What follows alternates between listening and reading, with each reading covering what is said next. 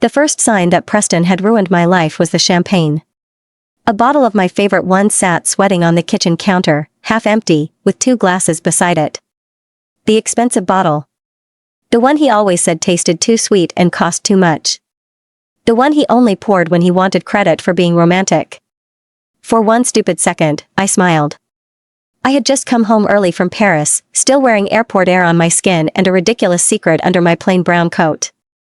My carry-on was packed with lingerie I had paid far too much for, and underneath my travel clothes I had on the sheer baby pink set I had bought with exactly one person in mind. Preston. My boyfriend. My almost home. My reason for counting down the hours on an 8-hour flight like a lovesick idiot. I had landed at JFK feeling exhausted, glamorous, and embarrassingly eager. My curls were a little wild from dry shampoo and recycled airplane air, but in a way that almost worked. My red lipstick had survived the flight.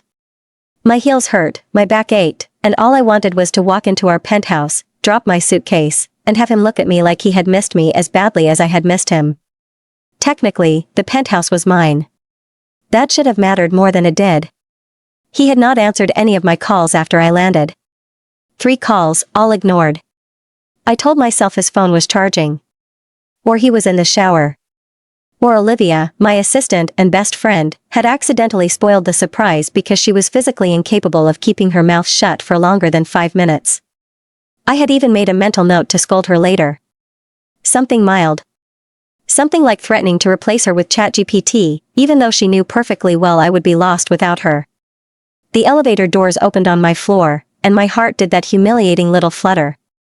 I pictured the whole scene before it happened. Preston hearing the door. Preston rushing out. Preston laughing when he saw me. His arms around my waist, his mouth on mine, the suitcase forgotten by the entryway. I stepped inside. Silence. No music. No television. No shower running. Just that thick, waiting quiet that makes a room feel larger than it is. Then I saw the champagne. The glasses were still damp. My smile came so easily it made me hate myself later. Preston? I called. Nothing. I let my suitcase stand near the door and took a few steps farther in. Maybe he really had planned something. Maybe he had found out I was coming home and decided to beat me at my own surprise. Then I heard the sound from the bedroom. At first, my brain tried to save me.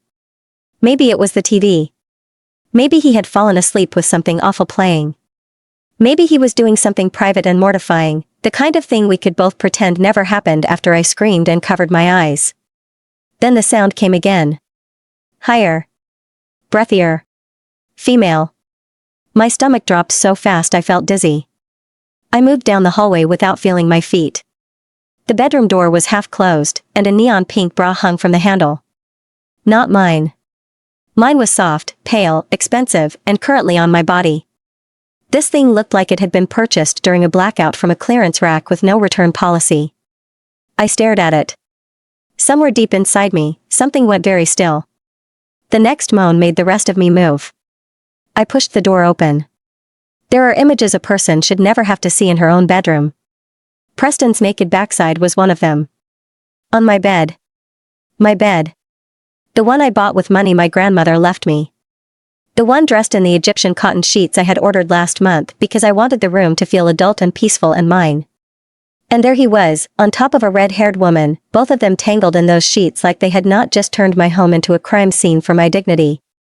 For 2 seconds, I could not speak. Then a sound came out of me. Low. Ugly.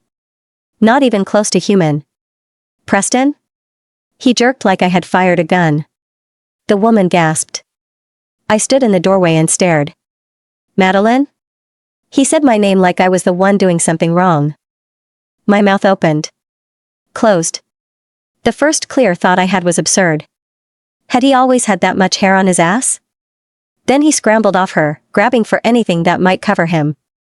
The woman snatched a pillow against her chest, as if modesty had decided to arrive late and demand applause. I took one step back. Are you fucking serious? Madeline, I did not know you were coming home. Clearly. My hands were shaking. My whole body was shaking. I had heard people say that before and thought it was dramatic. It was not. My knees felt loose, my fingers cold, my throat tight enough to hurt. Baby, listen, he said, trying to yank his pants up and failing because they were still around his ankles. This is not what it looks like. The woman was still on my bed, wearing a smug little expression that made me see red. Really? I said. Because it looks like you are cheating on me in the apartment I pay for. I grabbed the first thing my hand found, a lilac throw pillow, and threw it straight at his face. It hit him with a soft, deeply satisfying thud. The redhead lifted one eyebrow. Who is she? Oh. No. Every remaining thread of restraint inside me snapped. I am the woman who pays the rent, I shouted. I picked up the champagne bottle and hurled it at the wall. Glass exploded. Bubbles and expensive disappointment ran down the paint. Madeline, calm down, Preston stammered, still half-dressed and hopping toward me like the world's least convincing apology. Do not tell me to calm down. My voice cracked. Tears were already running, dragging mascara with them. Do not baby me. Do not explain. You cheating, lying, useless piece of human trash. The woman rolled her eyes and climbed off my bed like this was an inconvenience in her afternoon. He said you two were taking a break. I laughed. It sounded wrong. A break? And honestly, she added, looking me over, if he came to me, that says more about you than it does about me. I lunged. Preston caught me around the waist before I reached her, which was probably the only reason I did not end up in handcuffs. I screamed anyway. I threw whatever I could reach. A jewelry tray. A lamp. A framed photo of Preston and me at my birthday dinner, which made a sharp little crack when it hit the floor. I had paid for that dinner too. Of course I had. By the time security arrived, the bedroom looked like a breakup had detonated. 2 guards stood in the doorway, taking in the scene, me sobbing in my coat and lingerie, Preston half naked and babbling, the redhead fixing her hair like someone had called cameras instead of building security. Get them out, I said. 1 guard blinked. Ma'am? Out, I repeated, my voice low enough to scare even me. Both of them. Out of my apartment before I bloody kill someone. That got them moving. Preston tried to talk to me while they escorted him down the hall.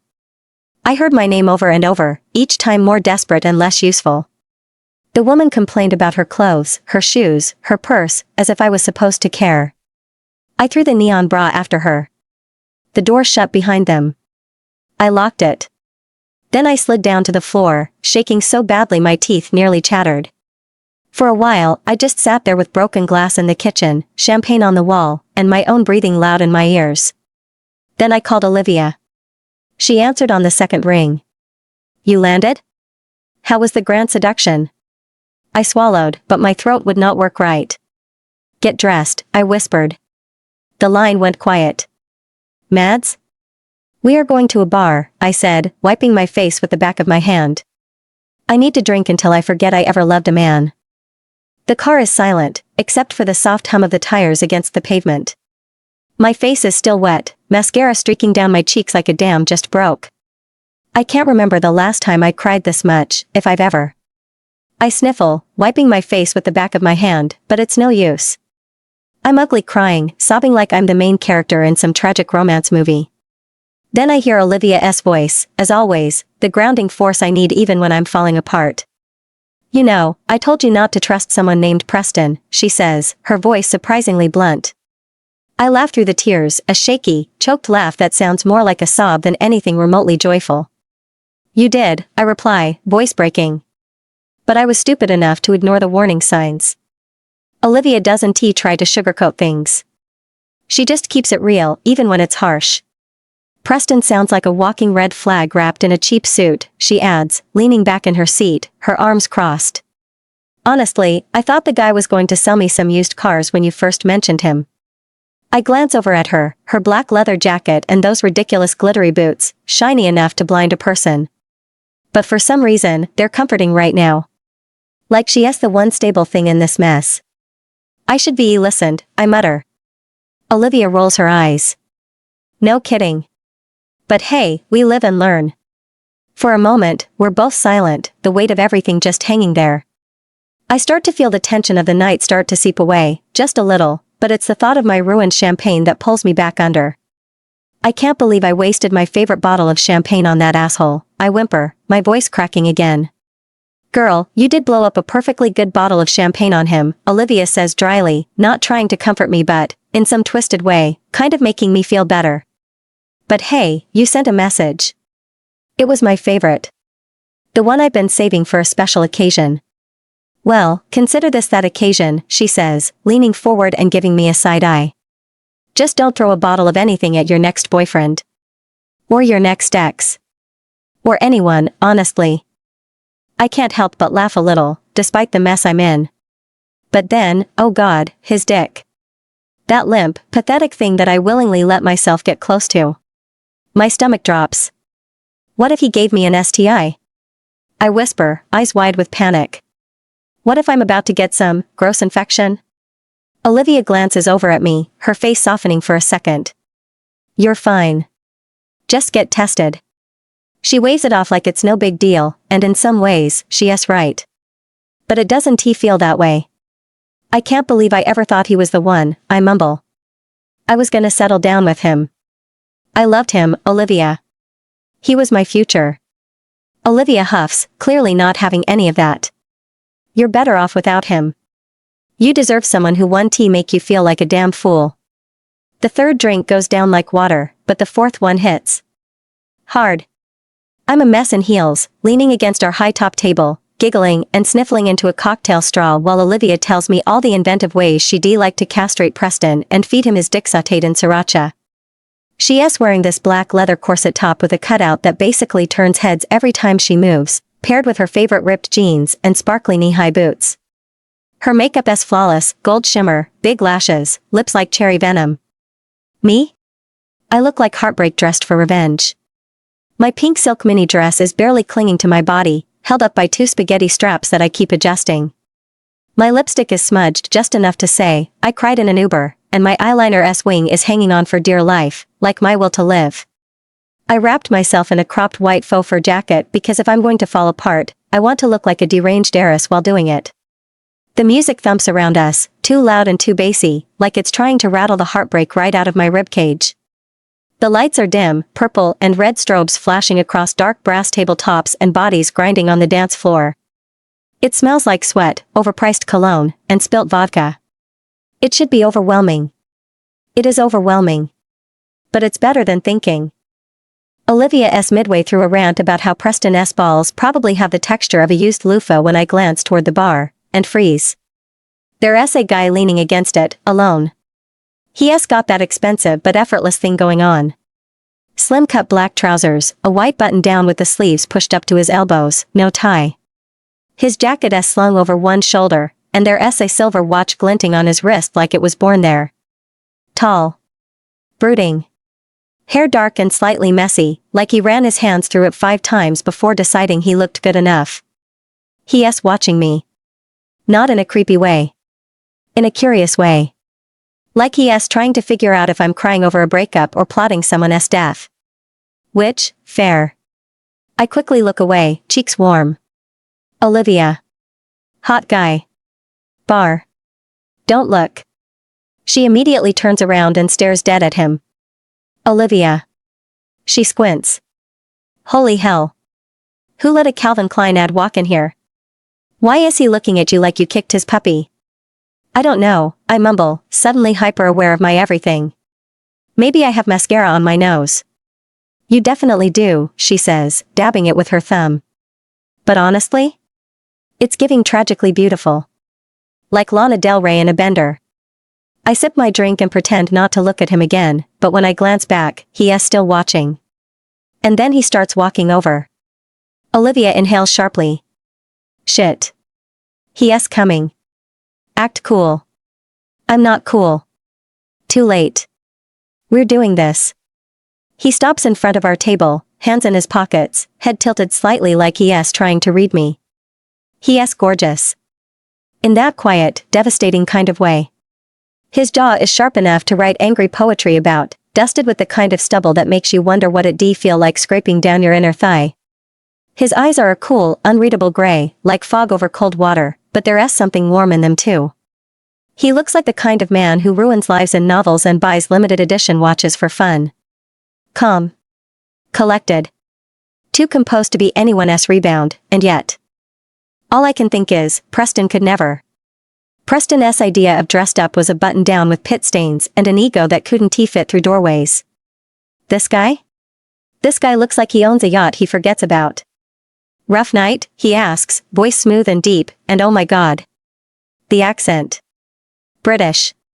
Like actual British, not fake British like when Olivia orders tea and says cheerio to the waiter. I blink up at him, caught between swooning and sobbing. Was it the mascara or the emotional instability that gave it away? He smiles. It's a slow, dangerous curve that makes my stomach flip. Bit of both, honestly. Olivia lets out a low whistle, barely hiding her smirk as she sips her drink. She's single. Very single. Tragic backstory. But, like, hot. I got that impression, he says, eyes still locked on mine. Mind if I sit? I gesture vaguely. It's a free country. Unless you're a Republican. He laughs.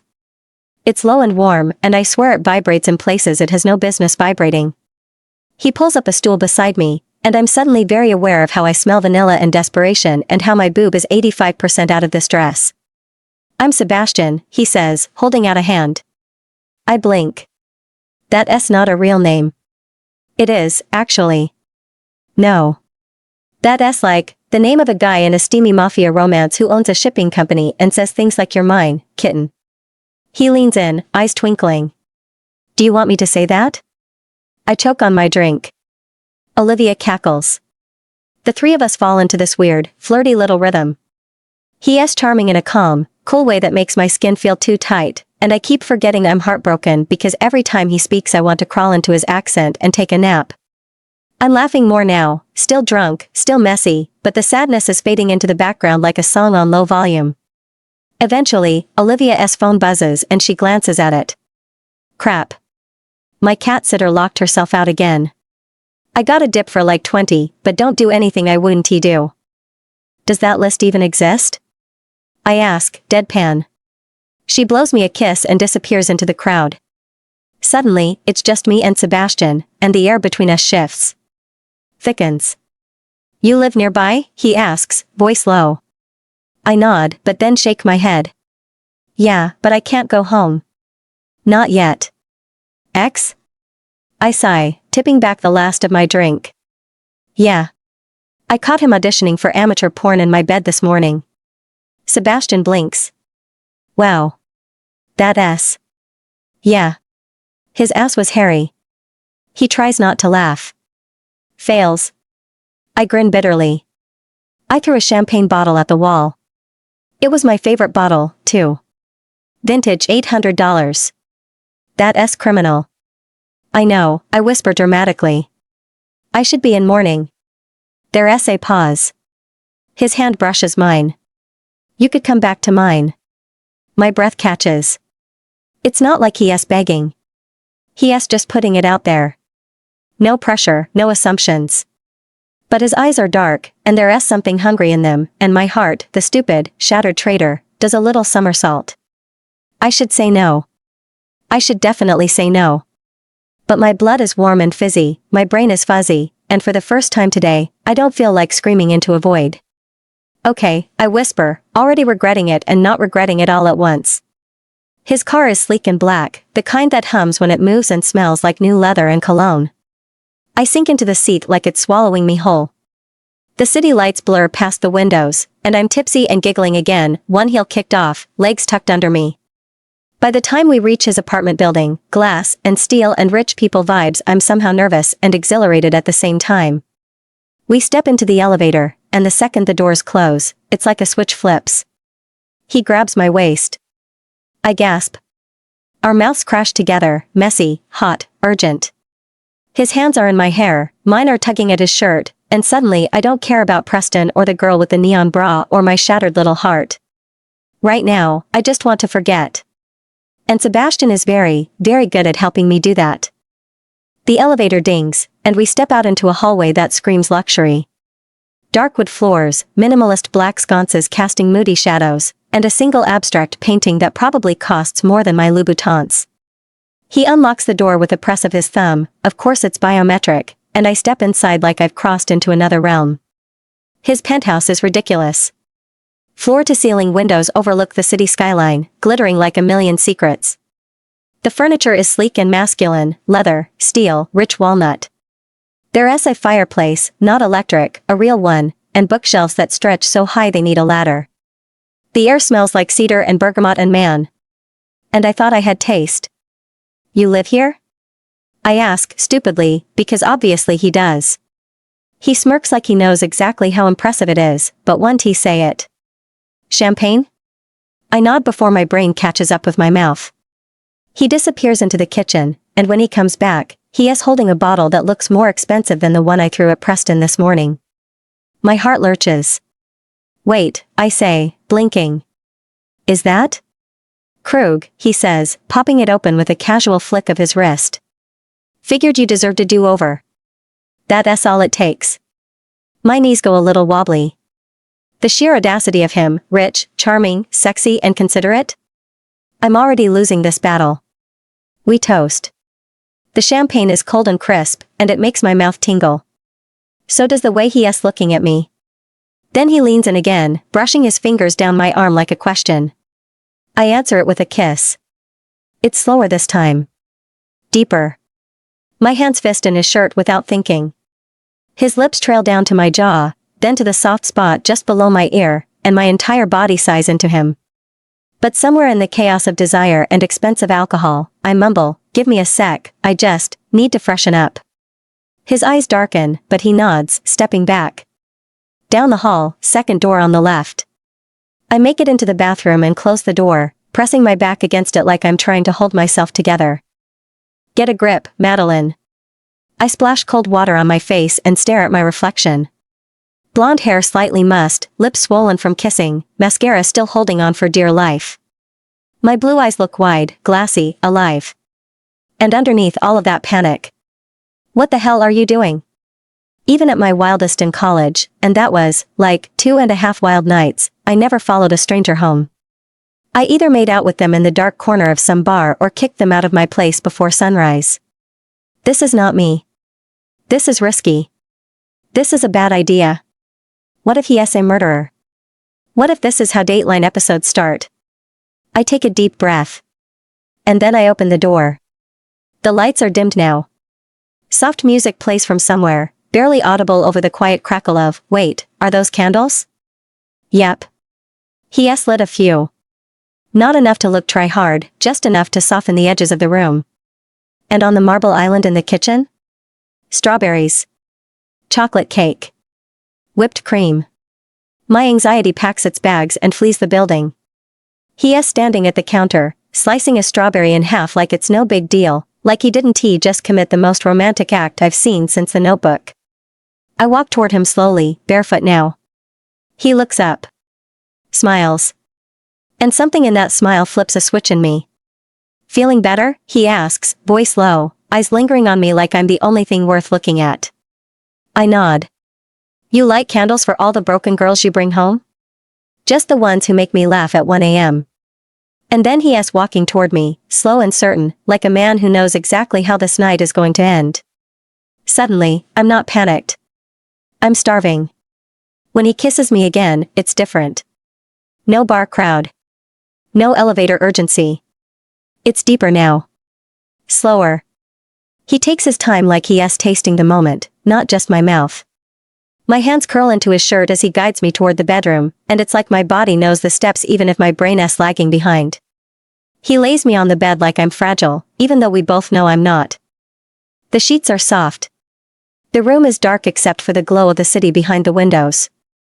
He trails kisses down my throat, my collarbone, his fingers brushing over every part of me like a question, are you sure? Is this okay? And the answer is yes. It's yes every time. His mouth trails heat down my neck as my dress slips off my shoulders. He kisses like he means it, like he is trying to memorize me, not just undress me. And when we make it to the bedroom, there is no fumbling, no awkwardness. Just chemistry, sharp and alive, drawing us toward each other like magnets. We don't rush. We savor. The sheets are cool when I fall back into them. He follows, one hand braced beside my head, the other tracing slow, reverent patterns along my thigh. My breath catches when his mouth finds my collarbone, then lower. He moves with a kind of quiet confidence, like he knows every inch of my body without needing to ask. It's not just sex. It's release. It's desperation. It's that beautiful, dangerous intersection of pain and pleasure where two strangers become the only lifeline either of them has. And God, it's good, oh so good. We move together like we've done this before in another life, like our bodies have been waiting to find each other in this exact moment. It's fast, then slow. Sweet, then filthy. I cry out his name more than once. He says mine like a secret. I don't know when we fall asleep. Only that it's late, and my heart feels like it's finally stopped breaking. And the last thought I have before falling asleep. Preston could never. I wake up in a bed that is not mine. The bed beneath me is impossibly soft, like cloud-level soft, and the sheets smell like expensive detergent and man. The air smells like cologne, money, and a faint trace of regret.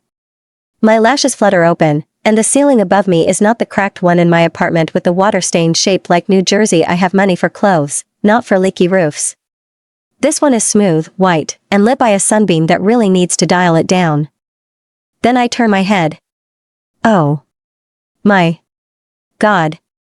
He is lying there, half on his stomach, the covers kicked halfway off his very naked body, the morning sun slashing across his back and highlighting every line of his perfect, sculpted torso. And his face? Jesus. Even unconscious he looks like a cologne ad. Sharp jaw, dark lashes, slightly parted lips. I think there might be a little bit of drool on the pillow, and somehow even that is attractive. And then it hits me. Oh my God. I slept with him.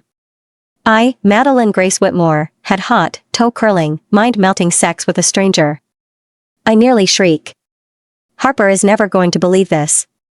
Because, yeah, I went home with a stranger. A hot, British, champagne-offering stranger.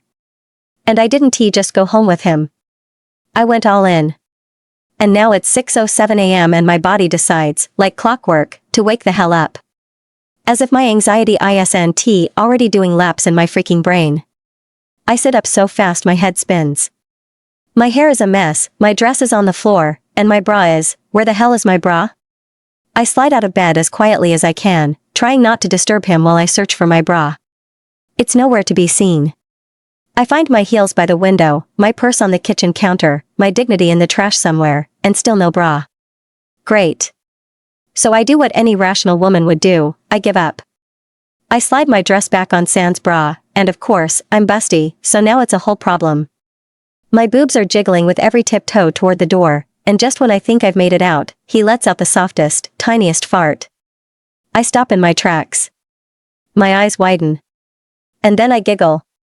Like, full body, shoulders shaking, silent giggles. He is too hot to be real, and now he farts like a Disney prince? I'm dying. I pull out my phone. I shouldn't. But also, I need proof. No one will believe me otherwise. So, like the absolute creep I apparently am now, I carefully angle my phone for the perfect sleepy man photo, just to show Harper and Olivia that I wasn't hallucinating. But the shutter sound goes off at full volume, because of course it does. I freeze. He shifts slightly, mumbles something in his sleep, and I stop breathing. But he doesn't wake up. He just turns over, facing the other side, and snores. Softly. My heart thuds in my chest. Preston used to snore like a freight train, loud and annoying and not even the endearing kind. But this? This is, like, soothing.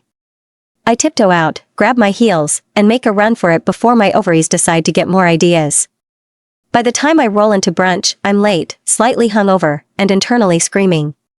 Like, brunch is halfway over and they've started gossiping without me late.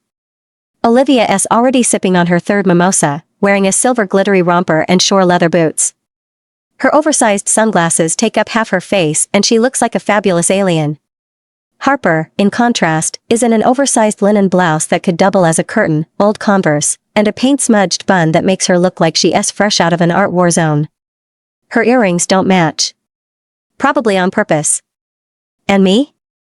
I show up in my butter yellow sundress, Coach sunglasses yes, the bougie ones I only wear to trick people into thinking I'm emotionally stable, and kitten heels that are way too cute for how trashy I feel on the inside. Olivia spots me first. Oh my god, Sleeping Beauty returns. Harper snorts. We were taking bets on if you died or just found Jesus. I slide into my seat, grab a mimosa like it's my last lifeline, and sigh. I hate both of you. Oh, she's glowing, Olivia grins, wiggling her fingers at me. Babe, that S post-sex skin. You can't lie to me, I pay your skincare subscription. Harper raises an eyebrow. Wait, what? She was too quiet last night, Olivia says, swirling her glass like a Bond villain. Which means she wasn't crying into a pillow. She was busy doing other things to it. I groan. Can I mourn in peace? Olivia cackles. Not when your mourning includes abs and an accent. I nearly choke on my water. I lost my sanity. Harper raises a brow. Is that what we're calling it now? I mean, technically she did lose something, Olivia adds. Her dignity. Probably a couple calories. I cover my face. You guys are insufferable. Harper leans in. Wait. Did you actually sleep with him? I bury my face in my hands. Yes. Olivia screams. People look. I die. And she admits it. Harper smirks. We need details. No, you don't. Then we don't believe you. Olivia giggles. I have a picture, I say, holding in a smile. Harper smirks. Pictures or it didn't happen. I'm not showing you his. I don't want his dick, Madeline. I want his face. With a resigned sigh, I pull up the picture, the only evidence of my wild night, well, except for my sore thighs and other places. I slide my phone across the table. Harper picks it up. Stares. Her brows slowly rise. She squints. Wait. Isn't that? She doesn't finish. Just sits there. Mouth open. Olivia and I both lean in. Who? Harper blinks, looking up at me like she can't believe her eyes. Madeline, that S. Sebastian Sterling. So, you're telling me, Harper says slowly, her fork frozen mid-air, that you hooked up with Sebastian freaking Sterling? I blink. Who? Olivia actually chokes on her mimosa. You don't know who Sebastian Sterling is? No? Should I? How the hell did I not recognize him? Olivia mumbles to herself, wiping her chin. She brushes a loose curl of her brown hair away from her face. It's a bit frizzy today from the Sunday heat, curling up in little tendrils around her shoulders, her fingers tangling with it in frustration. Harper leans back in her chair, her glossy black hair perfectly straight and shiny, just a little too perfect. She doesn't have to spend hours trying to dead-angle her hair every morning like me. She looks me dead in the eye, unblinking. Girl, he is only the CEO of Sterling Global, the luxury real estate empire that literally owns half the Upper East Side. He is richer than God and twice as pretty. And didn't he date that actress? The one with the weird eyebrows? Oh my god, Olivia gasps, slapping the table. And you were in his penthouse? Like, the actual penthouse that was on the cover of Lux Life? I knew he was really rich, but a billionaire? I mumble into my croissant, fully mortified. Damn girl, you hit the pot, Olivia whispers, looking all too impressed. With her lips curling into a mischievous grin and her green eyes twinkling. I make a strangled noise. You're telling me I had revenge sex with an actual billionaire? Yes, Harper says, all calm and casual like she didn't just blow my freaking mind. Sterling Industries. Real estate. Luxury hotels. Scandalous PR team that works overtime. Ring a bell? I press my palms to my cheeks, completely mortified. I thought he was just hot and rich, not hot, rich, and Sebastian freaking Sterling. Honestly? That S kind of iconic, Harper deadpants, sipping her mimosa like this is a Tuesday. We laugh. Like full-on cackle. Like the waiter side-eyes us and some lady at the next table clutches her pearls. I didn't even know who he was, I wheeze, tears in my eyes. I thought he was just a hot, British man with weirdly expensive sheets. Harper rolls her eyes but smiles. Well, he is hot. and clearly British. He checks out. Eventually, we settle the bill, and Harper insists on paying because she's living vicariously through me, or something like that. We stand and head out, and Harper hugs me tight, whispering, "I need the details later. Don't leave me hanging." Olivia, her cheeks still flushed from laughing so hard, gives me a playful shove. "Don't worry, I'll keep her entertained until you're ready for your emotional breakdown," she says with a wink. The rest of the day is far from glamorous. I go back to my apartment and do what any self-respecting woman would do after a betrayal. I depressed in the place. I fling open my apartment door like I'm entering a battlefield. Because that's exactly what it is. Preston's stuff is still everywhere, his stupid protein powder, his ugly shoes, the mug he always used that said Mr. Right. Vomit. His razor? In the trash. His hoodie? On fire. Okay, in the donation bin. I'm dramatic, not wasteful. The toothbrush he never replaced? Yeeted. The picture of us in Costa Rica?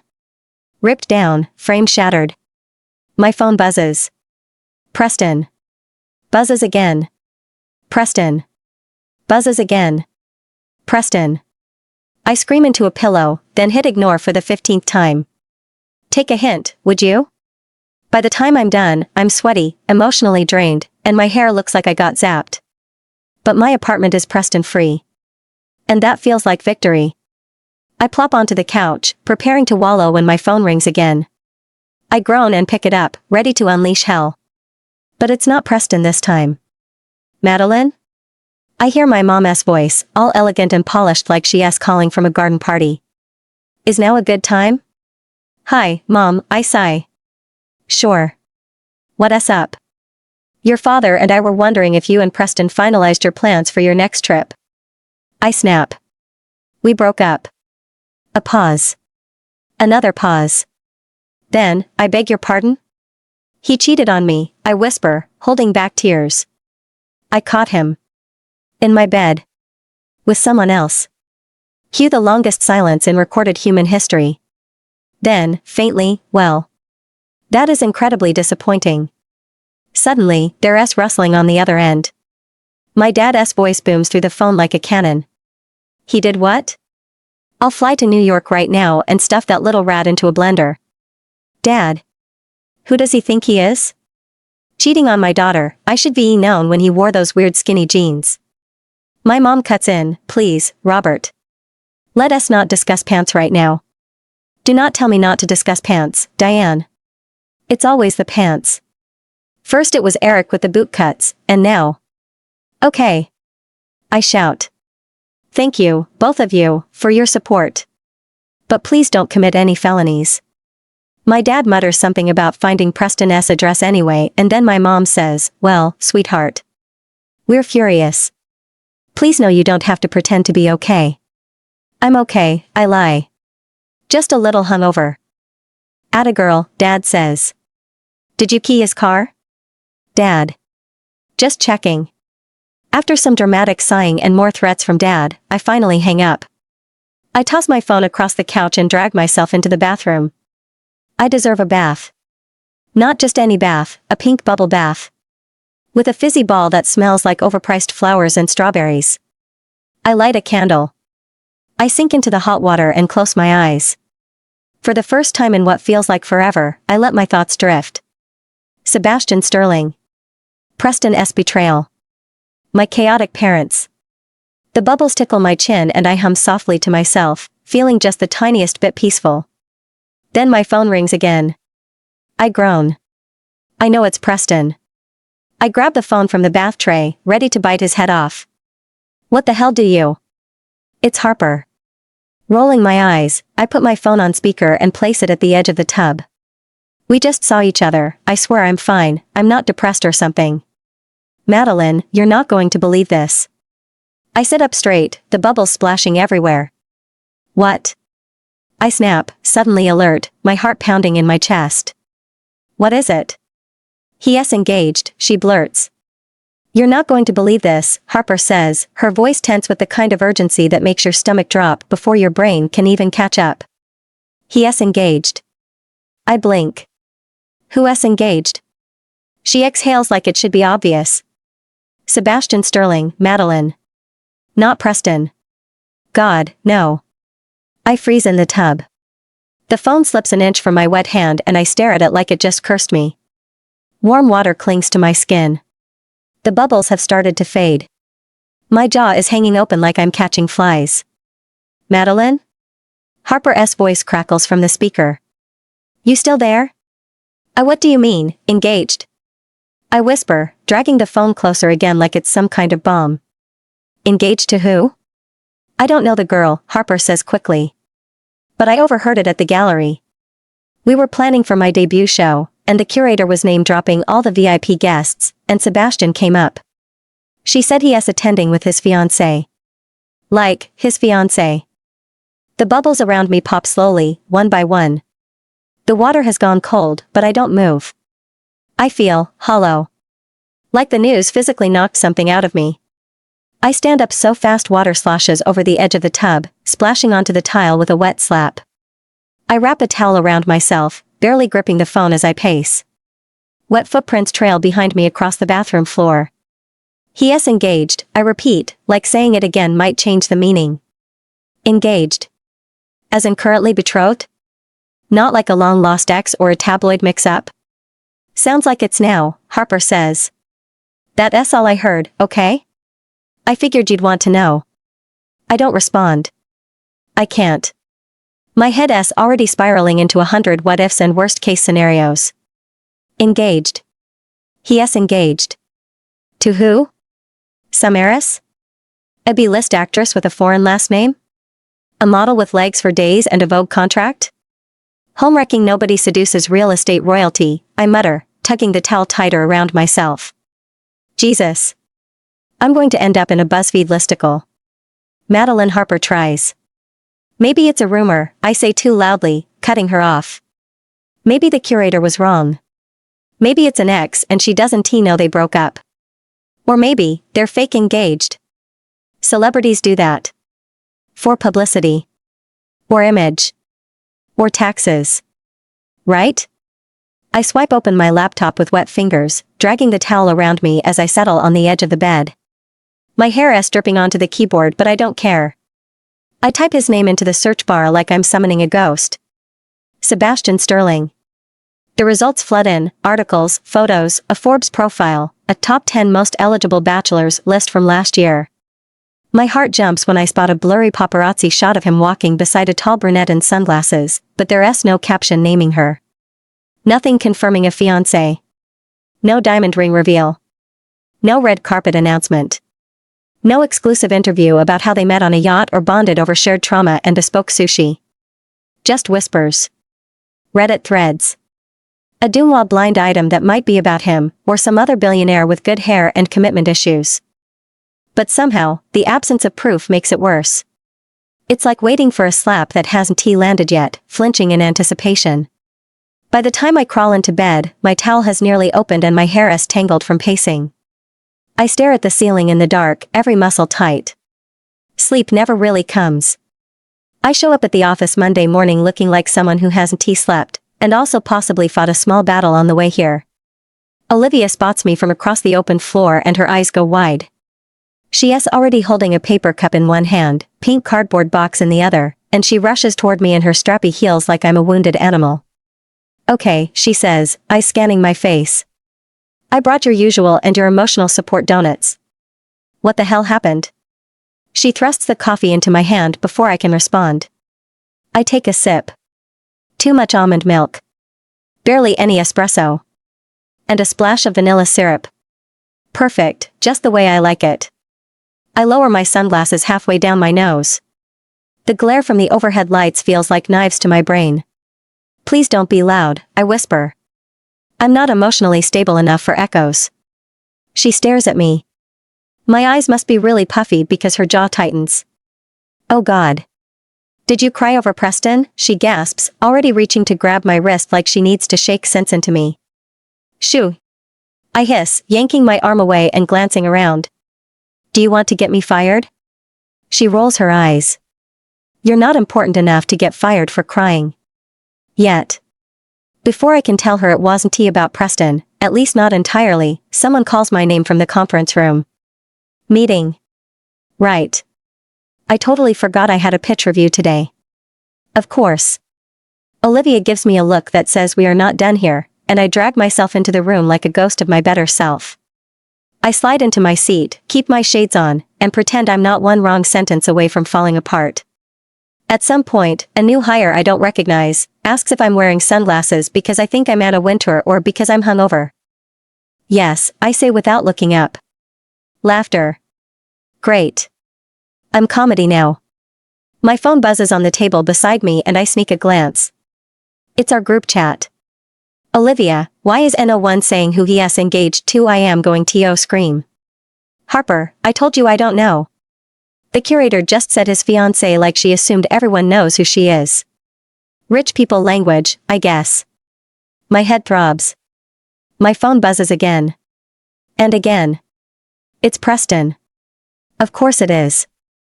I silence it without unlocking the screen. My fingers are shaking. I sit through the rest of the meeting mostly in a daze, nodding at the right moments, typing a sentence or two I'll probably delete later. When it ends, I mumble something about a deadline and practically sprint to the elevator. By the time I get home, I'm done pretending to be human. The shoes come off first, kicked somewhere toward the coat rack. Then my hair tie goes flying as I yank down the twist I'd half-heartedly styled this morning. I peel off my jacket, unbutton my blouse, and collapse onto the couch without even turning on a light. The room smells like lavender cleaner and old anxiety. I reach for the closest bottle of alcohol, a random half-empty rose I forgot I had, and take a long sip. No glass. No thoughts. At this point, I might as well drink my sorrows away. My toes, still painted lilac from the salon trip I booked to feel better after the Preston mess, tap against the edge of the coffee table. One nail chipped. Fitting. The bottle cold and sweating in my hand when my phone buzzes again. A voice message. Preston. I stare at the notification for a full minute. I should delete it. I know I should. But instead, I press play. His voice fills the quiet. Hey I don't really know why I'm doing this. I just I've been thinking about you. About us. I miss our mornings together. Your laugh when you burned the toast. That stupid way you used to sing along to the Kalani playlist. I didn't know what I had. And maybe that S on me, maybe I screwed it all up. He trails off for a second. I shouldn't be saying this. But Madeline, I wake up with the kind of headache that makes me think I deserve everything bad that ever happened to me. The sun is too aggressive for a Tuesday, or whatever day it is, and there's a sour taste in my mouth. I reach for my phone, knock it off the nightstand, groan, fish it out from under the bed like a gremlin, and finally hit play on the voicemail that's been haunting me for 24 hours straight. Hey, Mads, I need to tell you something. I click. That's it. That's all I get. I close my eyes and feel a slow panic blooming in my chest. My heart starts skipping like it owes someone money. Because what does he need to tell me? Is it about her? Is she pregnant? Am I pregnant? Did I catch something? Did I give someone something? Suddenly, I'm sweating. He knows I'm obsessive. He knows I spiral. This is premeditated emotional terrorism. I sit up like my butt is on fire and I blink at the wall. Then I do what every emotionally responsible adult does in times of emergency. I open Google. Can you get an STI from revenge sex? How soon do symptoms show up? Throat STD? I click deeper and deeper until the words blur and everything sounds deadly. My throat does feel weird now. Like there's a tightness I didn't notice before. Or maybe I'm just breathing wrong. Or maybe I'm dying. I fling the blanket off like it betrayed me and start pacing. I need answers, I need penicillin, I need food and a sedative. There's only one thing to do, go to urgent care. Somewhere discreet. Somewhere cheap. Somewhere that won't ask too many questions if I give them a fake name like Nora Vega, because if I'm going to go down, I refuse to do it under my real name. Nora Vega is a name I'd use if I faked my death and opened a candle shop in Maine. Nora is bold. Nora takes no SHT. Nora wears sunglasses indoors and gets tested like a goddamn mystery woman. I leave the apartment looking like a fake celebrity trying not to get recognized. Black baseball cap, giant sunglasses, a Burberry trench coat I scored on sale secondhand, okay, but no one needs to know, and my favorite pair of pumps impractical, I know. My AirPods are in but not playing anything, because I need to be able to hear threats approaching. Mentally or otherwise. In the Uber, I text Olivia. If I die young, tell my plants I love them. She replies in 2 seconds flat. What plants? The fake one in your office? What did you do? I don't respond. Nora Vega doesn't explain herself. The urgent care is terrifying. It's beige in the way old bologna is beige. The air smells like cleaning fluid and dread.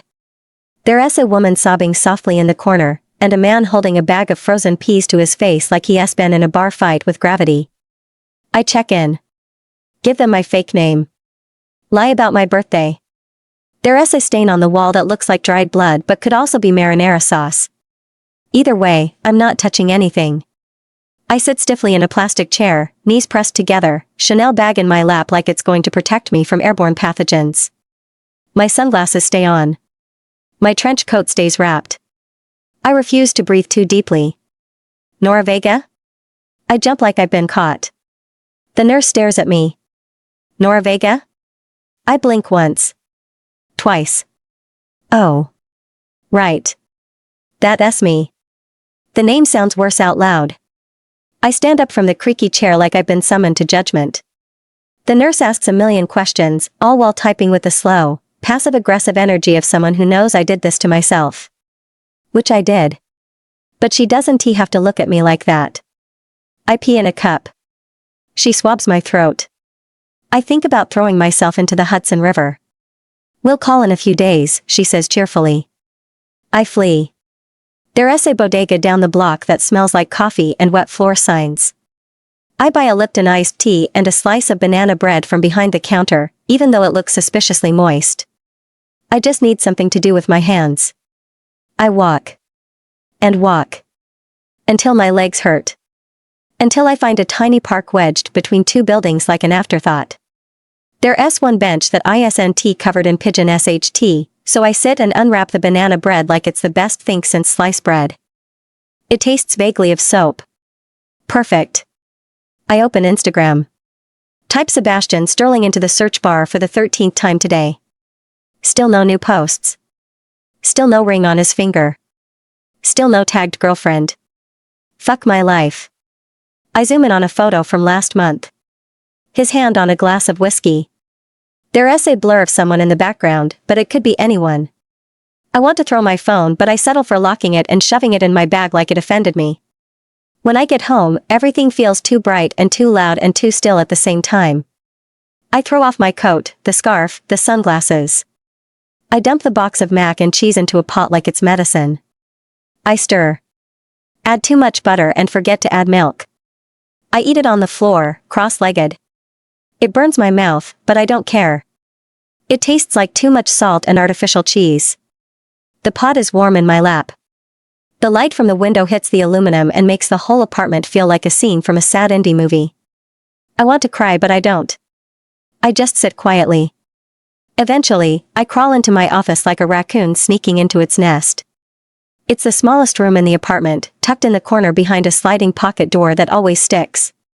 I have to yank it open like it's punishing me. Inside, it smells like dust and printer ink. My desk is a vintage writing table I found at a flea market in Brooklyn. Mint green with little gold knobs, chipped at the edges like me. There's a candle I never light. A framed postcard from Venice. 3 mugs filled with pens that don't work. My laptop's already open, half-charged, judgmental. The light here is soft and diffused, slanting in through slatted blinds and falling across the floor like a spotlight I didn't ask for. I scroll through potential travel locations for my next piece. Portugal? Iceland?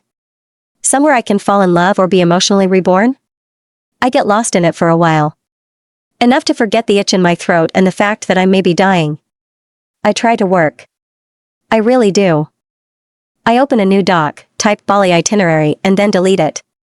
I try again with top 10 places to eat in Tulum, and delete that too. I write and delete until my brain just buzzes. Everything feels fake. The travel. The job. Me. Eventually I close the laptop and just stare out the window at nothing. And then. Bang. Bang. Bang. I jump. My laptop nearly flies off the desk. Someone is at the door. It's almost 10 p.m. I tiptoe through the apartment, past the flickering chandelier I Haven Tea replaced because I spent the money on a Jaquimas bag, and peek through the peephole. My stomach drops. I open the door. And immediately regret it. Their essay bag in his hands. A paper bag. And not just any bag. A very specific orange and green printed bag with a little smear of curry oil on the corner. I know that bag like I know the birthmarks on my own butt. That Punjabi palace takeout. Peace offering, Preston says, holding it up like a white flag that smells like garlic naan and emotional manipulation. My stomach, betrayer of the century, growls so loudly I swear the hallway echoes with its shame. I clutch my bathrobe tighter around me like it'll protect me from the scent. It won tea. The rich, buttery perfume of chicken tikka and spice wafts into the doorway like a seductive little ghost. Seriously? I hiss, stepping back an inch. You show up with my kryptonite? He shrugs, like he knows exactly what he's doing. You always said it was your death row meal. I eye the bag. Then I him. Then the bag again. My stomach rumbles again, louder this time, and I can literally taste the sad, undercooked mac and cheese that I abandoned on the floor an hour ago. I curse under my breath. Fine, I snap. But only because I'm starving and I burned the roof of my mouth on cardboard cheese earlier. This is not forgiveness. This is sustenance. I hate cooking. Always have. Even as a kid, I was the girl who burned Pop-Tarts and thought boiling water had a smell. He nods solemnly, and I step aside like I'm letting in a raccoon who knows how to use DoorDash. He walks in like it's still his apartment, like he knows where everything is, which, to be fair, he does. I watch him unload the food onto the island, then rummage through my silverware drawer like I didn't cry over him on that exact countertop a week ago. I grab a plate and dig in immediately, nearly moaning when the first bite of butter chicken hits my tongue. God. Damn. Him.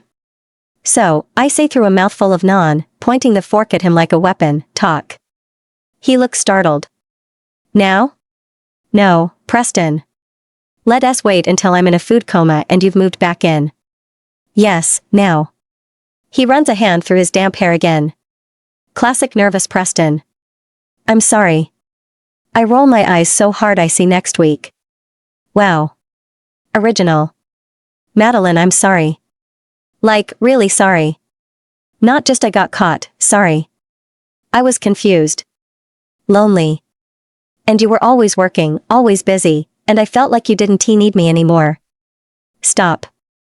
I mean it, he says, stepping closer. I know I messed everything up, and I want to make it up to you. I want to. Stop. I set my plate down, hard and wipe my hands on a paper towel. You called me, Preston, I say. You left a voicemail. You sounded like you were being chased by ghosts. What were you trying to say? He blinks. Voicemail? I stare at him. Don't play dumb. I'm not, I don't remember. I whip out my phone, scroll to the message I've replayed so many times it's burned into my frontal lobe, and hit play. The voicemail starts. That shaky, raspy Preston voice saying God, Madeline, I need to tell you, and then cuts off into nothing. I watch his face the whole time. He looks confused. Then weirdly soft. Then a little too sincere. I wanted to say I love you. My jaw clenches. You what? I panicked, he says, hands out like I'm about to throw the chutney at him. I thought if I could just tell you how I felt. My left eye starts to twitch. You had me spiraling for a week because you forgot to say I love you on a voicemail? He flinches. It wasn't like that. My voice is rising. My hands are shaking. My butter chicken is getting cold. I thought you were dying. I thought you gave me an STD. I thought you were calling to confess that you were marrying her, or God, I don't know, something important. But no. You just dropped an unfinished I love you and went on with your life like it was a voicemail from Walgreens. Get out, I say, standing up so fast my chair screeches. Get out of my apartment, and take your half-assed apology with you. Out. Madeline. Out. He stumbles toward the door, bag still in hand, and just as he crosses the threshold, he turns. Can I at least take the food? I slam the door. So hard the non flutters like a dying leaf in the air. A week goes by quickly and Preston's love bombing me so hard I'm starting to think he took a masterclass in it. There are flowers on my doorstep. Little thinking of you texts with emojis he never used to send. Memes I would be found funny 2 months ago. Playlists with our old songs. The soup his mom used to make when I got colds. And the worst part? It's working. Not all the way. But enough. And I hate that I'm responding. We were together for years. He was my boyfriend. My best friend. My will you kill the spider in the bathroom person. So yeah. I feel wrecked. And I hate it. So when Harper texts me that she needs help picking an outfit for her art show, I say yes immediately. Not just because her wardrobe looks like it was designed by an old librarian with seasonal depression, but because I need the distraction. Okay, but why is everything beige? I ask, holding up a pleated skirt that looks like it belongs in an antique shop. Harper shrugs. Beige is timeless. Beige is sad. We're at Nordstrom and already 5 dresses deep into dressing room chaos. Olivia would be killed to be here, but she's off doing whatever mysterious assistant Y thing she does when she's on deadline. I just want to look like someone who knows what they're doing, Harper mutters. You're a literal genius painter, I snap. You don't need to look like a New York socialite. You just need to look expensive. 2 hours, 3 fitting room attendants, and way too many swipe taps later, Harper ends up with a forest green pantsuit that makes her look like a badass gallery director who drinks whiskey and ruins men. We celebrate with greasy hot dogs from a sketchy cart on 9th. And that's when my phone buzzes. Unknown number. I stare at it. Harper raises an eyebrow. If it's Preston, I swear I'll throw your phone into traffic. I answer it. Hello? Hi, is this Nora Vega? Nora Vega? The woman says again in her chirpy voice.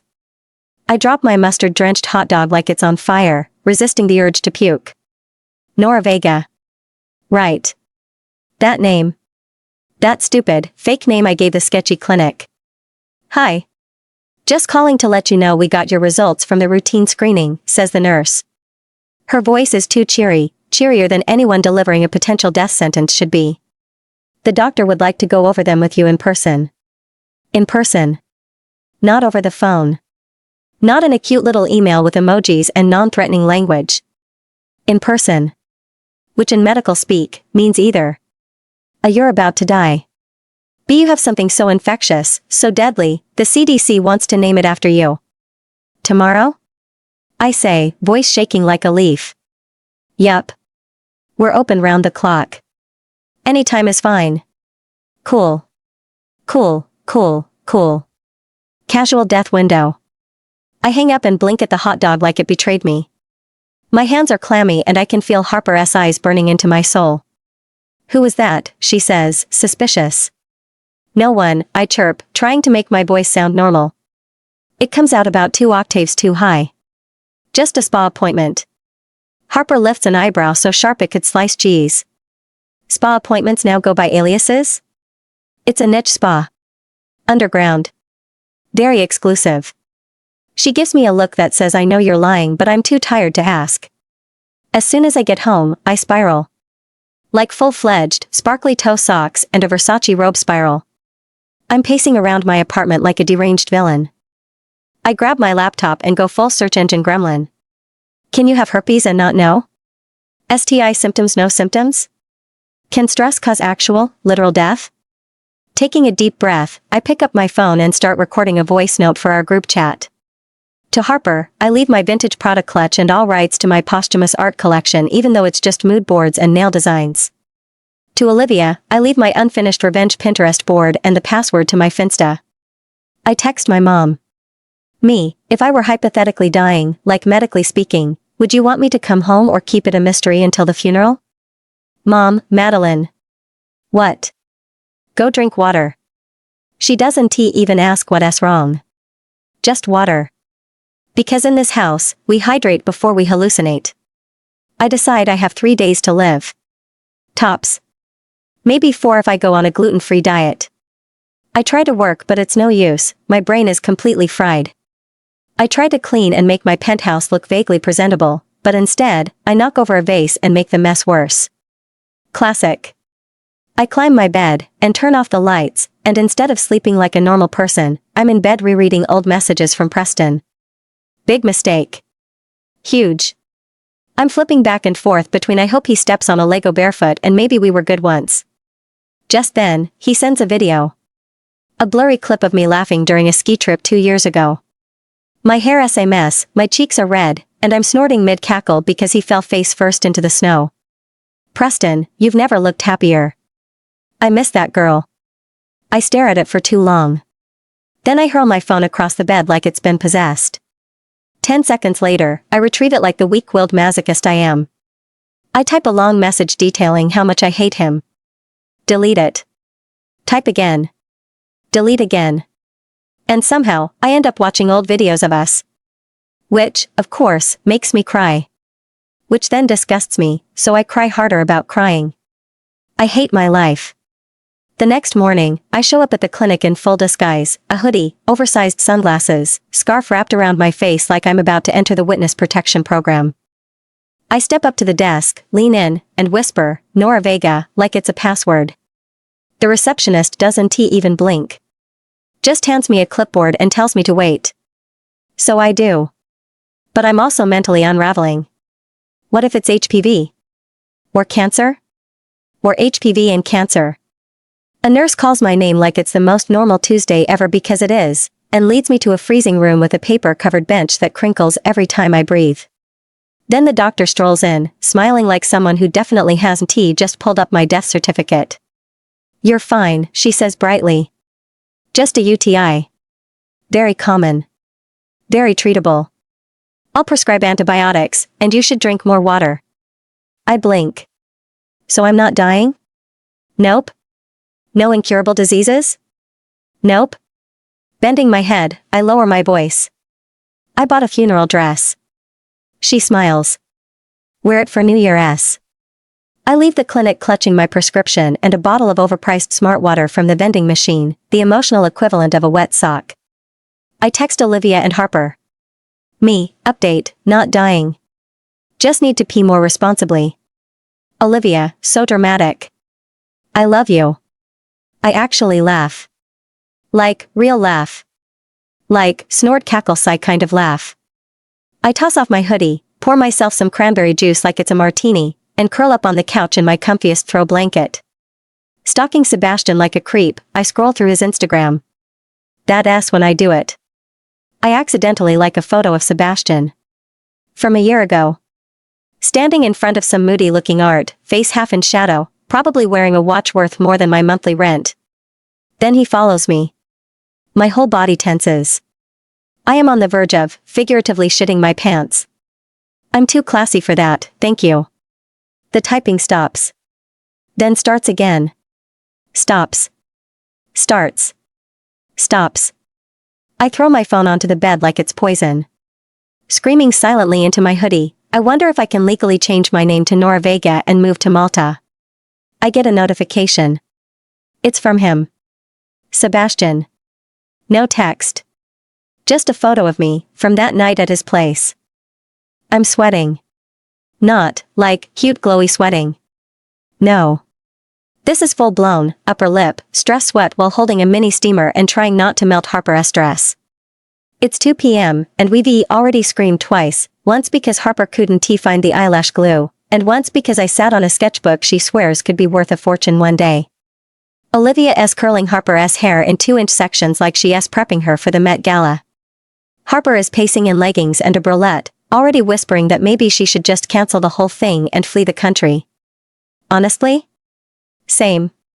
Not because I'm debuting a collection of heartbreaking, soul-bearing art in front of an elite crowd of critics, exes, and trust fund demons. But because my brain won't shut up. Like no matter how many times I remind myself that today is not about me, my thoughts keep circling back to one thing. One stupid, haunting picture. Whereas the double-sided tape? Harper yells, panic crying into her vanity. I swear I bought a whole pack. Madeline, did you eat it? You eat weird things when you're nervous.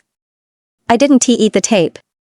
I yell back, half offended, half off balance as I stretch the steamer cord toward the hem of her dress. And that was one time. One glitter glue stick. I was 7. Olivia doesn't even look up. You were 11. And okay, maybe I deserve that. But today is not about me. Today is Harper's day, and I'm going to be a good friend if it kills me. Which, honestly, it might. But I don't let it show. Not yet. Because today, Harper needs me. And I know what it took for her to get here, how many rejections she powered through, how many nights she cried into sketchbooks, how many times she doubted whether her work was even worth showing at all. And now she has an entire gallery in Soho with her name on the wall, and there is no way I'm letting my latest mental breakdown steal the spotlight. I glance at the picture on my phone for the millionth time because, apparently I'm a sucker for pain. The worst part is that it's not even scandalous. If I were half naked or posing seductively, at least I could make a joke out of it. Turn it into a power move. But no. It's me, blurry and flushed, with lipstick-stained lips and a little drool, curled up in his bed like I belonged there. Like he wanted to remember me that way. I haven't told anyone yet. Not even Olivia. And we literally had a 3-hour phone call last week ranking every Salvatore brother meltdown. Just then, the phone rings. Harper freezes mid-rant about her missing lip gloss and picks it up. Hello? And then, her face goes white. I mean paper white. Her eyes flick toward me, and her mouth opens, then shuts again like she forgot how to speak. Oh my God, she whispers, turning away. What? Olivia and I both say at the same time, because we are nosy and invested, and she looks like she just got a call from the IRS.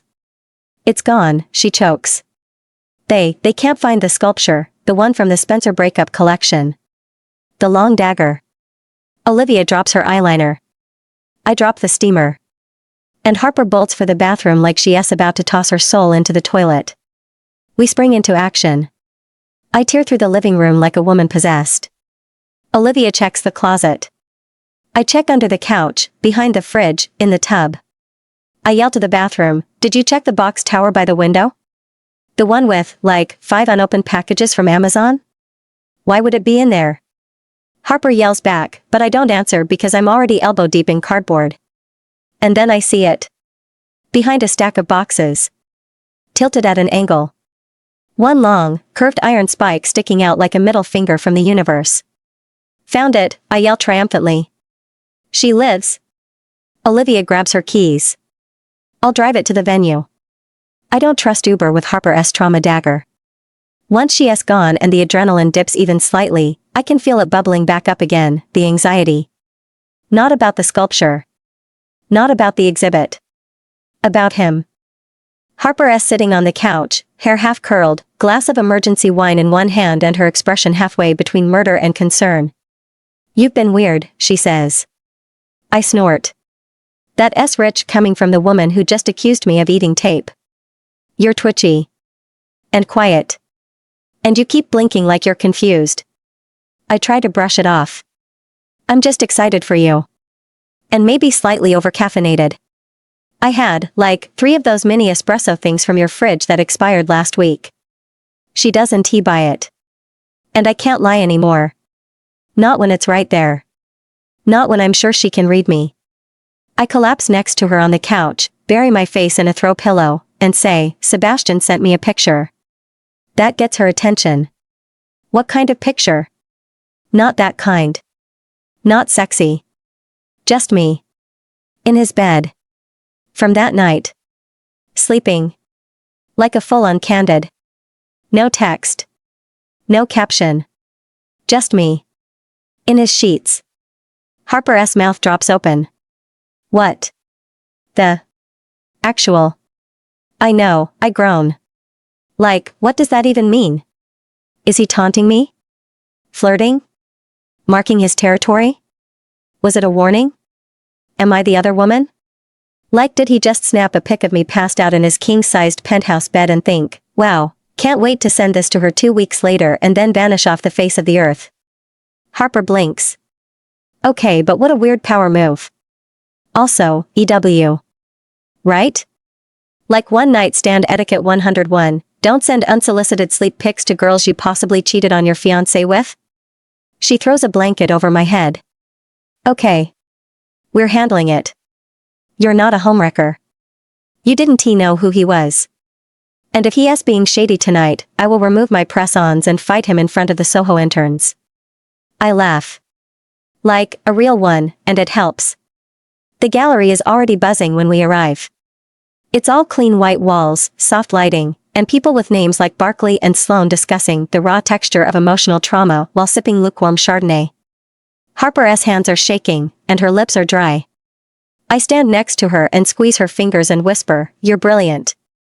They're lucky to be in the same room as you." Olivia joins us, and we spend the first 20 minutes fawning over the setup, marveling at how real it all feels. Like we've stepped into someone else's life, someone cooler, more successful, with a skincare routine that actually works. Harper starts mingling begrudgingly. We push her toward a cluster of gallery owners and artist types, promising to hover nearby in case of emergency. I'm just taking another sip of champagne when the air around me shifts. No warning. No sound. Just a sudden, suffocating tightness in my chest. My hand clamps tighter around the champagne flute. And then I see him. Sebastian. Looking like he invented heartbreak. Calm, composed, and devastatingly handsome.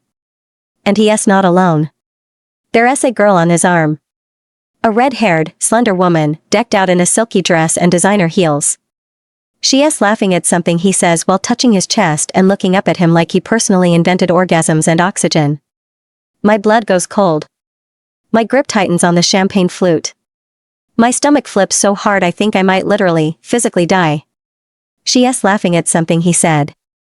And I think I might throw up on Harper's favorite sculpture. I can't breathe. Which feels dramatic considering I'm in an art gallery with high ceilings, air conditioning, and 3 strategically placed diffusers that smell like lemongrass and money. But here I am, standing in heels I can barely walk in, dress zipped too tightly across my ribs, and suddenly my lungs refuse to work. Because she is here. With Sebastian freaking Sterling. They're here. Together. She is laughing at something he just said, her manicured hand resting lightly on his chest like she owns him. Like he is hers. And maybe he is. Vanessa. Vanessa the skank. Vanessa the snake. Vanessa, the reason my relationship with Preston went up in flames. I feel the panic in my throat first, rising like I swallowed a balloon made of shame. I duck behind a sculpture of what looks like a melted cello and whisper to Olivia, "Abort mission. Tell Harper I'm sick. Or dead. Or both." Olivia's voice is dry. "Madeline. Are you crouching behind interpretive art right now?" "Not important," I whisper, still hiding. "He is here." Her face sharpens instantly. "Who is here?" "And she is with him." "Her." "Vanessa." "It's her, Olivia." "The woman Preston." Her jaw actually drops. "No." "Yes." I peek again. Vanessa giggles and flicks her hair. Sebastian's mouth twitches into something dangerously close to a smile. "I'm going to be sick." Olivia sucks in a breath. "Wait, so she cheated with Preston, then landed Sebastian? Do you understand what this means?" "She slept with Preston. She is engaged to Sebastian. And I slept with Sebastian, like a bloody idiot." Olivia's eyes dart around. "Okay, but let us not panic yet. That means I've been the other woman twice, and I didn't even know. I need air." I say in a rush, cutting her off again. Harper rushes over, her gallery heels clicking against the polished floor. "What is going on?" "That woman," I hiss, pointing not so subtly, "is Vanessa." Harper blinks. "Wait. The Vanessa?" "Yes, Harper. The Vanessa. The Preston homewrecker Vanessa." She stares across the room, and her whole face goes stormy. "So if she is with Sebastian, then that means..." "I can't do this. I will not do this. Not here. Not tonight. I will not scream in public. I will not start a catfight at my best friend's debut art show. I will not cry about a man who made me the other woman and may or may not be marrying the woman who wrecked my past relationship. I need air, I whisper to them, already walking. Madeline? I'll be fine, I lie. The air outside hits me like a slap and my teeth chatters in response. Rubbing my arms together for warmth, I curse at the fact that I didn't bring a coat because the dress didn't allow it. It's a backless emerald slip I justified by saying I'd be indoors the whole time. Famous last words. I stand under the pale glow of the gallery lights, blinking back the storm behind my eyes. I should be known this night would go sideways. I should be prepared for chaos. I should be known the universe would laugh in my face. I scroll absently through my phone, half hoping for a distraction. And the universe, being the chaotic little minx she is, delivers. Preston, hey. I know I probably shouldn't be texting. But I just saw something that reminded me of you. Preston, I miss you, Mads. Oh, for the love of all things dramatic. I should delete the message, and I should block his number. Again. I stare at the screen, my heart thudding in that annoyingly traitorous way it always does when his name pops up. But I don't. Because for one brief, pitiful second, it feels like someone sees me. Someone wants me. Someone misses me. Me, fuck you. Tossing my phone back into my overpriced black Bottega, I blink back tears. Damn Preston for making this night worse. Madeline. His voice slices through the noise in my head. Sebastian stands at the end of the alley. Hands in his pockets.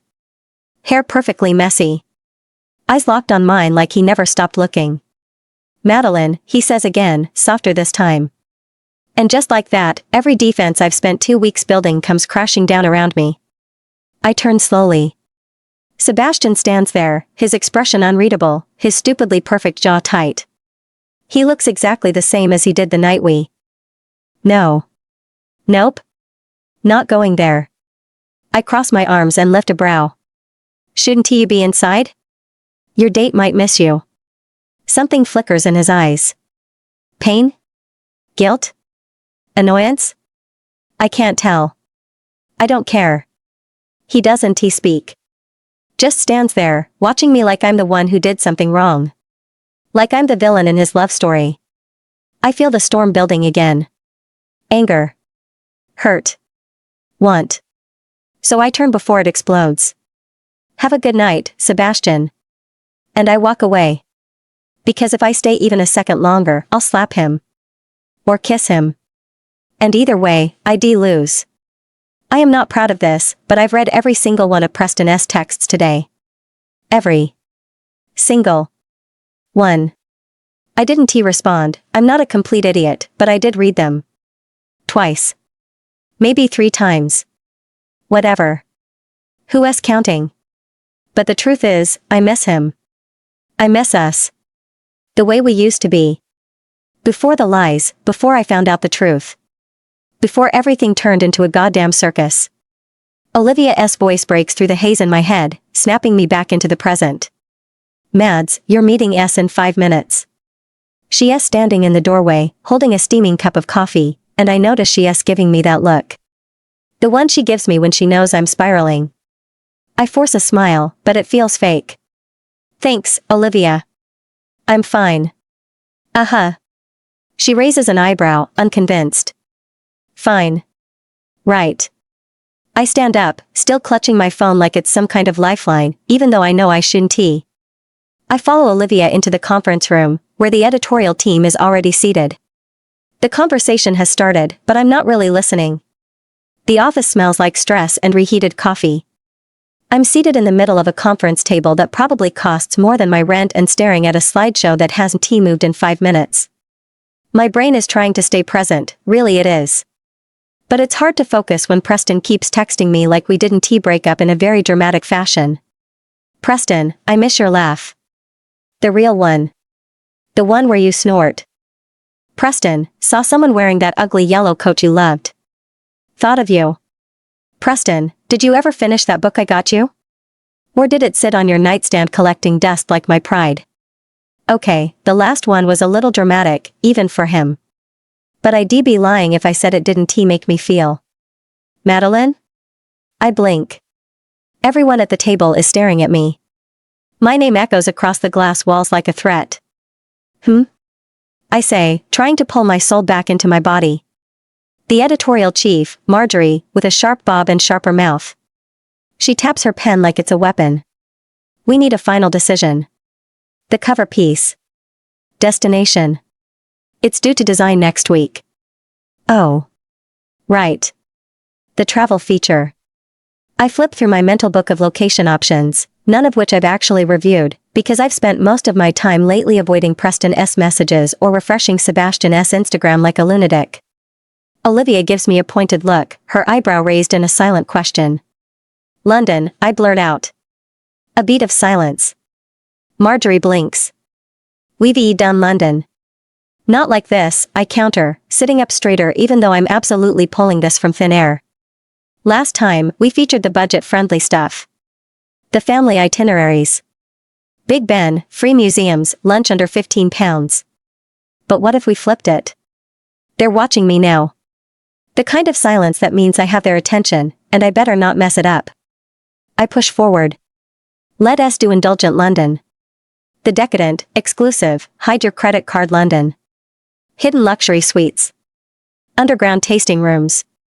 Personal stylists at Harrods. Afternoon tea that costs more than my health insurance. A moody, cinematic take. Something lush. Sexy. Chaotic rich energy. One of the designers murmurs, that could actually work. Marjorie studies me, chin resting on her fist. You can deliver it by the deadline? Absolutely, I lie. I already have contacts. She nods once. Okay. Let us do London. And just like that, it's approved. I smile and sip my coffee like I wasn't 2 seconds away from passing out from stress. The meeting wraps up a few minutes later, and I'm still reeling from my impulsive decision. London? What the hell was I thinking? But maybe it wasn't so crazy. Olivia leans over as we walk out of the room, nudging me with her shoulder. That was impressive. Didn't he know you had that in you? I give her a half-hearted smile, feeling like I've just woken up from a fog. I'm about to ask Olivia if she wants to grab lunch when my phone buzzes again. Another text from Preston. Preston, I'm serious this time, Mads. I've been thinking about everything. I don't want to lose you. Let us work things out. Their essay bouquet sitting on my doormat. Peonies. My favorite. Creamy pinks and soft whites. And their essay note. I thought you might need a smile. Hope I still know how to give you one. P. I read it 3 times. Then I throw it on the kitchen counter like it didn't just make my knees genuinely go weak. Curse my stupid heart. I bite my lip. I read the note again. And again. Okay. Damn it. That one got me. I sink onto the stool, phone already in hand before I can stop myself. I shouldn't call him. I know I shouldn't. But maybe it's harmless. A check-in.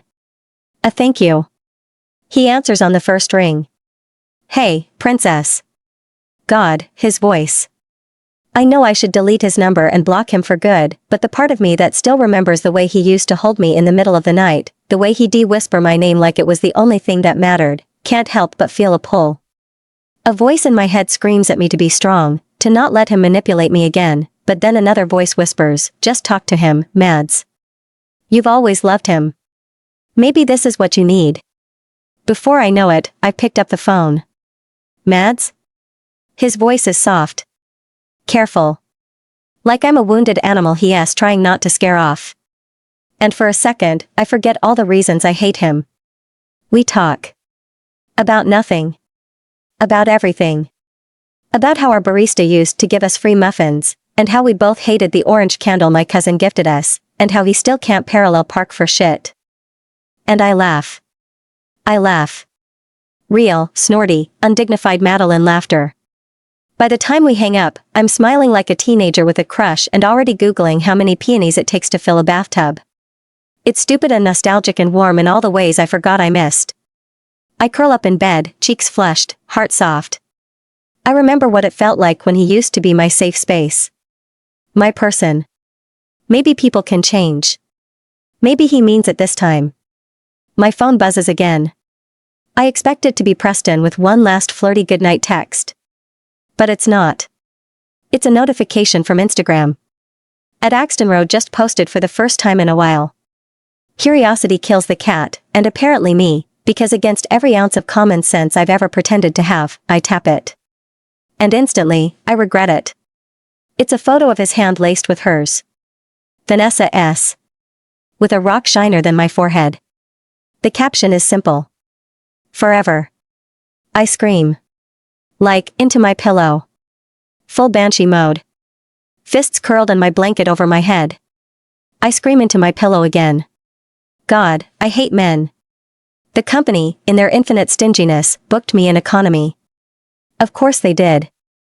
Because apparently, they expect emotionally unstable travel bloggers to fly across the Atlantic wedged between two strangers eating tuna sandwiches and coughing into the shared air like we're not already one bad day away from a full breakdown. I'm standing at the gate in JFK, staring at my boarding pass like it personally offended me. Seat 34B. Middle seat. No window, no dignity. This was supposed to be a new beginning. A work trip. A distraction. A post-Preston, post-Sebastian recovery mission. I had even planned the aesthetic, a red-eye flight to London, face mask on, champagne in hand, dramatic lighting while Lana Del Rey plays softly in my noise-canceling headphones. But apparently, the only thing I'm getting is a bruised elbow from the armrest battle and a complimentary bag of salted peanuts. I am not above chaos. Not anymore. So I march to the desk, messy bun, sunglasses inside, an overpriced trench coat I definitely don't need, and plaster on a smile. The gate agent looks up. She's young, probably around my age, with a curly bob and bubblegum pink lip gloss. Her name tag reads Hannah, and I decide immediately that she's my last hope. Hi, I say sweetly, leaning on the counter like this isn't a reckless act of self-sabotage. Totally random, but are there any upgrades to first class? Hannah blinks at me.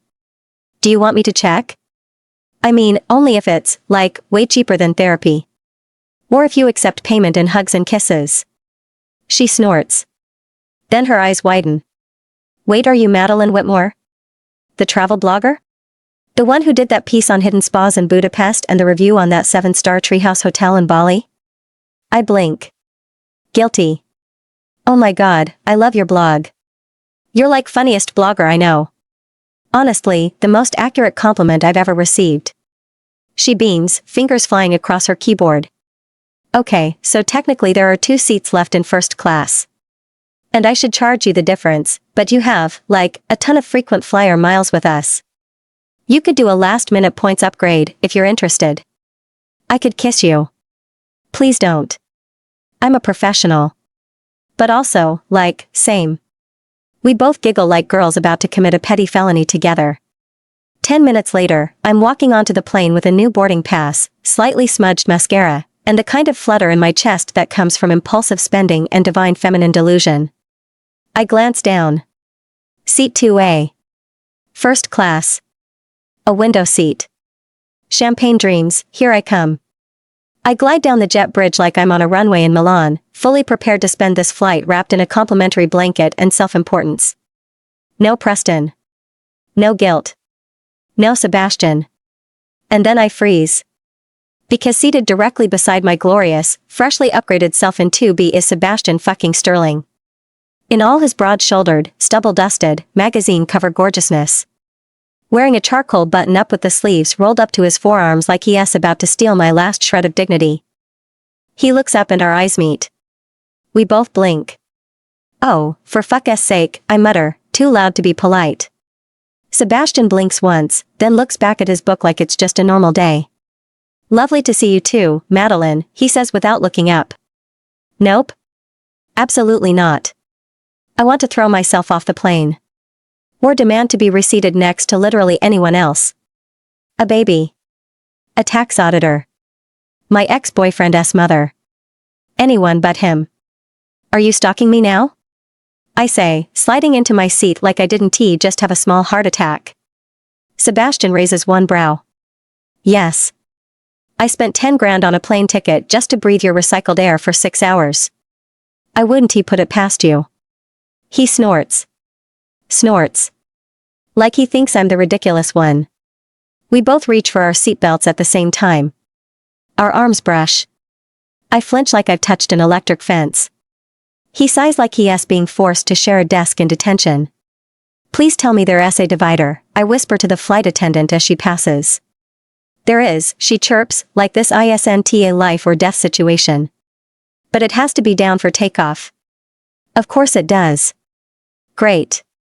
Amazing. I should be just taking the damn peanuts. I buckle in like it's a punishment. Because that's what this is. Sebastian's right there. Right next to me. Close enough that I can smell him, his stupidly expensive cologne, cinnamon, bergamot and all man. I don't say a word.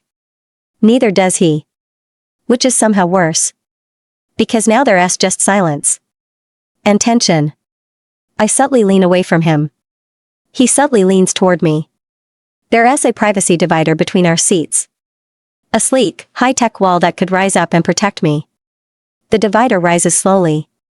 I catch the smallest flicker of his smirk before it blocks him from view. Like he knew I'd do that. Like he is amused. Infuriating. The flight attendant stops by. Champagne before takeoff? I nod. She turns to Sebastian. And for you, sir? Bourbon. Neat. Of course, he drinks bourbon like he is some anti-hero in a movie. When the drinks arrive, I take the champagne flute with both hands. Delicately. Gratefully.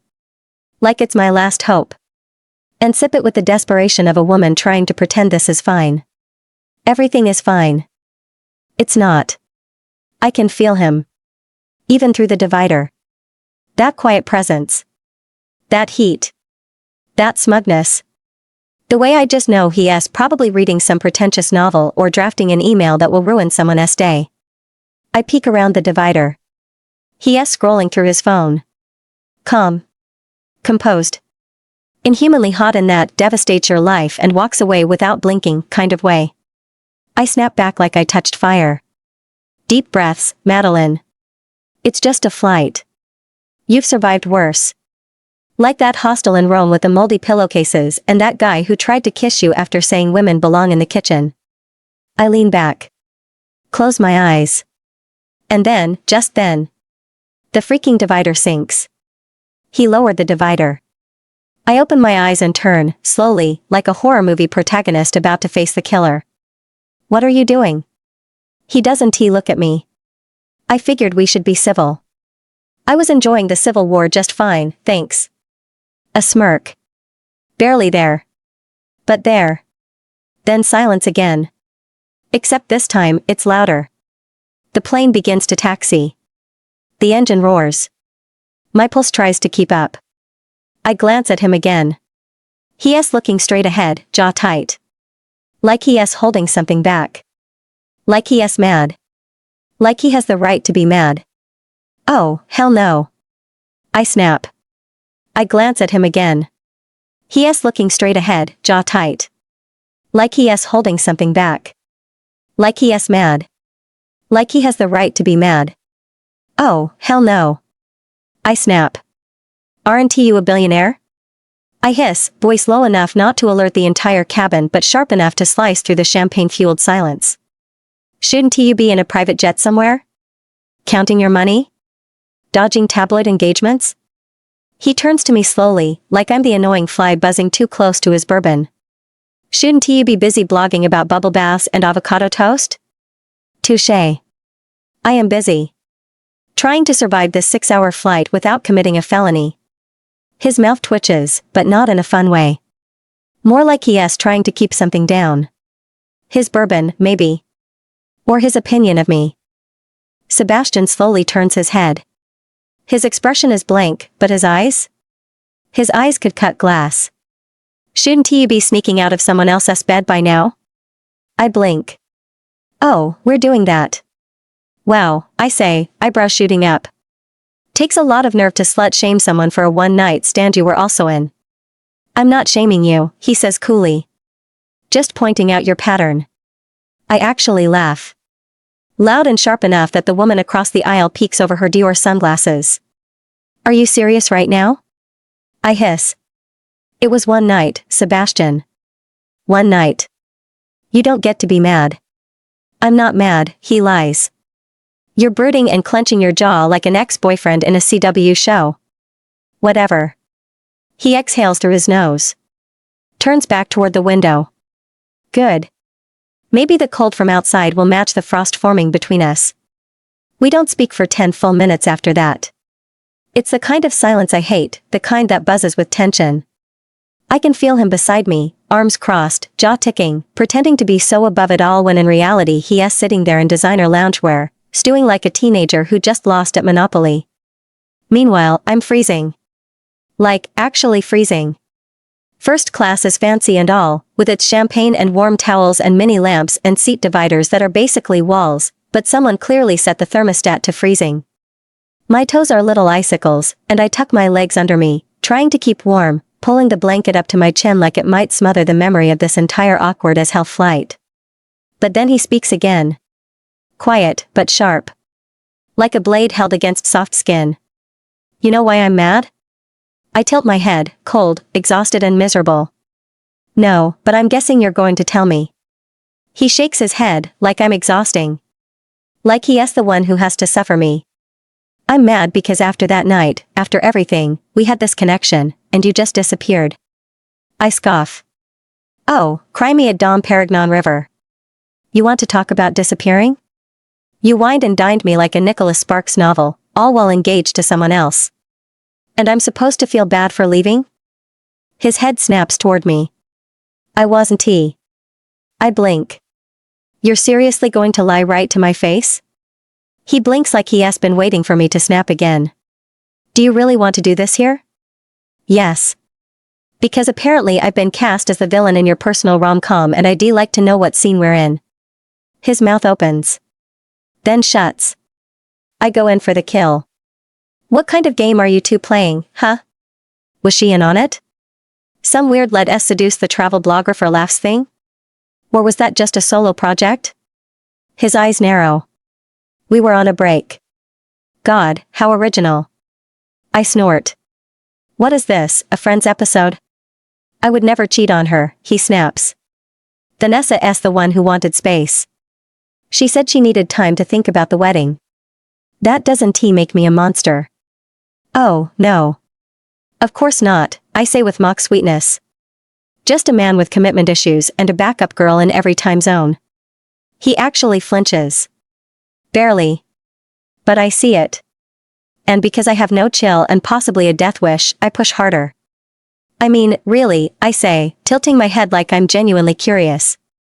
Did you actually expect a skank like Vanessa to settle down with you? His head whips toward me. What is that supposed to mean? I blink innocently. You don't know? He doesn't answer. Just stares, expression hardening. So I give it to him straight. The night I met you? I came home early to surprise my boyfriend. I smile bitterly. And found him screwing your fiancé in our bed. His entire face goes blank. No. You're lying. I raise my hands. Why would I make that up? For drama points? Trust me, I've had enough of those to last me the year. He shakes his head. Vanessa wouldn't cheat on me. She did, I say firmly. And unless you two were on a break for, I don't know, 2 years, Vanessa has been very busy with Preston behind your back. His jaw tightens. His fingers curl around his glass like he is holding onto it for dear life. Like if he lets go, the whole plane might explode. Or maybe just his whole world. And he doesn't say anything. Not one word. No denial. No shouting. No, that's impossible or you're lying or even a very fancy, grown-up how dare you? Just silence. Sebastian, I say softly. Not sharp this time. Just soft.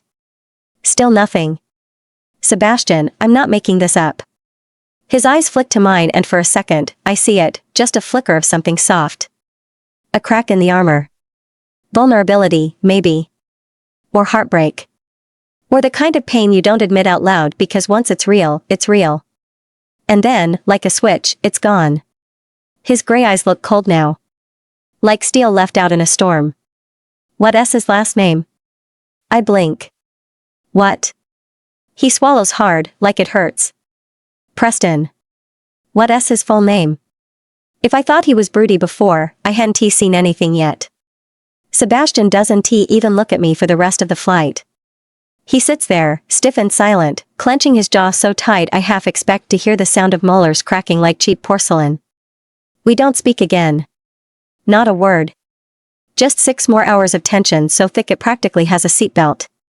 When the plane finally lands in London, he is the first to stand, grab his things, and disappear like I'm some stranger he accidentally sat next to, not the girl he practically snarled at 2 hours ago.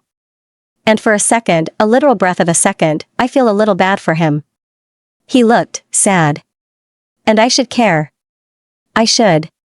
But I'm tired. Jet-lagged. Cranky. And honestly? Too emotionally hungover to dig into that mess. I dragged my suitcase through customs, ignoring the ache in my shoulders and the way my heiresses decided to frizz up like a rejected poodle. England greets me with grey skies and a chilly breeze that smells faintly of rain and airplane fuel. But for once, the gloom doesn't get to me. Because as soon as I step outside, I see him. A man in a black suit and cap, holding a sign that says Ms. Madeline Whitmore in beautiful, swirly cursive like I'm someone important. Behind him? A sleek black Mercedes with windows so tinted it probably has its own security clearance. Oh. I pause for a second, blinking. Then I laugh, actually laugh out loud, because last I checked, the company booked me in economy like I was a struggling backpacker from 2014. But this? This is the kind of welcome that makes me want to forgive the universe for every bad decision it's ever thrown at me. I was fully prepared to hail a questionable taxi and argue about tips with someone named Carl. So this is definitely a big upgrade. Ms. Whitmore, the chauffeur says, stepping forward. His accent is proper. Polished. So posh it practically irons my clothes for me. I nod, trying to act like this is normal and not the most exciting thing that's happened to me in weeks. That's me. He smiles and takes my suitcase before I can even pretend to lift it. Welcome to London. We'll have you at the Rosebourne shortly. I climb into the back seat, sinking into buttery leather that smells like money and whatever cologne rich men buy at Harrods. The car glides onto the road like it's floating. I pull out my phone, and as if on cue, Olivia's name pops up with a text. Olivia, the car service is a sponsorship for Monarch chauffeurs. Make sure you get a video for the story. And maybe a pic looking all casual in the back seat. Tag their page. Be cute. Me, you are truly the wind beneath my bougie wings. Olivia, don't forget the hotel is part of the collab too. Film the check-in if you can. Okay. Work mode activated. I flip my camera around, filming a quick panoramic of the interior. The city outside the window blurs by, red buses, rainy sidewalks, old brick buildings that look like they've seen things. Everything feels historic and expensive. Even the puddles glisten with British charm. And then we pull up. I reach into my tote bag, fumbling for a tip, but he holds up a gloved hand. Already taken care of, ma'am. The hotel as well. It's not a hotel. It's a dream. Tall cream-colored stone with black wrought iron balconies. Ivy climbing the sides like nature knows it's not allowed to be messy here. The doormen are in long navy coats with gold buttons. There's a bellhop who looks like he could model for Burberry. The chauffeur opens my door like I'm royalty. I step out and immediately smell the crisp scent of lavender and something citrusy drifting from the entrance. The doors glide open, and I walk into a lobby that's all warm lighting, velvet furniture, and soft classical music playing just loud enough to make me feel important but not so loud that it's annoying. The front desk woman, a well-dressed woman with a bun so tight it could cut glass, greets me with a smile and a British accent straight out of a BBC drama. Hi, I say, handing over my ID. I'm here to be unreasonably pampered. She blinks. Excuse me? Oh, I mean, I have a reservation, I recover, clearing my throat. Under Whitmore. She types briskly, and I sneeze loudly. Like, full body convulsion. A baby 2 feet away starts crying. I want to sink into the marble floor. Bless you, she says after a pause, still typing like nothing happened. She hands me a key card in a tiny envelope with my name on it. I ride the elevator up, mirrored walls, gold accents, carpet so plush I feel bad for wearing airport shoes on it, and when I reach my floor, I just know this is going to be one of those core memories. Then I open the door to my room. And oh, it's perfection. Cream and champagne-colored everything. Floor-to-ceiling windows with gauzy curtains and a view of the city skyline. A king-sized bed covered in pillows that look like they were fluffed by angels. A soaking tub with golden fixtures. A welcome basket on the table filled with fancy chocolates, mini bottles of wine, and a handwritten note that says, "We're thrilled to have you, Ms. Whitmore. Enjoy your stay." I slip off my shoes and let my feet sink into the rug. It's soft. Like puppy ear soft. The air smells like eucalyptus and clean sheets. I walk over to the vanity, there's skincare laid out with little tags that say gifted by Lux, and I laugh, because honestly, who is this life? I throw myself onto the bed dramatically, pulling out my phone to record a quick hotel tour for Instagram. I tag the hotel, the skincare brand, and the car service, throwing in a cheeky caption about how I clearly deserve this after the year I've had. The likes start rolling in immediately. And for a second I actually feel good. Like maybe things are turning around. Like maybe this trip is exactly what I needed. I stretch out on the bed, watching the clouds roll by outside the window. The city hums below me, alive and buzzing, and I can't help but smile. Nothing can ruin this trip. If I had my way, I'd still be in bed right now, buried under a mountain of fluffy white pillows with the blackout curtains drawn and nothing but overpriced room service on my tray and a murder documentary humming softly in the background.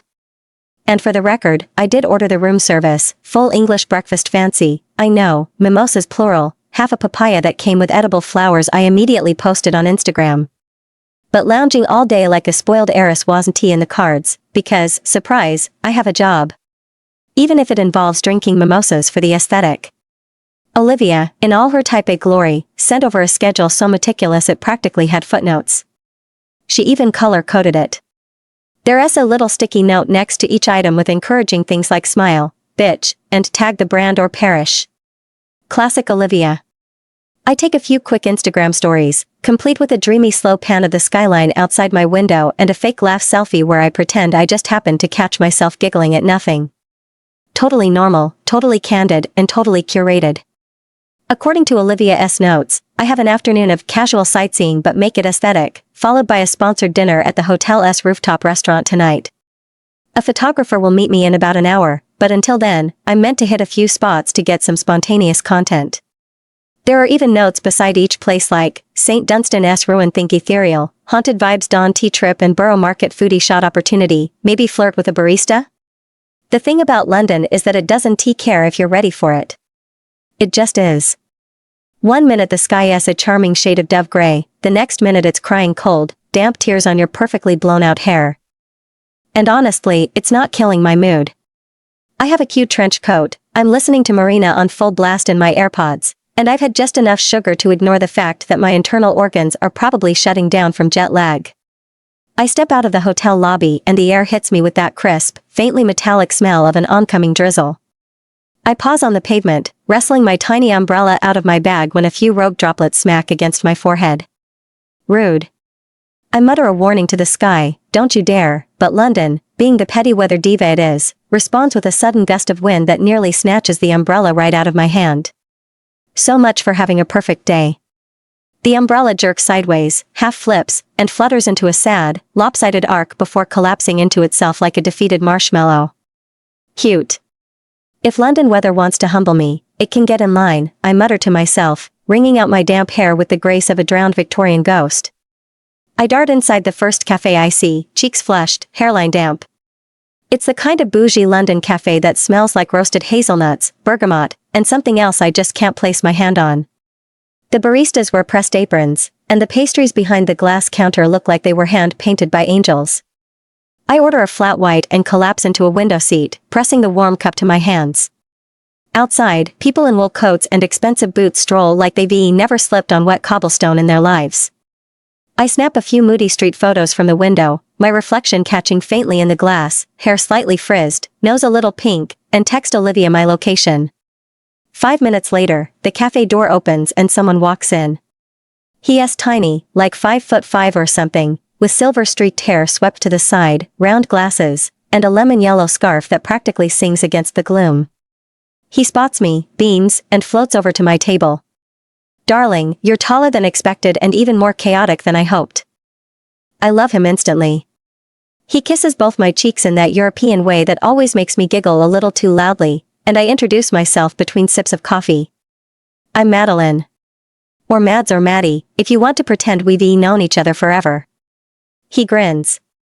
I'm Miles. And I do want to pretend that. We click instantly. He has that kind of flamboyant, cheeky energy that makes you feel like you're starring in your own vintage movie. I tell him about the umbrella debacle, and he dramatically gasps and declares London a violent mistress while snapping a candid of me laughing into my coffee. This cafe is perfect. The lighting, the mood, the soggy umbrella in the corner, chef's kiss, he says, arranging me near the window for more shots. We spend the next hour taking photos outside bookshops and pretending I don't feel my thighs freezing off. Every so often, Miles gasps and yells hold it, before crouching in the weirdest angles to capture me looking like I just happened to be this effortlessly elegant. We have lunch at another bougie spot, a place with velvet chairs, oversized menus, and truffle fries that cost more than some people's rent. I joke that it feels like a date, and Miles winks at me over his espresso. Honey, with those cheekbones, it might become one. Back at the hotel, the concierge greets me by name and hands me a small envelope, something Olivia arranged, probably.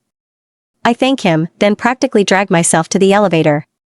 I want to nap. God, I want to nap so badly. But dinner is in less than 2 hours, and napping would lead to oversleeping and oversleeping would lead to me showing up in a robe with a pineapple bun, smudged eyeliner, and a crick in my neck.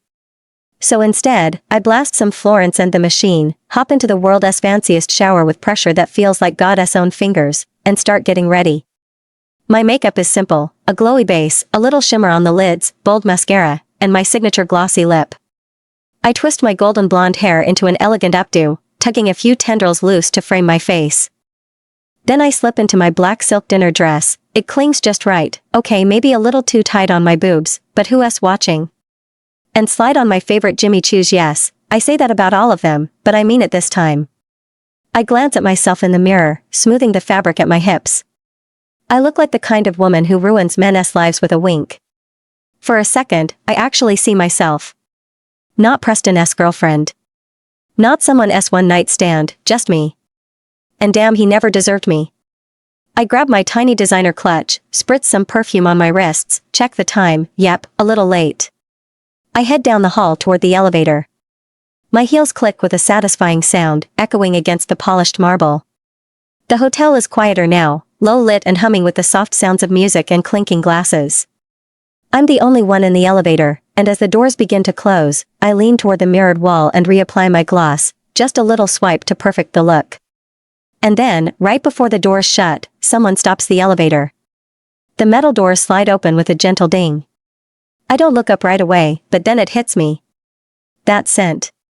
Not today, Satan, not today. I hate my life. The elevator doors slide shut, trapping me inside with the last person on earth I want to breathe the same air as. The air feels too tight, too heavy, like it's pressing against my skin. I press myself into the corner of the elevator like maybe if I become one with the wall, I can disappear entirely. Out of the corner of my eye, I see Sebastian in a black suit that looks criminal on him, like he should be arrested just for existing. His tie is gone, top buttons undone and his sleeves rolled up. His jaw ticks, his hand flexes, and then, because God loves to humiliate me, he rolls his eyes at me. Full on, dramatic, slow motion I roll like I'm a particularly stupid pigeon that wandered into his penthouse. I clench my jaw so hard my teeth might snap. Oh, I'm sorry, sir, am I the villain for revealing your fiancé's secret double life? I was minding my damn business when your dollar store fiancé decided to wreck both our lives. And yet here I am, guilt curdling low in my stomach, while I'm simultaneously plotting how to dramatically faint in this elevator and sue him for emotional damages. The elevator feels like it's moving at the pace of a dying sloth. Sebastian doesn't say anything, and neither do I, because if I open my mouth, I will either scream, sob, or confess to crimes I haven't committed yet. Instead, I fiddle with the hem of my silk dress, pretending to study the carpet like it holds the answers to all my terrible life decisions. The ding of the elevator almost makes me sob in relief. Sebastian steps out first, stiff and furious and somehow hotter for it, and I nearly trip in my heels trying to follow at a safe, non-stalker distance. The rooftop is gorgeous, all fairy lights and candlelit tables, the London skyline glittering like spilled diamonds in the distance.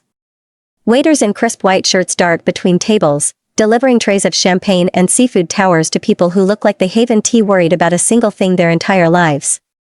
A young waiter spots me immediately, smiling with terrifying enthusiasm. "Miss Whitmore? Right this way, please." I follow him across the rooftop on shaky legs, only to come to a screeching, internal halt when I realize where he's leading me. My table is directly opposite his. Fuck my life. I catch sight of Sebastian settling in at a table across the terrace, barely 20 feet away. I should look away, I should, but my eyes betray me. I see him. I see the woman he hugs, tall, blonde, elegant in a way that makes my dress feel scandalous instead of chic. The waiter clears his throat and gestures to my table, and I snap out of it, flashing a brittle smile and sliding into my chair. A cool breeze kisses my skin, and for a second, I remember that I'm a bad bitch and I look like I just walked off a magazine cover. And there, like an angel sent by the universe, is Miles. All plaid pants and too much jewelry, grinning at me like we're about to rob the place. Bless him. "God, you look like a damn movie star," he says, dropping into the seat across from me with zero decorum. Before I can respond, he is pulling out his camera, adjusting the lens, already fussing over the lighting, and practically doing cartwheels to get the perfect shot. I lean into it. I tilt my face toward the fairy lights, let the champagne glass dangle carelessly from my fingers. I pop my leg just right, letting the slit in my dress flash dangerously high. I toss my hair like I'm in a shampoo commercial. I feel beautiful. No, I feel dangerous. Every hair on the back of my neck stands up. I can feel the weight of Sebastian's stare, heavy and unrelenting. But I don't look. Instead, I sip my champagne and let Miles order more appetizers and talk a mile a minute about his ex-boyfriend and his conspiracy theories about why all rich people have suspiciously good skin. Miles whistles low, shaking his head as he snaps a photo. If I wasn't aggressively into men, I'd be down on one knee right now. When Miles finally packs up his camera, he starts to rise, but I catch his wrist without thinking. "Stay," I say, softer than I mean to. "The food's free. And I don't really want to eat alone." He flashes a soft smile. "Babe, you had me at free food." We settle in, eating and gossiping like we've known each other our whole lives. Somewhere between my third glass of champagne and Miles dramatically recounting his worst date ever. He brought his mother to the restaurant, Madeline. His mother. Miles suddenly leans in. "Okay," he whispers, low and conspiratorial. "Don't look now, but the hunk across the way? He literally can't take his eyes off you." I nearly choke on my champagne and jab my fork into a truffle fry instead of acknowledging it. Miles raises an eyebrow. "Spill. Now." I tell Miles the quick and dirty version of my soap opera life, the cheating, the drama, the one-night stand I did not know was with a billionaire. Miles nearly falls out of his chair.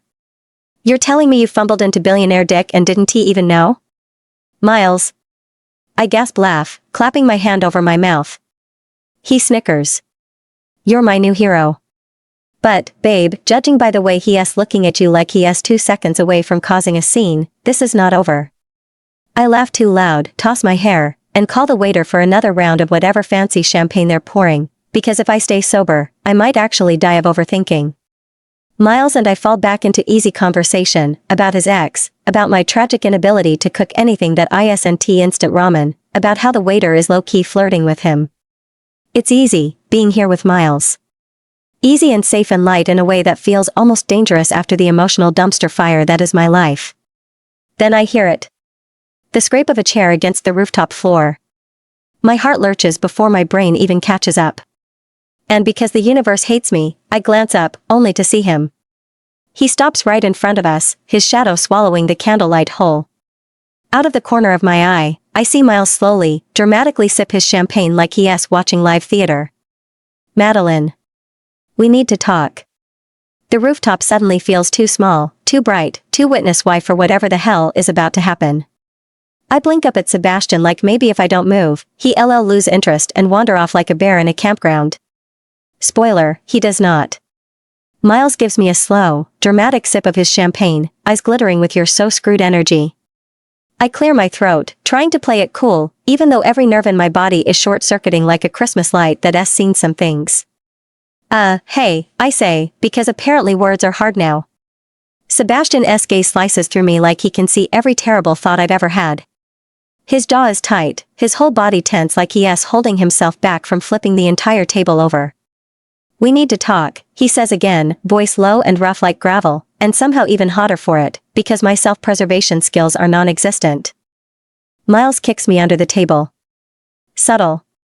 Real subtle. I plaster on a tight smile and push my chair back, the leg scraping against the floor loud enough to make half the rooftop glance our way. Love that for me. Be right back, I tell Miles like I'm just popping to the bathroom and not about to spiral into a public emotional breakdown. Miles salutes me with a truffle fry.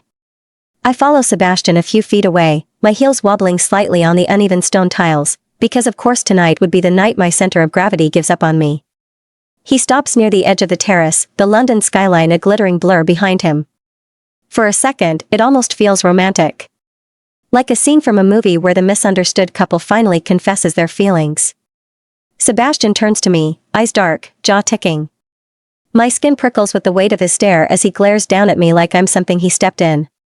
You need to stay out of things you don't understand, Sebastian says, slowly, like he is doing me a favor by not raising his voice.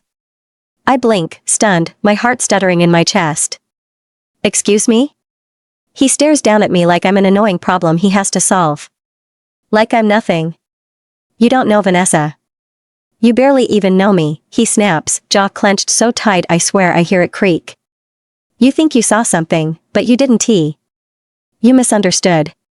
You're not exactly the most focused person, are you? I feel it like a slap. I hit straight to the center of my chest.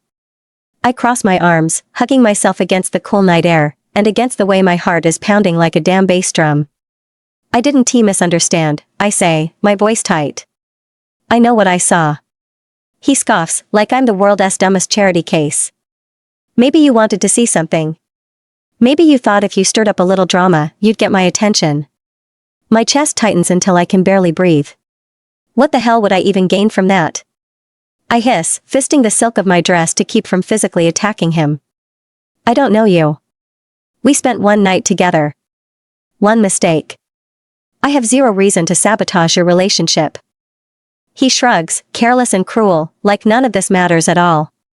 You wouldn't be the first. Gold diggers always find their way to the spotlight.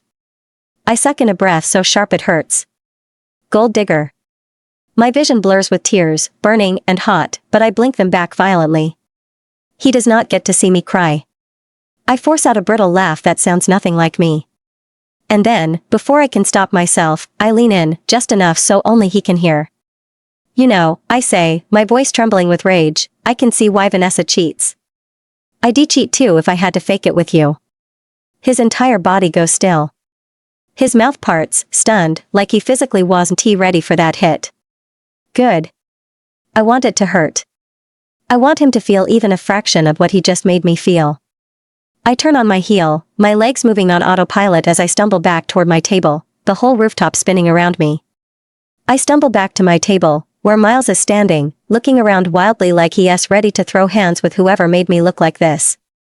Hey, he says softly, jumping to his feet, his arms wrapping around me without hesitation, even though I'm taller and teetering on these dumb heels and actively smudging mascara all over his shirt. I'm gonna go, I croak against his shoulder. I need to ugly cry myself to sleep. Miles just hugs me tighter. Want me to come with? I'm great at yelling at people. I let out a watery laugh and shake my head.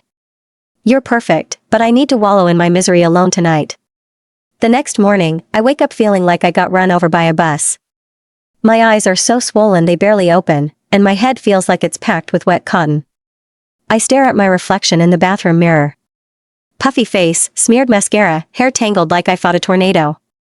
I flop onto my bed, groaning, and grab my phone with a shaky hand. I don't even think. I just video call Olivia and Harper. Olivia answers first, hair up in a lopsided bun and munching on a croissant. Harper pops in right after, her black hair braided back and blue paint smeared across her cheek. Both of them freeze the second they see me. Olivia's mouth drops open. Madeline. Holy shit. What happened? I try to lie. Keyword try. The tears come back with a vengeance. Hiccuping, I spill everything. The flight, the rooftop, the words he threw in my face like I was dirt on his shoes. When I finish, there's a horrible, heavy silence. Harper looks like she's about to punch a hole through her screen. Olivia looks like she's about to murder someone. He called you a gold digger? I mean, I sniff, wiping my nose on my sleeve. He didn't say it exactly, but, yeah. Olivia's nostrils flare. We're burning his world to the ground. Harper crosses her arms. Liv, we cannot literally burn down anything again. Olivia waves her off. Please. That was one time. And we were minors. Plus, I'm way more sophisticated now. Harper gives her a look. Olivia grins wickedly. This time, it'll be legal, I promise, I have a plan. Harper groans. Oh my god. It involves Preston, Olivia says, practically vibrating with excitement. Harper groans louder. Oh my god. I wipe my nose and croak, what's the plan? Olivia leans into the camera, her eyes sparkling with dangerous glee. Let us make sure Sebastian knows exactly what kind of girl his precious Vanessa really is. The next day, I'm trying not to spiral. Really, I am. I sit at the little vanity in my hotel room, brushing out my hair in long, even strokes, willing myself not to look like a depressed Victorian ghost. The brush snags against the ends and tugs at my scalp, but I barely feel it. The room smells like that stupid lavender pillow spray the hotel leaves on the nightstand. My itinerary says I have a luxury underground wine tasting to attend this afternoon, and even if my soul feels like a stomped on crumpled receipt, I have sponsors to impress. So, I slip into a casual but sophisticated little white dress, short, flowy, effortless, and pair it with kitten heels that make me feel vaguely like a woman who has her life together. I blow out my hair into soft waves and do my makeup just enough to hide the wreckage under my eyes. Concealer is a modern miracle. God bless the girlies who invented it. The plan is simple, look cute, take pictures, survive.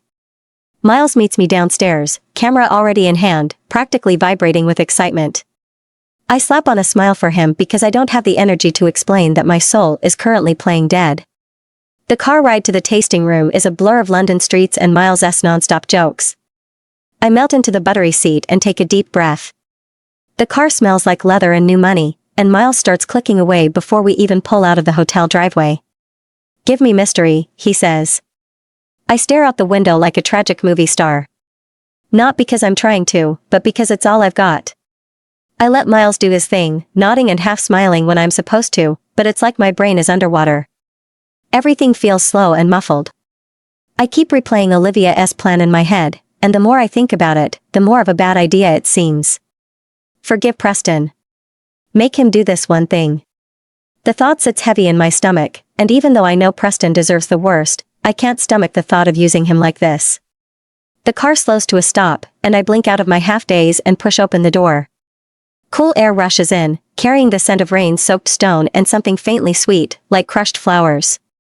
I step out, smoothing my dress down automatically, and look up. Above the ivy-covered alleyway, a wrought iron sign sways lightly in the breeze, the Whisper Cellar. The place is stunning. Nestled underground, the entrance is hidden like a secret, and it feels like we're stepping into another world. The candlelit corridors, heavy wooden doors, and velvet-draped tasting rooms with private tables make the place even more magical. It smells like oak barrels, expensive cologne, and old stone walls that have seen centuries of secrets. A glass of something bubbly is placed in my hand before I can even blink. God, rich people know how to live. The sommelier, a man who somehow makes suspenders look hot, guides us through several rare vintages, each one more delicious than the last.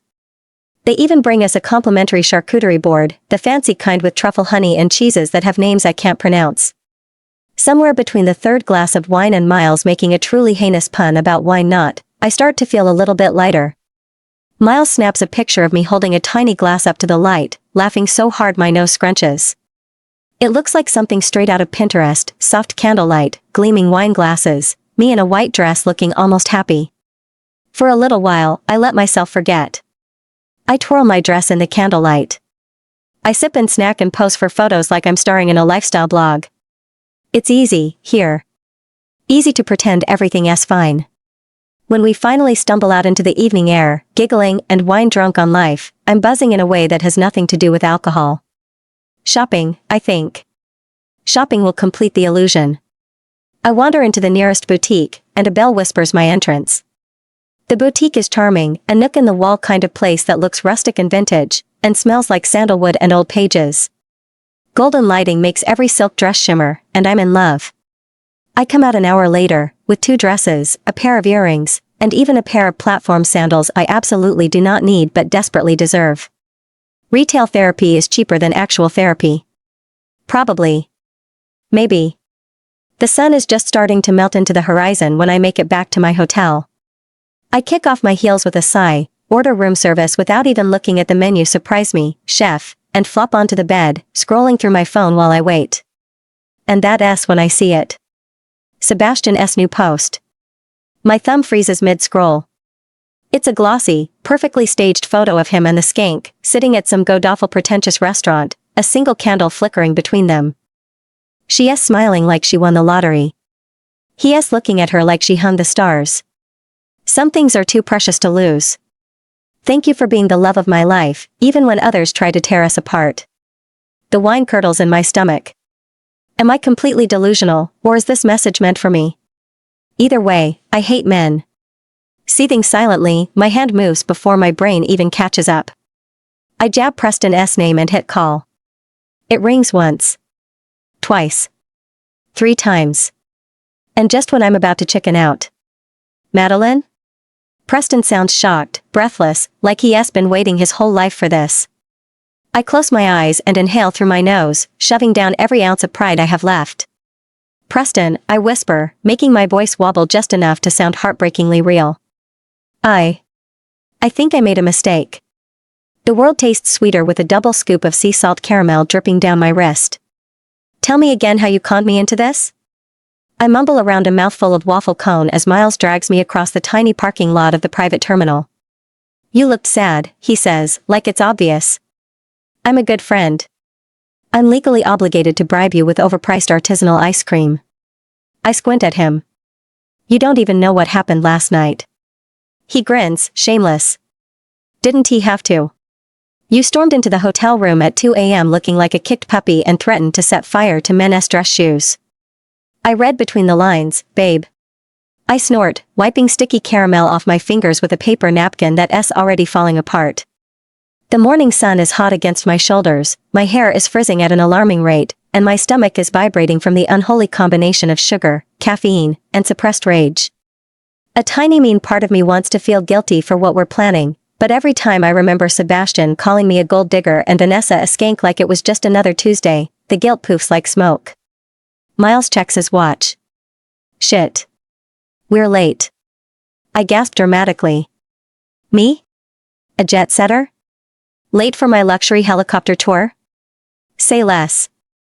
Keep talking, princess, Miles says, grabbing my elbow and practically dragging me toward the terminal door.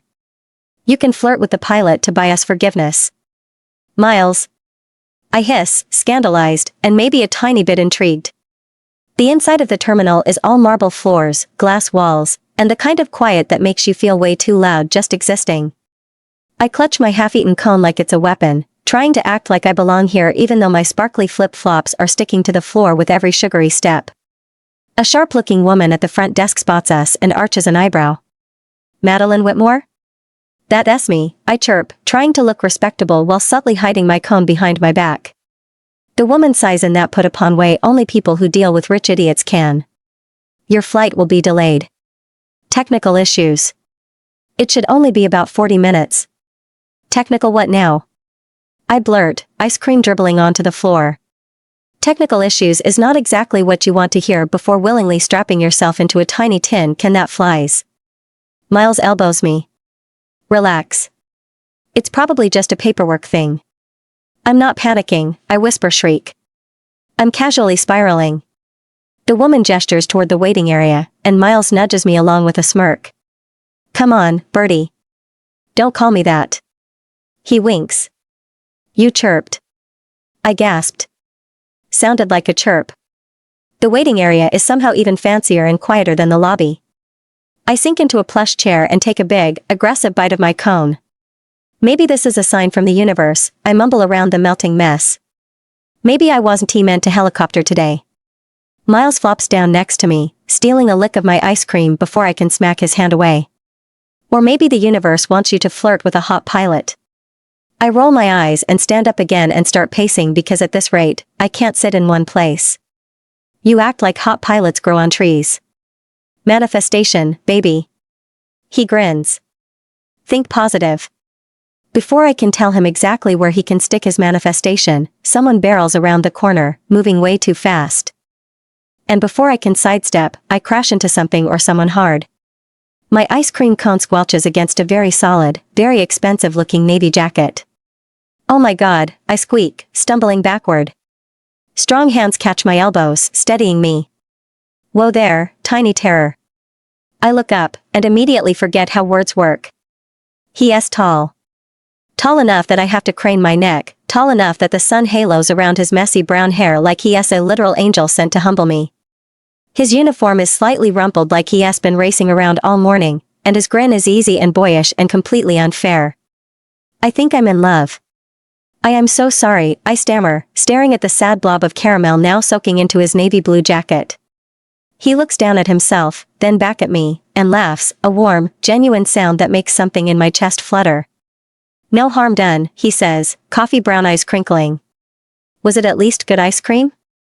I blink. The best. He tilts his head, still smiling. Guess I deserved it, then. I have never wanted to melt into a puddle of mortification more in my life. Behind me, Miles is wheezing. I'll pay for your dry cleaning. I blurt, brain scrambling. The guy laughs again. You're cute. But seriously, don't worry about it. I feel my face flame hotter than the sun. No, really, I'm usually not this violent, he teases. Smudge, I correct, mortified. He grins like he finds me the funniest thing he has seen all day.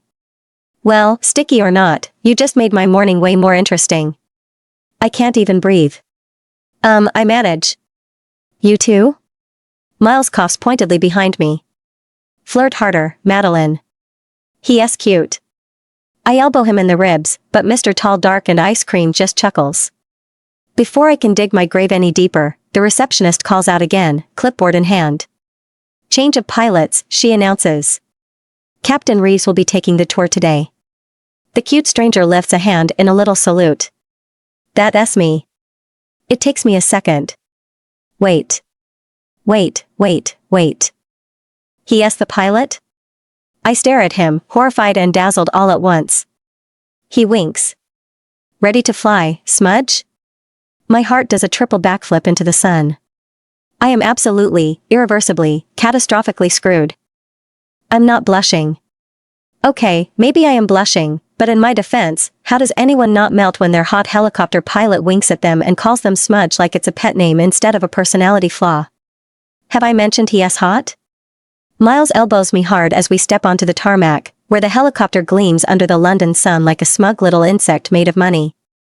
The air smells faintly of jet fuel and sunshine, and the blades are already spinning in slow motion, casting long, flickering shadows across the landing pad. You've got a crush, Miles sings under his breath. I do not, I hiss, adjusting my sunglasses to hide the flaming embarrassment crawling up my neck. He startled me. He startled you into flirting with your whole face? I swat at him. This is a work trip. I'm here to be professional and photogenic. Mission halfway accomplished. We walk toward the helicopter, our steps echoing across the concrete, and that S when a voice calls out behind us. Thought I'd lost my favorite passenger. I freeze. Captain Reeves or Oliver, as I overheard the front desk lady call him when she handed over our itinerary, is walking toward us like he is on a catwalk instead of a landing strip. No ice cream this time. No awkward collision. Just him in his pilot uniform, sleeves rolled up, sunglasses hanging from his collar, and a smile that could melt the icy walls of Buckingham Palace. Am I swooning yet? My stomach does this weird, slow somersault. Hi, I say, way too breathy. He looks amused. Didn't he think I'd see you again so soon? Didn't he think I'd throw dessert at my helicopter pilot, so surprises all around? Oliver chuckles, stepping closer. You're not planning to launch any more food at me midair, are you? Not unless you're into that. Why did I say that? Miles coughs suspiciously behind me. I ignore him and try not to combust as Oliver smiles wider, warm, not smug. Noted. I'll keep the cockpit dairy-free. Once we're buckled in, headsets on, and the rotor roar grows louder, Oliver glances back through the mirror above the controls. Ready, Smudge? I nod like a woman possessed. Ready, Smudge. Laughing, Miles mimics. If Miles makes one more joke about me crashing into hot men with dairy products, I'm going to push him out of this helicopter mid-flight. I swear to God, Miles.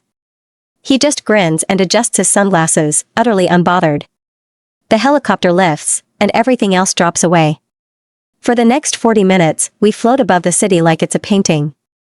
The Thames coils like a silver ribbon below us, the London Eye spins lazily in the distance, and Big Ben gleams gold in the sun.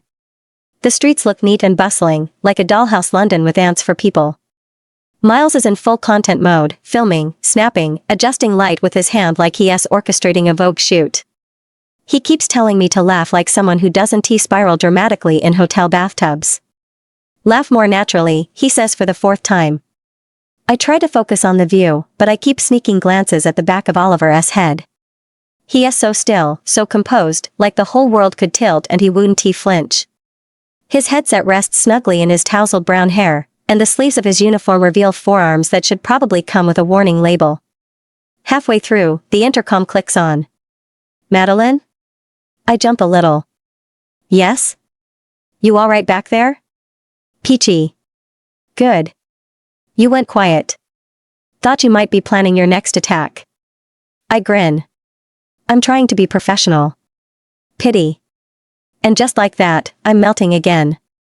Too soon, the flight is over. The helicopter touches down smooth as butter, and we're escorted back to the waiting area. Miles starts uploading clips to our team chat, muttering about captions and lighting presets. Oliver walks beside me, hands shoved in his pockets. You were great up there, he says. So were you, I blurt, then wince. Obviously. You're the pilot. He laughs, warm and low. There's a pause. I know this is wildly unprofessional, he says, but would you like to get a drink sometime? He is watching me, not cocky, just open. Hopeful. Like he actually wants to know me, not just the curated, polished version that shows up in magazine spreads. I bite my lip. Are you asking me out? I am, he says, smile tugging at the corners of his mouth. If you're interested. God. Yeah. I think I'd like that. Oliver smiles like I just made his week. Then maybe you could give me your number before I lose you to another ice cream incident? I laugh. I'm only sticky on Thursdays. He offers his phone, and I type in my number with fingers that are somehow sweaty and cold. Great, he says, slipping it back into his pocket. I'll text you. Promise not to abuse the power. I arch a brow. You say that now. He starts walking backward toward the hangar, still watching me. Smudge Thursdays, he calls. I'll remember that. Then he disappears through the side door. Miles sidles up behind me, humming. Well. The pilot asked you out and didn't he even crash the aircraft? Personal growth. I roll my eyes, cheeks flushed. Don't start. But I can't stop smiling. I've been ghosted. Okay, technically, it's only been 24 hours. But in girl math, that's like 6 months, especially when you're waiting for a text from a helicopter pilot who called you Smudge like it was the most charming thing he's ever said in his life. Oliver. Oliver. I hate how his name sounds like something you'd name a fictional prince in a trashy romance novel. And worse, I hate that I was already halfway through mentally designing our wedding invites by the time I woke up this morning. Cream cardstock, gold foil, a wax seal. Maybe a tiny little helicopter charm attached to the envelope like a deranged, sentimental psychopath. But no. I woke up to 0 texts, 0 missed calls, and a single Instagram story from Harper about a banana croissant. Meanwhile, I'm in full psycho mode with my own expectations. So much for Smudge Thursdays. Madeline, let's go, Miles calls from the hotel hallway, holding 2 oat milk lattes and already wearing his grumpy sunglasses and linen scarf look. We're gonna be late for the boutique thing. The boutique thing. Right.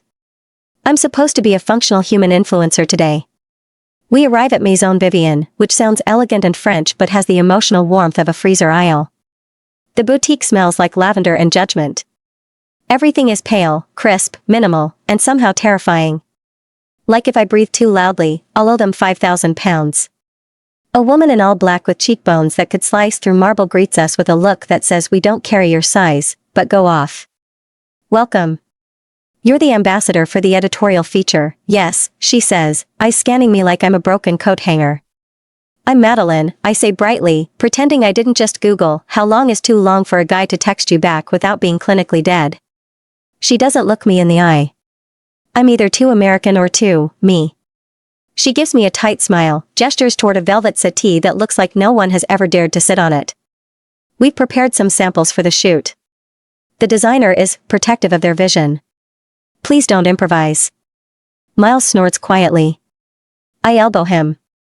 I'm shuffled into a dressing area where I'm handed dresses made entirely out of sadness and silk.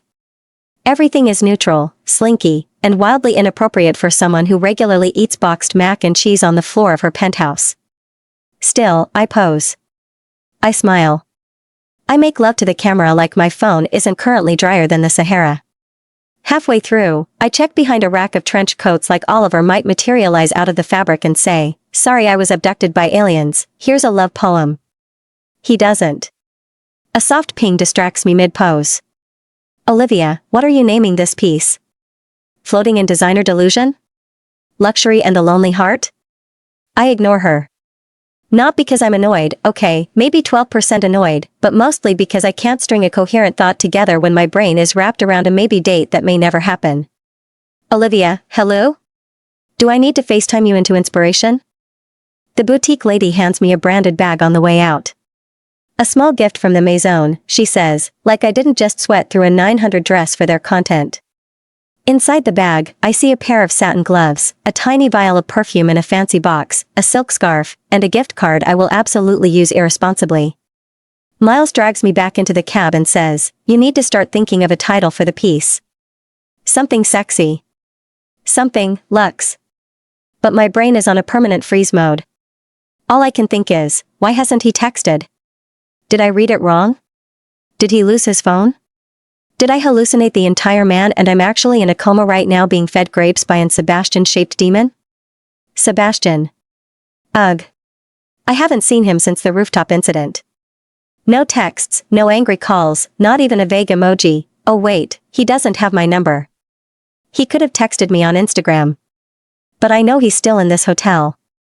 I can feel it in my bone marrow. He's probably lounging 2 floors above me with his soulless redhead fiancé, drinking imported whiskey and laughing at my emotional instability. Or maybe not. I keep my head down as I glide to the elevator, sunglasses on like a shield. No sign of him, thank goodness. My suite is quiet and sunlit when I step in. Everything smells like citrus cleaner and detergent. My phone buzzes again, it's Olivia, but I silence it and toss it onto the bed. I consider a swim. Maybe the pool will cleanse me of this male-induced psychotic rot. Maybe chlorinated water is the cure for emotional problems. I change into my favorite black bikini and toss on a silk robe, with my pink sparkly flip-flops. The pool is on the 3rd floor. His suite may be on the 4th, if he took the penthouse, that is.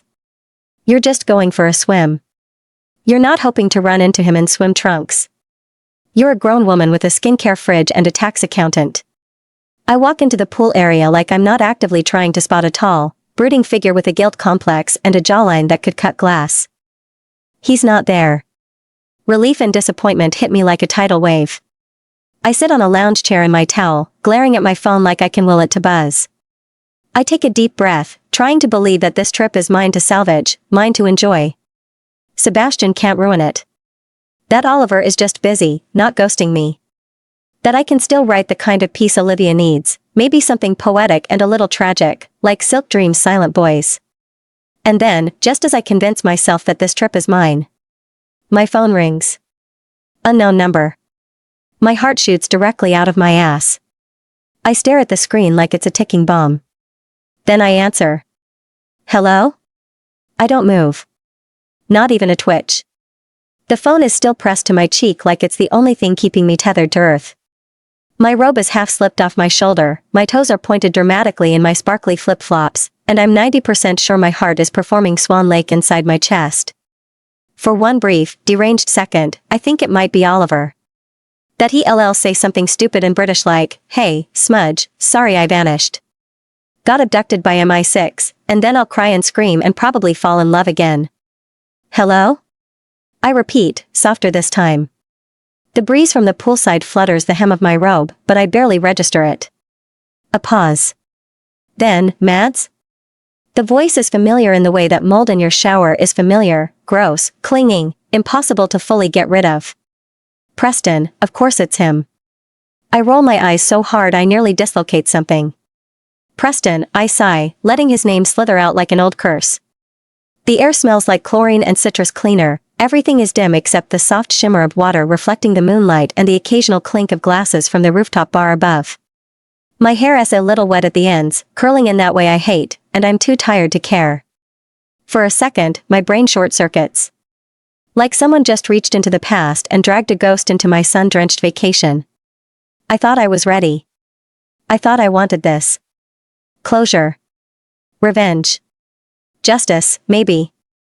Instead, I feel like I'm about to puke sparkling rose all over the terracotta tiles. I thought about what you said. He sounds like he is trying to be sincere, which is funny, because sincerity is not one of his top 5 skills. Lying, cheating, gaslighting, and pretending to be a feminist for clout, though? Gold medalist. But I don't say anything.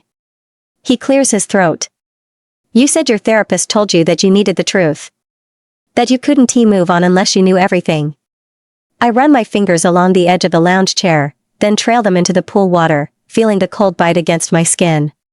My phone is on speaker now, and I stare at it like it might catch fire if he lies too much in a row. That you keep replaying things in your head, he continues, his voice all soft and apologetic, like a guy who thinks putting on a sad tone can erase the fact he raw-dogged someone else in my bed. I let out a shaky breath, then slip fully into character. That means a lot, I say, and wow, I deserve an Emmy.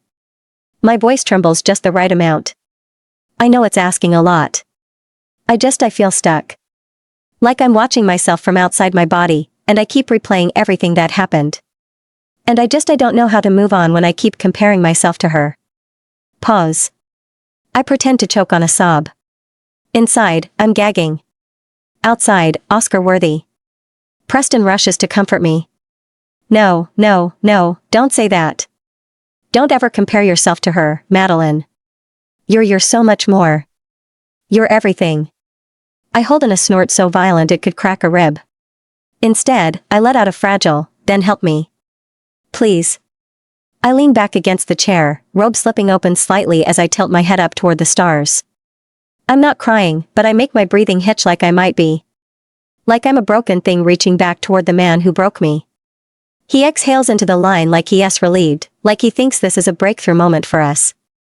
Oh honey. I'm about to break you. Ask me anything, he says.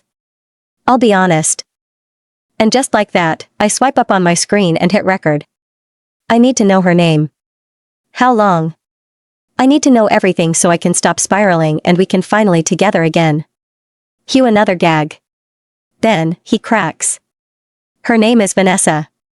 Vanessa Blake. Bingo. I close my eyes, letting the cool air dry the sweat at my hairline. Vanessa. Now I have a last name.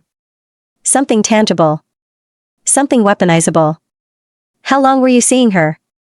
I ask, keeping my tone soft, wounded, like I'm the innocent girl next door whose whole world shattered in slow motion. He hesitates. About 2 years. It wasn't supposed to be serious. But Vanessa, she kept coming back. She said she was unhappy with her fiancé. It just happened. She's engaged, I repeat. To some tech guy, Preston mutters. Sebastian something. I almost laugh. Almost. She reached out a few weeks ago, he adds, barely a whisper. Said it didn't matter. That it was just between us. My jaw tightens. There it is. She is still in contact. She is still trash. I grit my teeth, but my voice doesn't crack. Did you love her? No, he says quickly. It wasn't like that. But you kept seeing her. Yeah, he admits, and it sounds like a confession he has been choking on for months. I didn't know how to end it. She always had an excuse to see me. I blink. What does she look like? I whisper. I know I saw her that day, but it's all a blur. I can't picture her. I keep thinking she must be even prettier than me. Smarter. Better. Preston's breath catches. I almost feel bad. Almost. Don't say that. Madeline, you're beautiful. You're you. There's no comparison. Then show me. The words slip out so smooth it's scary. Please. Just send me something. A photo. Anything. He asks quiet. My hands tremble as I tighten the silk tie of my robe, suddenly too aware of how vulnerable I feel, out here in the open, in the dark, manipulating a man who once broke my heart and now doesn't even deserve the pieces. Okay. I'll send it now. I have one from her birthday. It was the day you never mind. You should know the truth. Thank you, I whisper. We hang up. And for a second, I don't breathe. I just stare out at the glimmering pool, the glossy blue sky, the ridiculously perfect palm tree swaying like a backup dancer in an overpriced music video. Everything looks so calm. But I'm a volcano in a silk robe, quiet on the outside, bubbling with enough lava to drown a small town. I just got proof. Real, smoking gun proof. This is it. This is everything. Too ready to fly to the top floor, knock on Sebastian Sterling's obnoxiously perfect penthouse door, and show him exactly who he's planning to marry. My phone buzzes. One attachment from Preston. A second buzz follows. Unknown number, hi, Smudge. My blood runs cold. I stare at the phone, my own reflection in the dark screen. One picture. One message. Shit. The moment I see the words hi, Smudge, I forget how to breathe. Which is rude, because I was doing such a great job of panicking over Vanessa the skank and the picture that could end her little engagement. But now? Now my body does this completely involuntary shimmy, like my soul just put on a feather boa and twirled. Pathetic really. Oliver. It has to be him. It's the worst possible moment, obviously. I'm mid-revenge fantasy, robasque, heart full of righteous fury. And yet my traitorous fingers want to text back immediately. Something chill.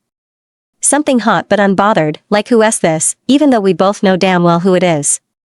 Instead, I pace. Robe slipping, flip-flops slapping, wet hair clinging to the back of my neck. I stare at the message again like it might change. Hi, Smudge. 2 little words, and suddenly my brain is playing bingo with me. God, what is the etiquette for this? Is there a girl code rulebook for flirting with the hot helicopter guy while you're halfway through planning a takedown of your arch nemesis? Do I text him back now? Would that make me look desperate? Or worse, available? Focus, I whisper to myself, pacing the length of the pool like a politician about to give a speech. You're emotionally unstable. You've been using Hotel Eye Cream as moisturizer. You cannot text him back right now. I'm about to explode from indecision when I hear a group of drunk tourists laughing somewhere above me, and just like that, I snap out of it. Nope. I'm not doing this.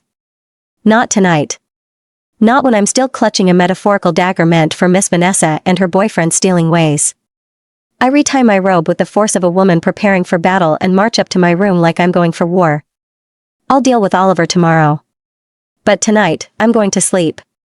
Or spiral. Or both. It's the next day, and my phone is propped on a skincare mini fridge. My ring light is too bright. And my friends are yelling in my ear. Wait, what did the message say? Olivia squeals, practically vibrating through the video call. Word for word, say it again. I want to hear it in his accent. Olivia, she can't send a voice memo of a text message, Harper deadpants. She is lounging on her studio floor in a paint-splattered tank top, sipping black coffee. I dab concealer under my eyes, trying to hide the remnants of last night's emotional whiplash. It said hi, Smudge. That's it. Olivia clutches her chest like I just proposed to her. Stop. That's love. That S, like, Bridgerton coded. That S. I'm just gonna say it, Harper cuts her off, blowing on her mug. I don't think you should text him. Are you serious? Olivia snaps. Why not? He hot. He British. He didn't send a DCK pic. That S, like, rare in this economy.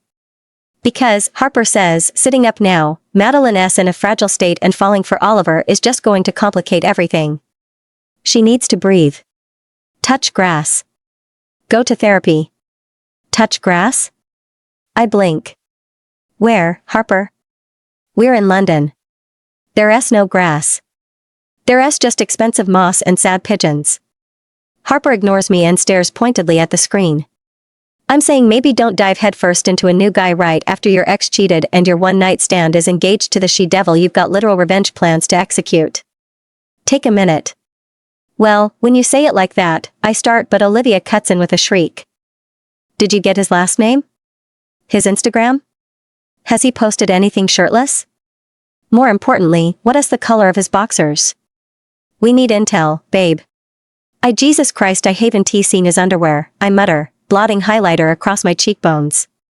And he said his name is Oliver, but no last name yet. Just Oliver. Harper raises a perfectly skeptical brow. That sounds healthy. Olivia groans so loud it startles me. But he called her Smudge. You don't just let that kind of cute nickname go. Okay, pause, Harper says, glancing off screen. I have to go. Some guy's here to drop off a frame and I swear to God if he dents it, I will commit murder. Madeline, don't do anything horny or stupid until I call you back. That means no texting Oliver, no running into Sebastian, and definitely no double booking and no threesome idea. She's gone before I can argue. Or lie. Rude. I mutter. Olivia waves cheerily. You're gonna ignore that, right?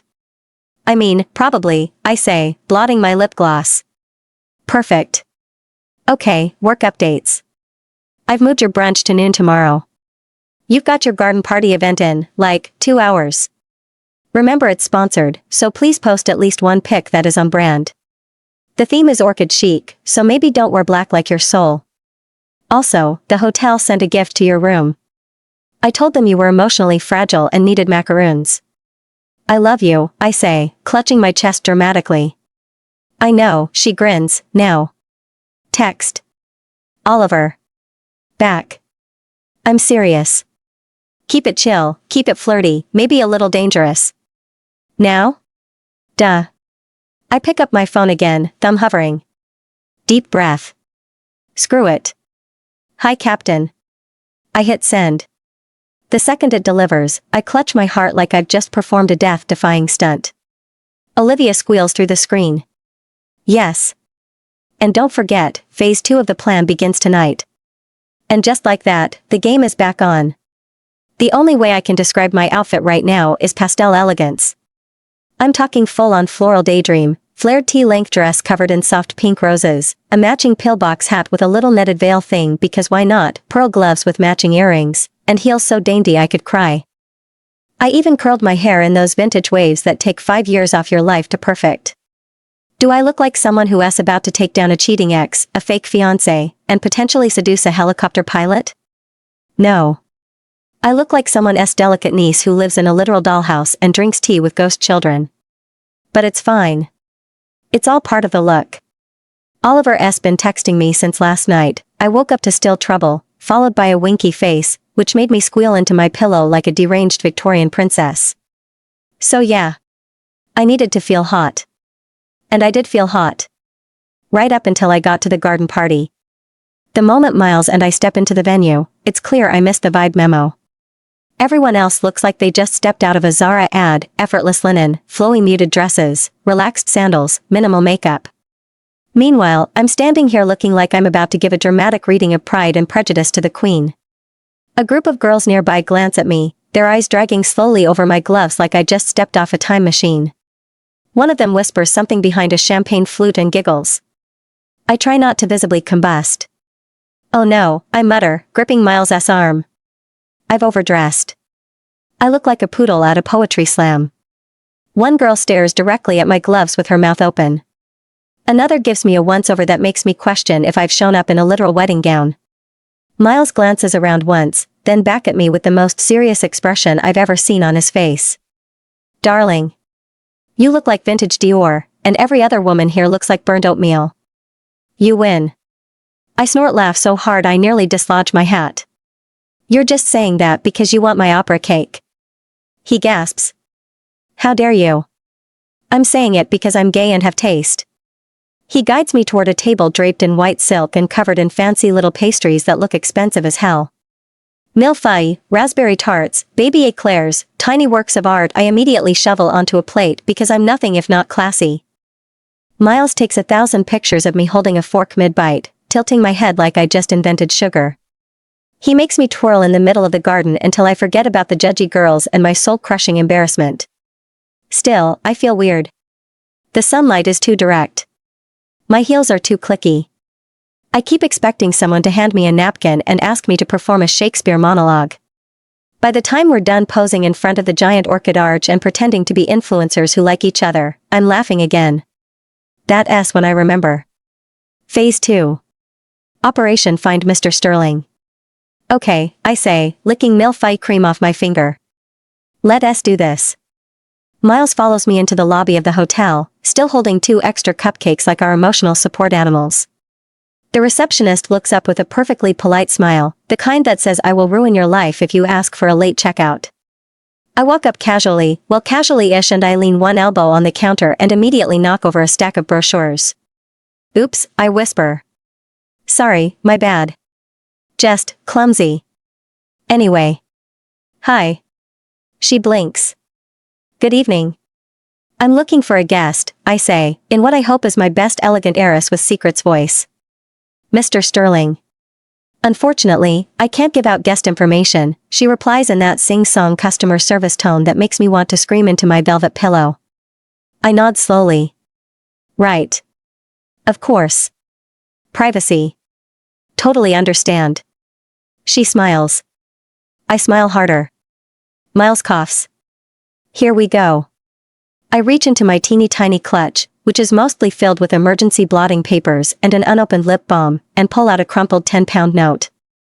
I slide it across the counter like I'm a spy in a movie who forgot how money works. She blinks down at it. Mom, this is 10 pounds. I cough. Right. A test. Just making sure you're not corrupt. You passed. Great job. Miles wheezes behind me. I reach back in and this time slide out a full 20, then, on impulse, an unopened mini Joe Malone sample I got from the press box upstairs. How about now? She eyes the perfume like it might be laced with arsenic. This is highly irregular. I'm irregular, I blurt. Emotionally. Socially. Gastrointestinally. But I really need to know what room he's in. She raises an eyebrow. Are you a relative? I'm a revenge-seeking goddess, actually. There's a beat of silence. Miles drops one of his cupcakes. The frosting lands like a slap. The receptionist sighs, then very quietly taps something on her keyboard. Mr. Sterling is staying in the East Wing. Penthouse level. I gasp like she just gave me the password to heaven. You're an angel. A queen. The moment I take down the she-devil, I'm sending you a fruit basket. She deadpants. Have a lovely evening. Miles and I march toward the elevator with the shaky adrenaline of people about to commit a minor felony. I can't believe that worked, he whispers, licking frosting off his fingers. Never doubt the power of desperation and expensive perfume. As the elevator door slides shut, my reflection stares back at me from the mirrored walls, hat slightly crooked, gloves smudged with icing, heart pounding like a drumroll. Phase 2 is officially in motion. And if this hat falls off in the wind while I'm running toward destiny, so be it. I'm not backing down. I should be had a drink. One sip. Half a mimosa. Hell, I would be even settled for a tequila shot served in a dirty heel from the hotel bar floor. Anything to stop my hands from shaking like I'm about to audition for America's Next Top Model. But no. Here I am. sober, sweating, and standing in front of a man's hotel room like it's 2007 and I'm auditioning for a rom-com reboot that's about to go horribly wrong. My finger hesitates just a second before knocking. Once. Twice. Nothing. I glance down the hallway. Maybe the receptionist gave me the wrong room. Or maybe the universe is finally cutting me a break and Sebastian isn't here. I can go back downstairs, stuff my face with overpriced macarons, and pretend this entire plan was just a weird hallucination from drinking too much matcha. I knock again. Harder this time. Still nothing. Fine. We're doing this. I go full psycho ex-girlfriend mode and start pounding on the door like it personally owes me money. My knuckles are probably bruising but I'm too far gone to stop now. Then the door flies open. And the air gets sucked right out of my lungs. Sebastian Sterling stands in the doorway, a towel slung dangerously low on his hips, his chest gleaming with water droplets like he just stepped out of a shampoo commercial. His hair is still wet, pushed back, and there's a tiny stream of water sliding down the curve of his shoulder to the ridge of his abs. I forget what words are. Or vowels. Or my own name. My mouth is open but nothing comes out. He narrows his eyes at me, towel clutched casually at his hip like he doesn't know he's one sneeze away from accidental full frontal. Are you okay? You were knocking like someone was dying. I mean yes, I stammer, mentally facepalming every syllable out of my mouth. Kind of? It's not life or death. Unless you count reputations. And betrayals. And STDs. His expression flattens. Madeline. Oh no. I'm already spiraling. Time to commit. Without waiting for an invite, I push past him and march into the suite like I've just been granted a court order. He exhales sharply, mutters something under his breath that sounds dangerously close to unhinged woman, and shuts the door behind me. Make yourself at home, why don't you? He deadpants as he disappears toward the bedroom. I stick my tongue out at his retreating back and throw in a silent middle finger for good measure.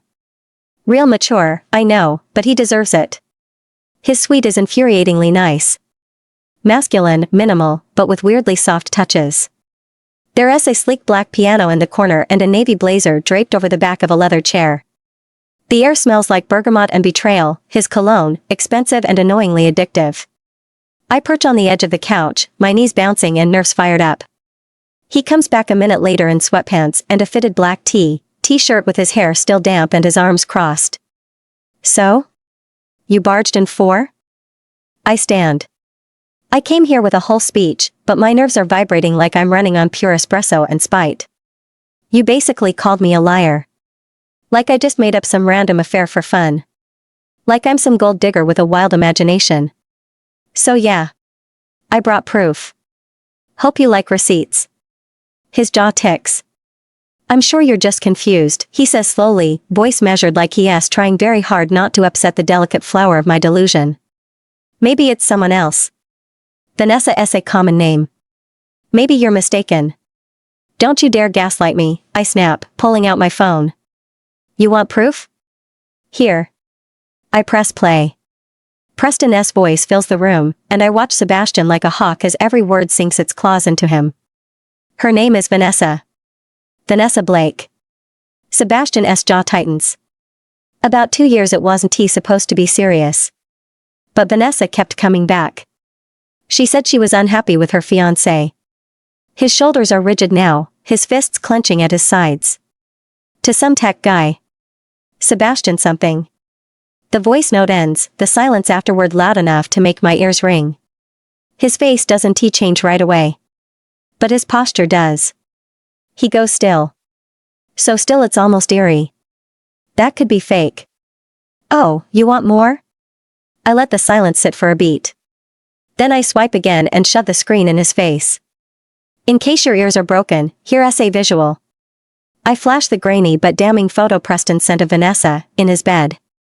Her hair is messy, her lipstick smudged, that same smug little mole visible on her cheek. She looks like someone who knows she's ruining something and just doesn't care.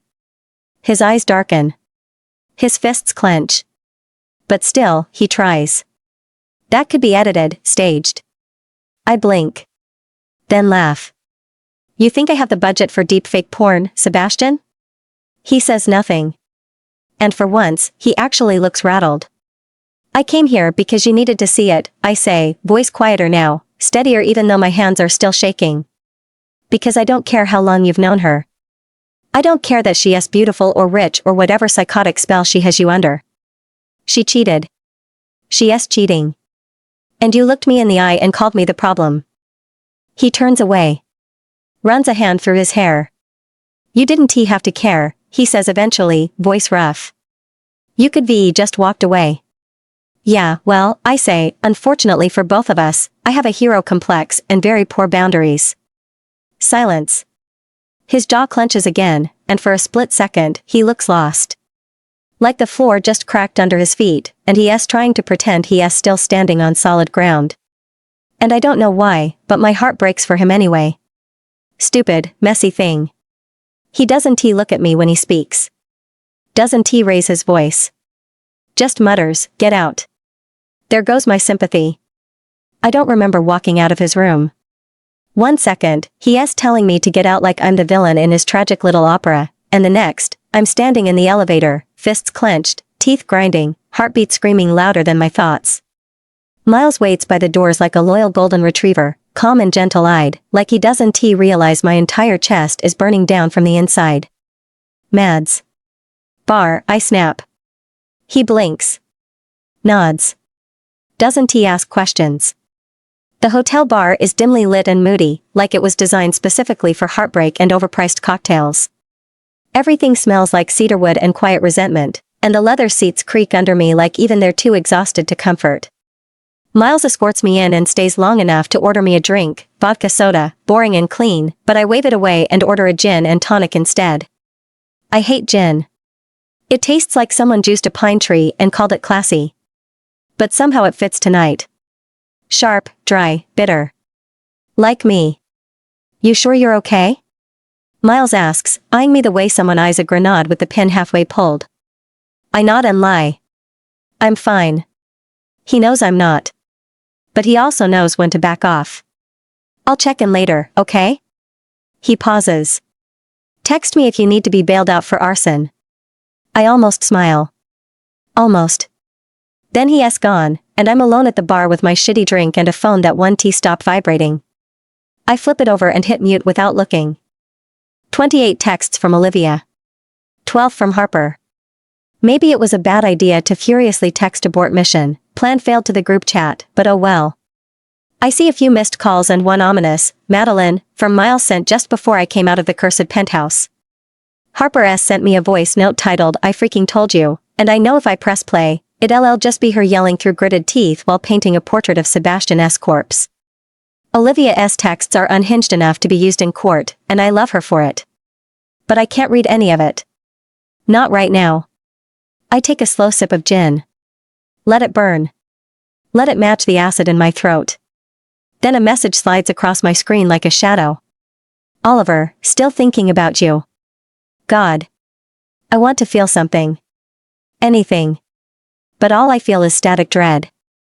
The glass is sweating in my hand, condensation slick between my fingers. My reflection in the bar mirror looks like a ghost of someone who used to be fun. My dress feels too tight, my throat too dry, my body buzzing from adrenaline with nowhere to put it. The stupid gloves are starting to itch, and I hate myself for not changing out of this god-awful dress well. It's a pretty dress, but you get my point. And then, like the universe is just taunting me at this point, someone slides onto the stool beside me. I don't look. I know. My body knows before my brain catches up. The scent of evil, spiced citrus, cinnamon and betrayal. His voice is low, hesitant, and too gentle for what he did. Madeline. I laugh, dry and humorless, and take another drink. Is stalking part of your apology tour now? I didn't stalk you, Sebastian mutters. Miles said you were here. Side-eyeing him, I retort. How do you know Miles? He doesn't answer. Just signals the bartender. Whiskey, he says. No ice. Of course. No ice. Just like his apology. We sit in silence for a beat, our glasses glinting under the low light, our shoulders barely touching but crackling like they're waiting for a spark to set us both ablaze. You hate gin, he says quietly. I hate a lot of things tonight, I shoot back. Another silence. Then, I met Vanessa when I was 20. I blink. Turn to look at him. He is staring at his drink like it holds the answers he never got from her. She was studying art history. I thought that was cool. I was building my first company. She liked ambition. His voice turns brittle. We've been on and off for 10 years. Mostly on. I proposed because it felt like the next logical step. Romantic, I say, sipping the gin to shut myself up. I loved her, he says, and the words are a punch to the chest. I thought she was mine. My throat closes. My voice is tighter than my clutch. Yeah. Well. I thought Preston was decent. We were wrong. He turns to me. Finally. Preston? I nod. My ex. The one who sent me the voice note. Preston, he repeats, like the name personally offends him. I smirk. Don't start. What kind of name is that? He leans in slightly, his expression almost teasing. Is he secretly a 50-year-old British lord? Stop, I say, laughing despite myself. He went to art school and wore boat shoes in the winter. Sebastian grimaces. Okay, I'm sorry. That S worse than Vanessa. The ice breaks. Slowly, but it breaks. We drink. We trade war stories. We exist in that messy, buzzing space between betrayal and clarity. I swirl the last sip of my gin around the glass, watching it catch the light. By the way, I say, voice light but laced with steel, I forgive you. His brow furrows. For what? For calling me a liar. A gold digger. For making me feel small. I lean in slightly, the gin buzzing in my veins like courage. I forgive you. Doesn't he mean I forget? He watches me carefully now, eyes darker than they were 10 minutes ago. What do I have to do, he asks, voice suddenly low, intimate, to make it up to you? And there it is.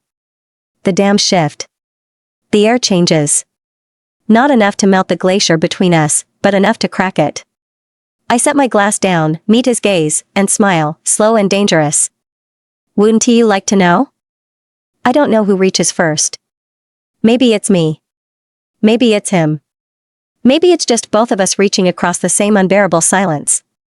But it starts with the brush of our fingers when we both grab our drinks at the same time, and that stupid electric buzz shoots up my arm like it's trying to light a fuse under my skin. I pull my hand back like the glass bit me, like touching him again might scorch through every boundary I've been pretending to keep in place. But it's too late. I already felt it. He already felt it. His breath catches. Sharp and audible. His fingers curl slightly around the glass, and I can see it, the way he swallows hard, the way his jaw clenches like he is holding back something primal. I feel goosebumps rise across my arms, the back of my neck, everywhere.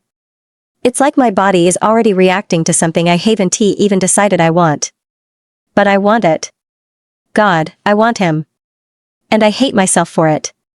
I stare down into the bottom of my glass like it might give me answers. All I see is the watery remains of my gin and tonic, melted ice, and the shaky reflection of a girl who absolutely should not do this again. He leans in, his voice low, rough. Madeline. I close my eyes and say nothing. The heat between us is stupid now, dense and impossible to ignore, like it's wrapping around us, pulling us closer, tighter. His thigh brushes mine, and he doesn't move away. Neither do I. And I don't know who kisses who first. Maybe he turns to say something, and I meet him halfway. Maybe I turn too fast, and we collide. But then his mouth is on mine, and I'm gone. Completely, stupidly gone. The kiss isn't soft this time. It's not tender. It's hungry. It's clumsy and desperate, like we're making up for all the things we didn't say and all the ones we did.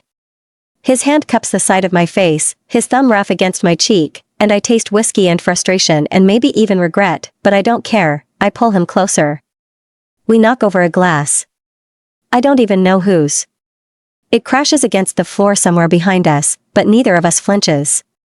His hands are in my hair now, tugging slightly, and I gasp into his mouth. Your room? He asks, breathless against my lips. I nod, dizzy, already sliding off the bar stool. Our legs bump, and my heel twists.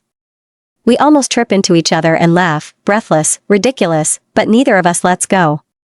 The elevator ride feels like déjà vu.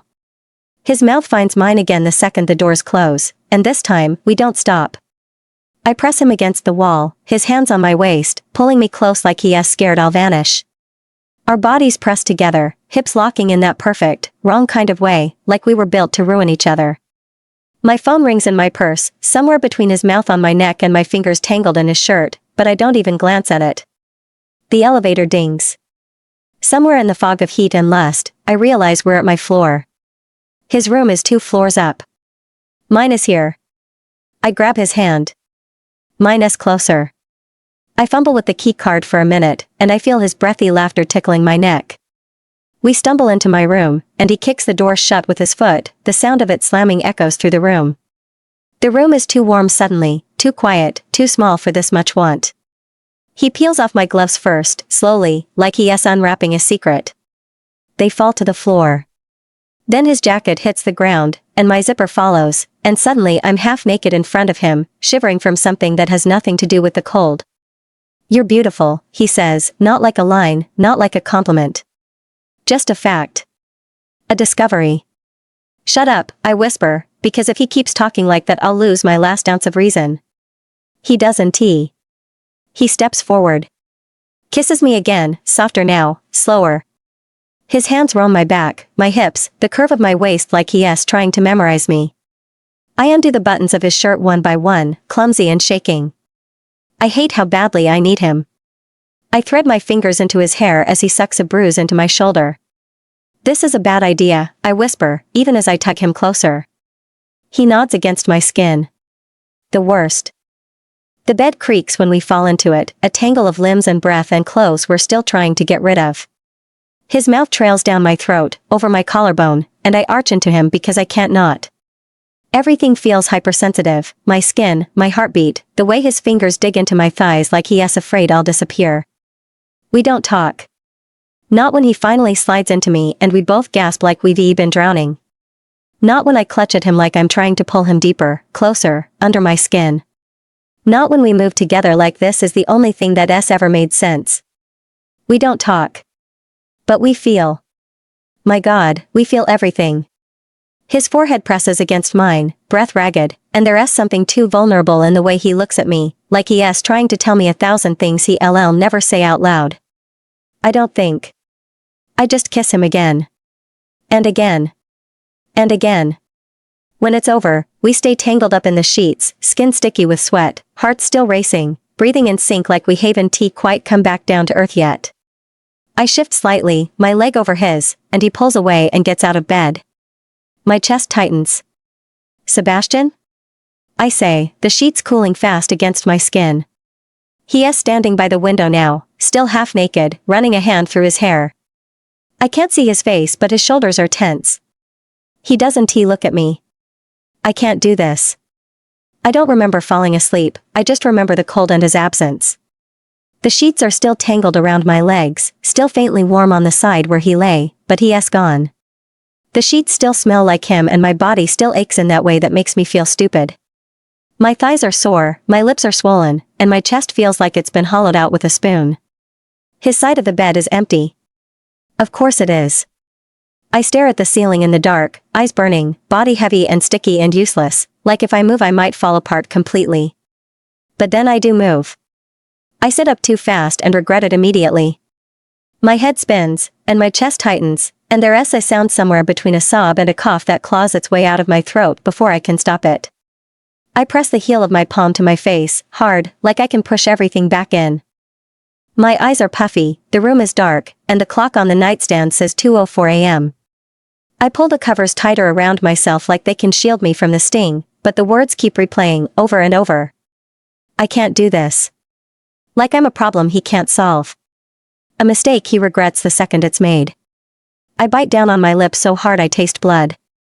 I think I want to scream. Or sob. Or both. I don't know. I just need out. Out of this room. Out of this trip. Out of this whole damn continent. I throw the covers off and stumble out of bed, stepping on one of my gloves. His shirt is still on the floor. I kick it away. My fingers shake as I fumble with my phone. I open the flight app. Scroll. Tap. Tap. Tap. My heart is pounding so loud I can barely read the screen. The next flight to New York leaves at 5:30 a.m. Economy only. Almost $1,000. Non-refundable. I book it without blinking. No PR team approval.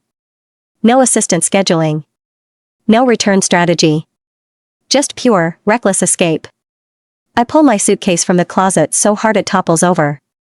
I start stuffing clothes into it, silk, satin, tulle, none of it makes sense in this moment, none of it feels like mine. My makeup bag falls off the bathroom counter with a loud crash. Brushes scatter. A tube of lipstick rolls under the sink. I don't care. I grab whatever I can and shove it in. I put on the first clothes I find, sweatpants and a hoodie I packed for the plane ride over. My hair is a disaster. I try to pull it into a bun but my fingers get tangled halfway through and I give up, letting it fall in messy chunks around my face. I try to zip the suitcase. It won't close. Come on, I whisper, pulling, yanking. It finally zips with a violent jerk that feels a little like victory. A little like a breakdown. I grab my charger, passport, wallet. I see a text on my phone. Miles. You okay? I shouldn't have left you in the bar with him. I type fast, hands still trembling. Had to leave early. Tell them I'm sorry. I'll explain later. He'll probably see this in the morning. I don't wait. I don't want anyone to try to stop me. Not that anyone will. I pause at the door. Look around the room. The empty bed. The crumpled sheets. His jacket still slung over the chair like it belongs here. Like he belongs here. I slam the door shut. The ride to the airport is a blur. The car smells like leather and stale cologne. I sit in the back seat with my hoodie pulled up, arms crossed, staring out the window at the city lights as they blur past in long, golden streaks. London is so beautiful it hurts to look at, like everything else mocking me for not being able to hold on to something good for more than 5 minutes. The driver doesn't say a word, just eyes me in the rearview like I'm some kind of mess. Which I am. The tears come harder now. I wipe them away with the sleeve of my hoodie, but it's no use. I'm sniffling and gasping and trying to hold it in but failing so spectacularly it feels like a parody of heartbreak. Like if someone saw me right now, they'd laugh. But it hurts. God, it hurts so bad I can't breathe. The airport is quiet and fluorescent and wrong. Everything echoes. My suitcase will squeaks as I drag it across the linoleum. I stand in line with puffy eyes and makeup crusted under my lashes, silently praying no one recognizes me. The check-in agent barely looks at me. Just scans my passport and prints the ticket. I want to say something. Joke. Be charming. Be me. But I just nod. My throat is too tight. I slump into a hard plastic chair at my gate and curl up in my hoodie like I'm trying to disappear. I scroll through my DM, hoping, idiotically, that maybe he said something. Not even a half-hearted apology or a drunk text or anything that would make me think this wasn't all just in my head. Nothing. I start typing. Then delete it. Then start again. Then delete that too. I lean my head against my suitcase and close my eyes, willing the world to just stop for a second. My body feels like it's been wrung out, inside out, raw. My chest aches like someone has been pressing down on it for hours. I can't do this. I hear it again. And again. Like it's seared into my skin. And what kills me most, more than the shame, the heartbreak, the leaving, is that I believed him. I let myself believe that maybe, just maybe, he felt it too. That maybe this time, I wasn't the only one falling. I press the heels of my palms into my eyes until I see stars. The gate attendant starts calling boarding. I stand up, legs shaking, and drag myself toward the line. I'm leaving London 3 days early. Have I mentioned I hate men already? It's past 3 in the afternoon when the car finally pulls up to my building. The sun is out, cruel and bright like it's trying to piss me off on purpose. The sky is a clean, perfect blue. There are no clouds, no gloom, just endless New York cheer that feels like a slap across the face. I don't even wait for the doorman to help me. I just slide out of the back seat, dragging my suitcase behind me like it's full of bricks. I mutter something about no tip. I don't care. I can't even find the strength to care. My hoodie is still wrapped tight around me like armor, but it doesn't do anything for the ache in my chest. When I reach the penthouse, my keys shake in my hand. I nearly drop them trying to jam the right one into the lock. I push the door open. It's too quiet. The kind of quiet that presses on your ears. The kind that makes you feel like you've just stepped into someone else's life by mistake. The kind that leaves an empty hollow in your chest. Everywhere smells like stale milk and old air freshener, and something metallic. Maybe the radiator kicked in again, even though I turned it off before I left. It's freezing in here. I didn't leave the heat on. Of course I didn't. I dump the suitcase just inside the door and kick it shut behind me. The sound echoes in the emptiness. Like the place is mocking me. I walk straight to the kitchen. My boots click against the hardwood too loud, too sharp. I open the fridge, hoping to find something, anything. It's mostly empty, except for a half-eaten box of takeout, a gallon of milk that has gone bad and a bottle of beer, which probably belonged to Preston but I never got around to disposing. I take the beer. Slam the fridge shut. No glass. I twist the top, hear the fizz. I take a swig right from the bottle. It burns going down. Not in a good way. I haven't slept. Not really. I passed out for maybe 40 minutes somewhere over the Atlantic, face smushed against the plane window, jaw aching, hoodie strings twisted around my fingers like a lifeline. My phone buzzes on the counter. I ignore it. When it buzzes again, I flip it over. Olivia, where TF did you go? Mads? Are you home? Harper, please don't shut us out. Just let us know you're okay. That's all I'm asking. I don't respond. I don't want to be comforted, I just want to float. The beer's making my stomach turn. I haven't eaten in almost a day. There's a half sleeve of crackers in the pantry. I chew too. They taste like cardboard and regret. I rinse them down with more beer and sit on the floor, legs crossed, hoodie sleeves pulled over my hands. I could text Harper. I could call Olivia. I could ask Miles what Sebastian said when he left the bar, if anything at all. But I don't. Because if I speak it out loud, it becomes real. If I talk about it, I might cry. And I don't want to cry. I want to forget. I scroll through my emails. Work shit. Promo campaigns. A reminder that I was supposed to be in London for another 3 days. My editor asks if I'm still doing the interview on Thursday. I mark it unread. I head for the couch. It's covered in clean but dusty laundry I never folded. I shove it to the floor and sit, the cold leather sucking the warmth from my thighs. I open Instagram. His profile is still there. Still public. Still perfect. I hit unfollow. Then block. Then again, because Instagram asks me twice. And still, it doesn't feel like enough. I toss the phone face down on the coffee table. It clatters against an old candle I never lit. Another drink. More beer. It doesn't help. I'm not even tipsy, just buzzed and miserable. I should be bought something stronger at the airport, but I was too busy sobbing in the Starbucks line. I'm still in the same hoodie. My hair is matted from the hoodie, my face tight with dried tears. I haven't looked in a mirror since Heathrow. I don't want to. I know what I'll see. My apartment feels wrong. Big and hollow and too expensive for someone who just got her heart ripped out in a different time zone. There's a dried flower bouquet on the dining table, the one that Preston sent to me before I left. I lie back on the couch, pulling a blanket over me that still smells like my perfume. Everything in here is me. My mess. My taste. My stupid gold-accented pillows. My thrifted art prints. My ridiculous marble coffee table I spent 3 months hunting for online. I should feel safe here. I don't. I feel like I left something in London that I'll never get back. Not just him. Something else. Some version of me that was still stupid enough to hope. I let out a shaky breath and press the beer bottle to my cheek. It's cold. It helps, kind of. I close my eyes, not to sleep. Just to shut it all out. The silence. The smell. The sting behind my eyes that one tea go away. The weight of knowing I left early, bailed on work, ghosted everyone, including Miles. He texted again while I was in the air.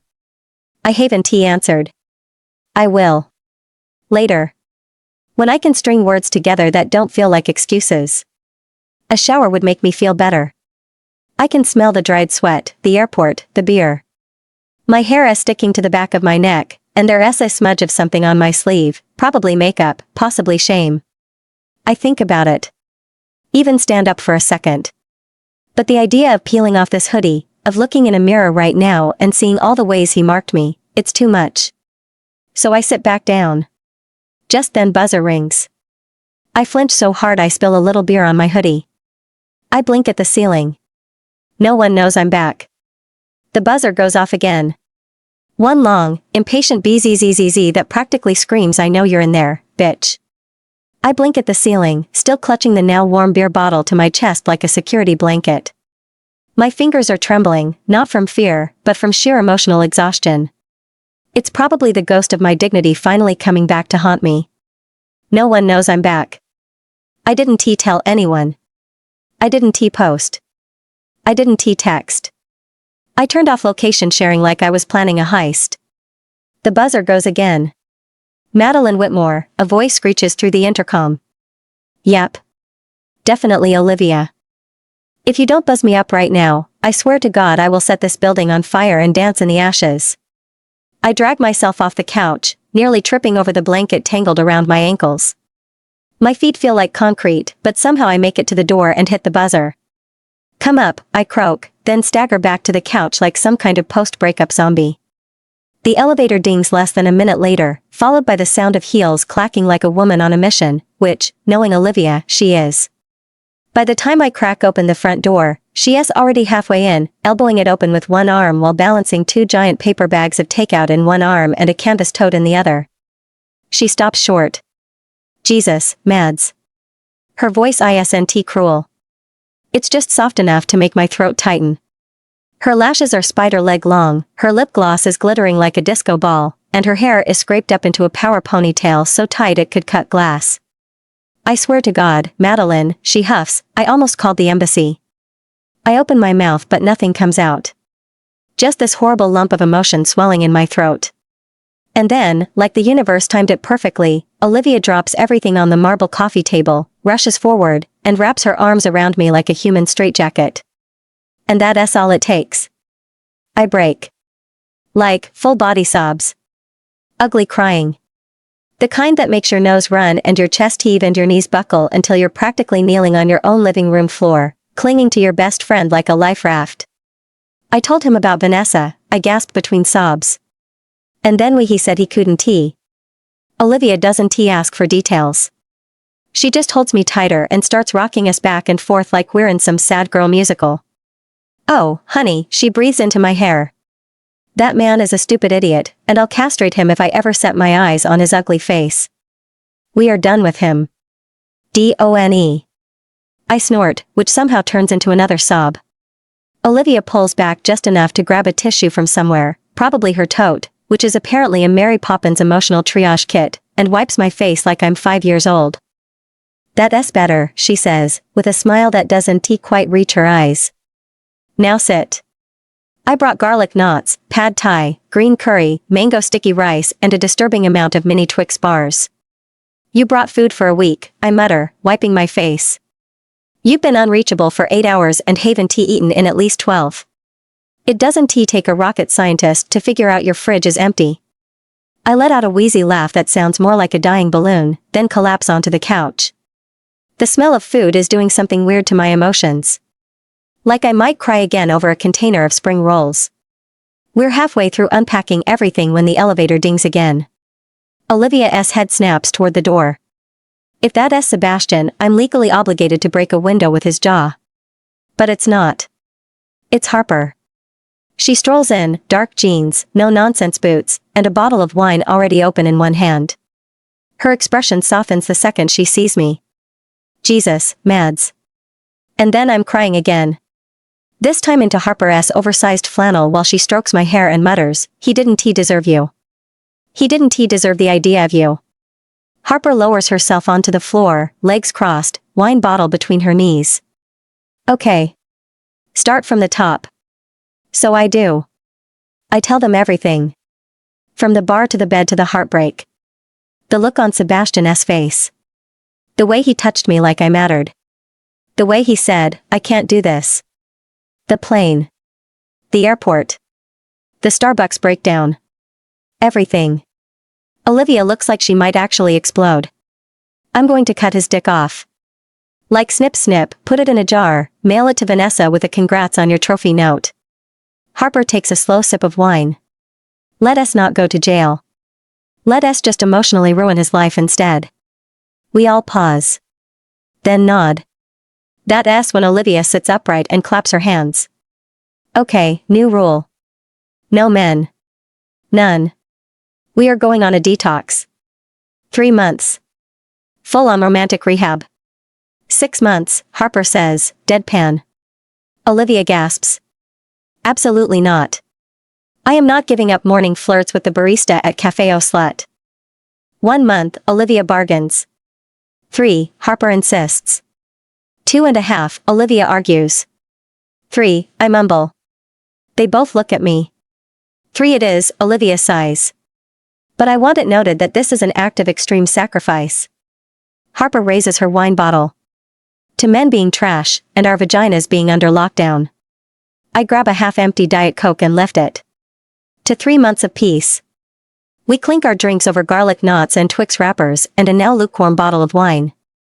And just as the tension starts to melt, just as we're giggling over whether emotional celibacy counts if it's with someone hot and fictional, my phone buzzes on the coffee table. I glance at it. Oliver. Everything goes still. The room. My brain. My heart. Olivia arches a brow. You've got to be kidding me. Harper squints at the screen. Ignore it. I stare at the name, thumb hovering. And then I lock the phone. Place it face down. Our pact has officially begun. If someone were to look at my life right now, like actually look, not the curated snapshots I post on Instagram, but the real behind-the-scenes footage, they'd probably assume I'm starring in a really underfunded documentary titled Burnout, The Glamorous Decline of Madeline Whitmore. It's been 2 months since London. 2 whole months since I ghosted the city, the hotel, the man, and quite literally everyone else. And yet, here I am, still living in the emotional aftershocks like they're rent-free guests in my very overpriced penthouse. I'm saying this with love, Olivia begins, already offensive, but you look like someone who haunts train stations. I blink at her from the kitchen counter, clutching a crusty slice of cold pizza like it's the only thing tethering me to earth. So I'm going for ethereal. Iconic. Your hair-esque greasy. I'm saving water. For the planet. She chucks a cushion at me, full force. You're not eating, Mads. You're not sleeping. Your plants are dead. I swear one of them whispered to me just now. Olivia and I have been drowning in magazine work since the London trip ended early. My boss is still mad I bailed 3 days before the shoot ended. I flip her off, but even that feels like too much energy. We've been pulling 16-hour days, Olivia. Maybe I'm just exhausted. Or staying up late to talk to a hot British pilot. She side-eyes me like she doesn't buy it, which is fair because even I don't buy it. The truth is, I've been feeling like crap. Not dramatic heartbreak kind of crap. This is the slow, creeping kind. The kind where your limbs feel too heavy, and coffee doesn't taste like magic anymore. You're not starving yourself over him, right? She asks suddenly, and I already know who him is. I raise a brow. You mean the spawn of Satan who said I can't do this and then disappeared from the face of the earth? No. He's not worth my mascara, let alone my tears. Okay, good, she says, but she still watches me like I might crack. Just making sure you're not secretly keeping a shrine of his hair gel in your closet. We fall back into quiet work, the soft clatter of keyboards and Olivia's occasional humming the only sounds in my too-big apartment. When she finally closes her laptop with a dramatic sigh, I look up. Tomorrow, she announces, we're scrubbing this goblin energy off your soul. Spa day. Shopping. Coffee. Brunch. The whole thing. Whatever it takes to make you look alive again. Can't. We're still behind. Madeline Whitmore, I will drag your zombie ass to a manicure chair myself.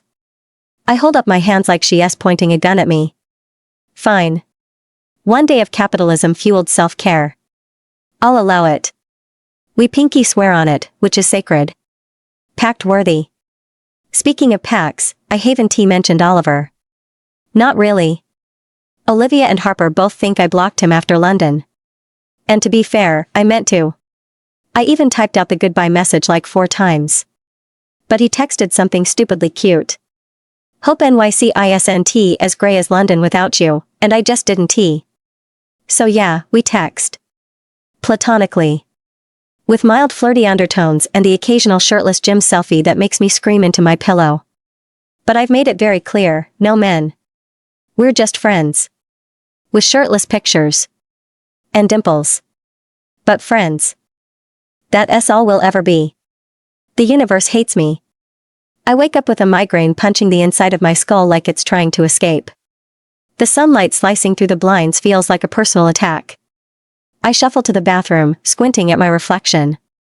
Still haunted. But like, with bonus eye bags. Still, I shower, throw on leggings and a hoodie, and head to the mall. By the time I meet Olivia and Harper, I'm holding on to consciousness by a single iced coffee. You look pale, Harper says, barely glancing at me. I wave her off. Maybe you're just too tan. She eyes me again. You're sweating. It's hot. It's air-conditioned. I pretend to be fascinated by a sequined mannequin. We haven't even started yet, I argue. I'll be radiant post-facial. They exchange looks. I ignore it. The mall is loud and overstimulating, which is not ideal when your head feels like a construction site. I do my best to act normal, even giggle when Olivia nearly walks into a mannequin and claims it made eye contact first. But by the time we make it to a cafe, my limbs are trembling. Not dramatically, but enough. My stomach growls like it's auditioning for a horror film. Olivia grins. Ah, someone's hungry. Just in time. And let this be a reminder that food is not a man, so it doesn't count against the pact. Harper snorts. Looking doesn't count either, apparently, she mutters as Olivia checks out the barista's ass. Hey, there's no rule against window shopping, Olivia says, fanning herself. I laugh, a little too high-pitched. Too guilty. Harper narrows her eyes. You okay? Not you too, I groan, leaning my face into my palm. I swear I'm fine. Just tired. The server brings over our orders, and I'm already halfway into unwrapping my muffin when the smell hits me. Lemon. Blueberry. Sweet, tangy, fresh. And then my stomach lurches. I blink. No. No, no, no. I take a single sip of my almond milk caramel latte, and nausea slaps me across the face. I'll be right back, I choke, bolting out of the booth. The bathroom is too bright, too clean, too echoey. I make it to the sink before I'm hunched over, retching into nothing. My stomach is empty, just acid and air and shame. The door creaks open. Oh my God, Olivia breathes behind me. You okay? Should I call someone? I'm fine, I croak. You're not fine, Harper says. This is why you're losing weight. Apparently, I mumble. There's a beat of silence, and then Harper's voice turns sharp. Wait. When was your last period? Recently, I say, waving it off. Like last month. Olivia frowns. Recently when? I don't know, before London. I freeze. Before. London. Harper's eyes widen. Mads. Olivia gasps, and a cold, creeping dread claws up my spine. Mads, Harper says softly. That was 2 months ago. The bathroom tile is cold under my knees, and the fluorescent light is doing absolutely nothing for my self-esteem. I'm hunched over the sink like a girl in a tragic indie film, except this isn't poetic or edgy, it's just gross. My hands are gripping the porcelain, knuckles white, and I'm pretty sure I'm still shaking. Olivia and Harper are hovering behind me like I'm going to start convulsing or sprout wings or something. Maybe the muffins were expired? I croak, trying for a laugh. It comes out more like a wheeze. Harper's arms are crossed in front of her chest, eyes narrowed like she's solving a crime scene. Mads, this isn't food poisoning. Olivia nods slowly, like she's piecing together a conspiracy theory. It's the nausea. The weight loss. The mood swings. The glow, except like the opposite of glow. I spin around, eyes wide. You think I'm pregnant? I think you could be, Harper says gently, because of course she's the gentle one. We just need to be sure. And then I laugh. Like, really laugh. Not a cute chuckle. A full-on, shoulder-shaking, borderline manic laugh. I sound like a woman unraveling. Harper and Olivia exchange a glance. A quiet oh shit kind of glance. There's just no way, I manage to gasp out between laughter. Like, no freaking way. It's probably just maybe I'm allergic to blueberries now? Or almond milk? Or, I don't know, joy? We're going to the pharmacy, Olivia declares, already pulling out her phone for directions. Now? I squeak. Yes, now, Harper says, sliding her arm around my shoulders like I'm an elderly woman with a limp. Before you throw up again. Fast forward 10 minutes, and I'm in Olivia's car, parked outside a neon-lit pharmacy, and I feel like I'm about to have an out-of-body experience. Everything is loud. The car engine. My breathing. The sound of Harper's heels on the pavement as she and Olivia disappear inside. I'm sitting here sweaty and borderline hyperventilating, clutching my tote bag like it holds the meaning of life. My phone vibrates. A text from Oliver. Still friends? Even if I tempt you with this? He has sent a shirtless selfie. His abs look like they were carved by angels. I would be been tempted if I weren't having a full-on existential crisis. I don't even reply. I just turn my phone over like that LL somehow turn back time or erase the universe. The car door opens. Harper tosses the bag of doom into my lap. You're taking it, Olivia says. End of story. Harper adds. We'll wrestle you if we have to. Fuck. My life. We head back to the apartment, and the silence is suffocating. I sit on the toilet lid, staring at the box like it might explode. My heart is pounding so loud I can barely hear Olivia and Harper whispering outside the bathroom door. Do you want us to come in? Olivia calls. No, I croak. If either of you enters this bathroom, I swear to God I will shove a toothbrush down your throats. Silence. Noted, Harper says. I close the door. Pee on the damn stick and set it on the counter. And then I just exist. Everything feels fake. Like I'm watching myself from outside my body. I lean over the sink again, waiting, breathing in shallow, panicked gulps. The mirror is foggy, but I see enough to know I look like a ghost. When the timer beeps, I don't even check it right away. I already know. Positive. I scream. Like banshee scream. Like a murder mystery scream. They burst through the door, and I collapse into Harper's arms, shaking. I can't. I can't. This isn't real. Olivia grabs my shoulders, forcing me to look at her. Madeline. Breathe. You're okay. We've got you. But I don't feel okay. I feel like I'm dreaming in grayscale. I push them both out of the bathroom, locking the door behind me. I need space. I need space. Inside, I stagger to the sink again, my mouth tasting like metal. My stomach churns, and I drop to my knees just in time to retch bile into the toilet. My body is purging, rejecting, unraveling. My mouth burns. My eyes sting. I brush my teeth with shaking hands. The mint hits too strong, too cold. The mirror is clearer now. I look like someone else. Someone, broken. My cheekbones are too sharp. My skin is pale and splotchy. My hair is stringy and sad. I'm a shell in a designer bathrobe, my favorite pink robe. I strip. Step into the shower. Hot water hisses over my skin, and I scrub like I can wash the baby off me. Scrub until my scalp tingles and my fingers wrinkle. I sit down in the tub, knees to chest, letting the water pound down on my back like some kind of twisted spa treatment. My brain is full of white noise. Not Sebastian. Not now. Not his eyes or his mouth or the way he said I can't do this. Not the way he looked at me like I was glass. Not the way I shattered anyway. I come out eventually. Skin pink. Hair towel wrapped.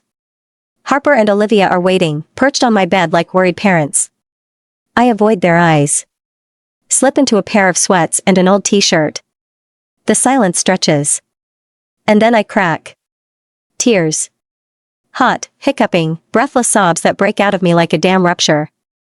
My knees hit the floor, and I sob like I'm emptying years of hurt all at once. Harper kneels beside me, wrapping her arms around my shoulders. Is it Sebastian? I nod. Just once. And then I let them hold me. Because I'm not just pregnant. I'm pregnant by my enemy's fiancé. The room goes so still I swear I can hear the hum of the fridge from the kitchen. My nod hangs there, suspended in the air like some awful truth balloon no one wants to pop. My cheeks are still wet, my throat raw, and my whole body feels like I've been holding my breath for an hour. Olivia, bless her entirely misguided soul, clears her throat. Well, that explains the glowing skin. I stare at her. Harper stares at her. Somewhere, the fridge hum gets louder. Olivia winces. Okay, not the right moment. Got it. Madeline, Harper says, crouching down so she's eye level. Her voice is calm, too calm, the way you'd talk to someone who's about to run into traffic. She puts her hand on my knee, warm and steady. Breathe. I am breathing, I snap, except it comes out in this shaky, pathetic voice that makes me want to kick myself. Olivia is pacing behind her, wearing a groove into my bath mat. This is insane. Holy shit, this is actually happening. She throws her hands up, then immediately catches herself when she sees me glaring. Okay, not helping, sorry. Fuck. I lean my head back against the wall, staring up at the peeling bit of paint near the ceiling. My apartment smells faintly of toothpaste and the lemon cleaner I only buy when people come over. It's wrong, I mumble. It's obviously wrong. Those things are, like, 90% wrong. Or maybe 70. 50. Harper raises an eyebrow. They're 99% accurate. Well, that's a stupid number. My throat feels tight, and my eyes sting in that horrible pre-crying way where you know it's coming and there's nothing you can do to stop it. I'm not, this isn't, no. Olivia stops pacing long enough to crouch next to me, her perfume wrapping around me like it's trying to choke me into composure. Mads, you don't have to figure this all out right now. You're allowed to freak out. But you're not allowed to do it alone. I'm fine, I lie, pushing myself up so I'm sitting straighter. My hair is sticking to my face, and I can feel how pale I am without even looking. I just need space.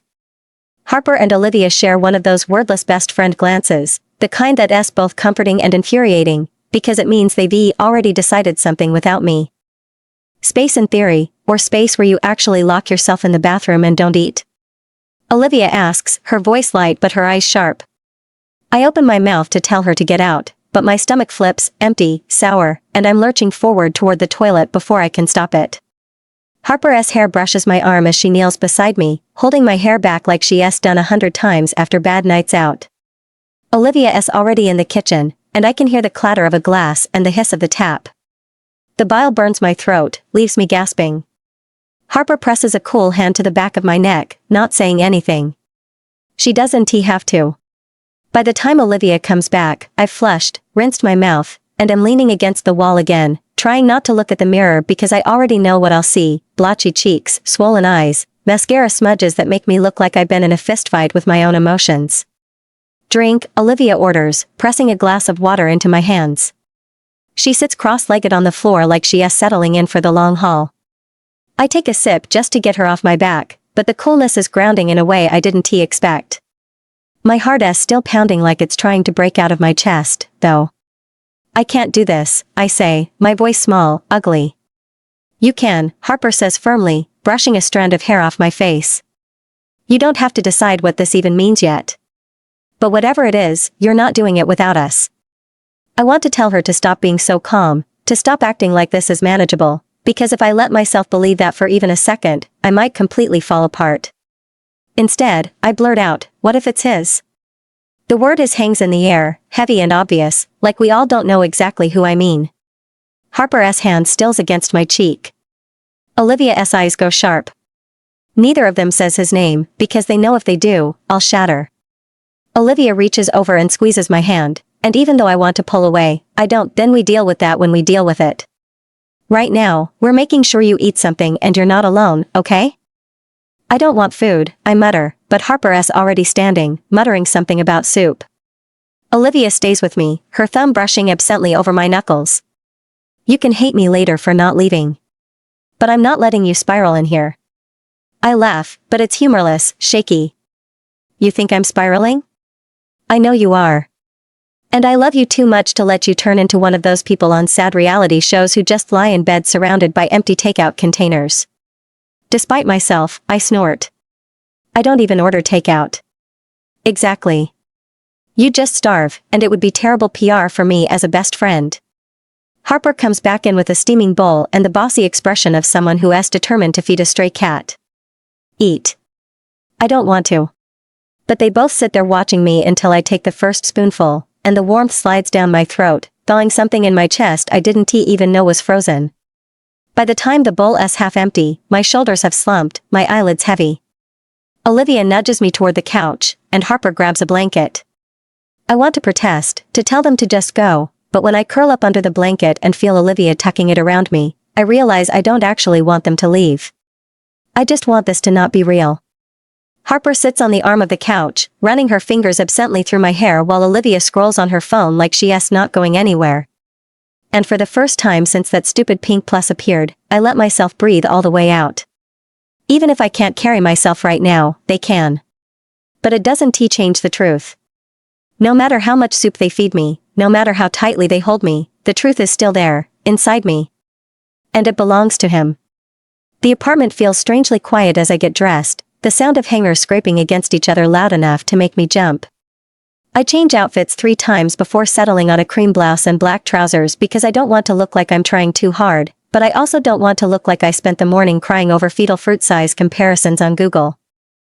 I absolutely did spend the morning crying over fetal fruit size comparisons on Google. Apparently, bean is the size of a blueberry.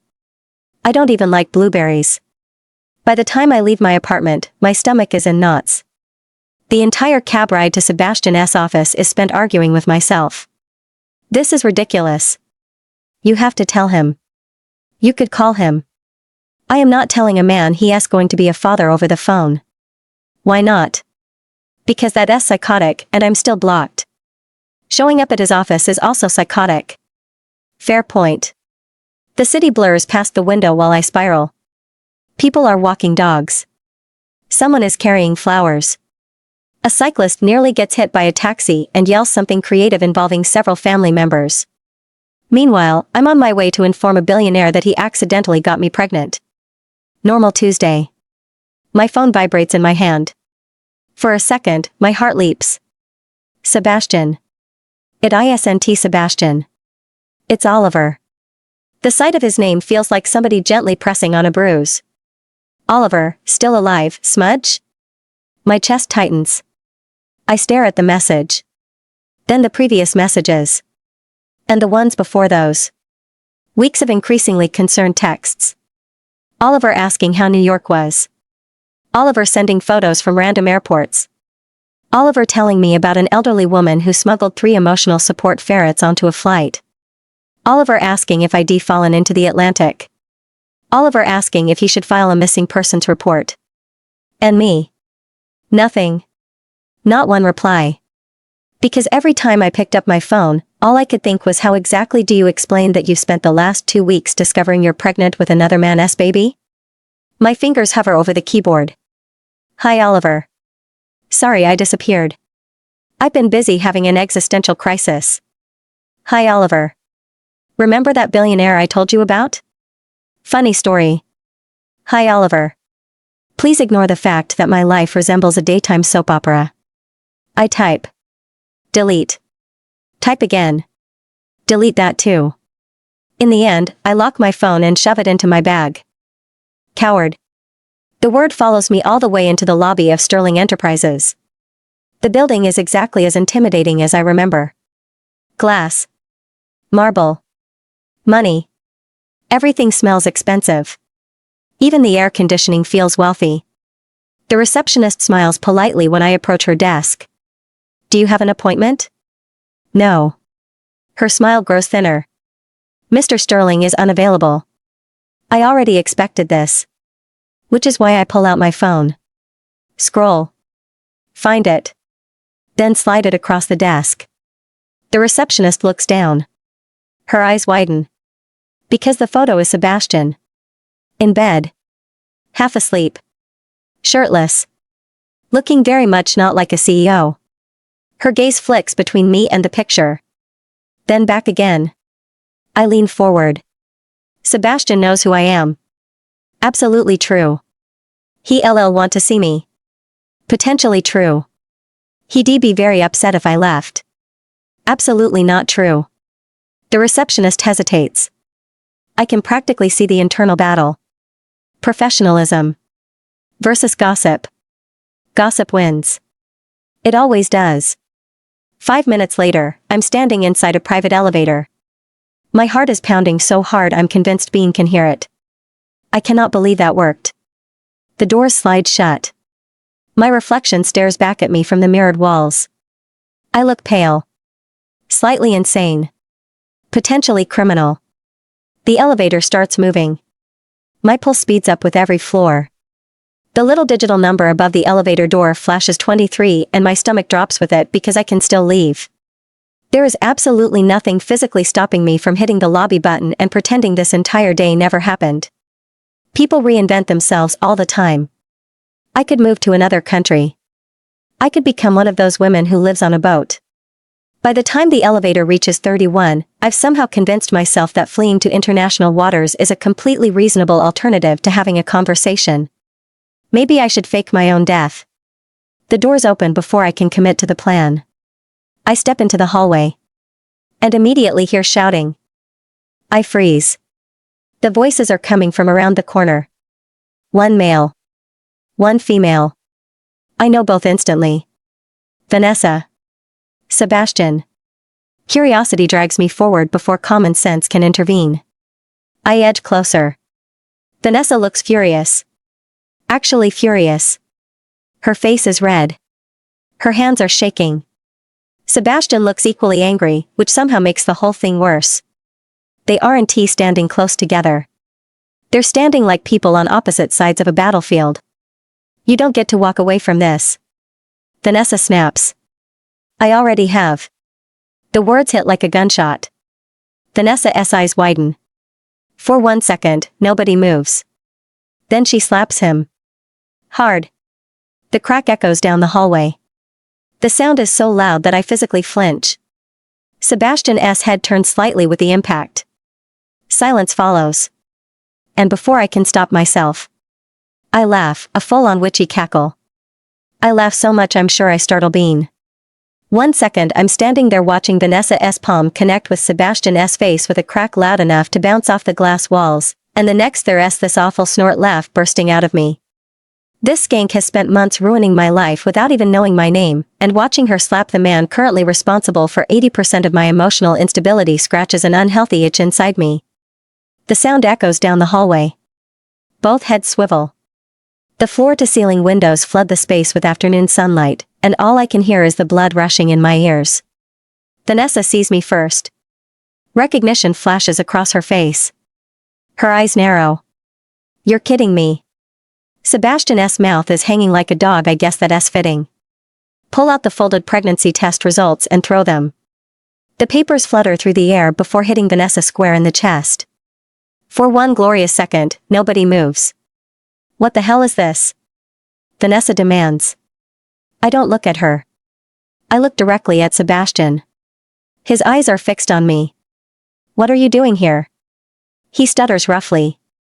Like he is still trying to process my existence. I laugh again. When you get over your big boy feelings, I say sweetly, you can call me, and then we can discuss our child. Silence. Vanessa unfolds the papers. Her eyes scan the page. Then widen. Sebastian goes completely still. I have never seen a human being look more shocked. And for one glorious, beautiful moment, I feel amazing. Then survival instincts kick in. What child? Mads. I run inside the elevator and press the button repeatedly. The doors close and the second they do, every ounce of confidence leaves my body. Oh, my God. My knees nearly give out, and my reflection stares back at me. What have I done? Vanessa is a psycho. I don't have scientific proof for that, but I feel it in my soul. What if she comes after me? What if she is one of those rich women who hires private investigators and somehow obtains access to military-grade weapons? What if she comes after Bean? What if they're one of those terrifying billionaire power couples that hunt people for sport? The elevator keeps descending. My panic keeps climbing. By the time I reach the lobby, I'm sweating. By the time I reach the cab, I'm convinced Vanessa is following me. By the time I reach home, I've checked over my shoulder 17 times. The adrenaline crash hits the second I walk through my apartment door. I kick off my shoes, collapse onto the couch and apparently pass out. When the doorbell rings, the sky outside is dark. My neck hurts, my makeup is smeared, and what's left of my pride. For several confused seconds, I have no idea where I am. The doorbell rings again. A cold knot forms in my stomach. Vanessa. Oh God. Vanessa found me. I stumble toward the front door. Every horror movie I've ever seen suddenly feels relevant as the security monitor glows beside the door. I press the button and the camera feed appears. I glance at the screen. Then freeze. Every drop of blood drains from my face. Because standing outside my apartment door is the last person I expected to see. For a second, I genuinely think I've fallen asleep again. Maybe I'm still dreaming. Maybe I finally snapped after throwing a pregnancy bomb into the middle of a billionaire's relationship and my brain has decided to protect itself by creating an extremely attractive hallucination. Because Oliver is standing outside my apartment door. Oliver. Actual Oliver. Not a text message from 3,000 miles away. Not a photo on social media. Not a memory from London. Oliver. Standing in my hallway wearing a dark jacket and that crooked smile that should honestly be regulated by several governments. I stare at the security monitor so long that he glances up at the camera and raises an eyebrow. Then he waves.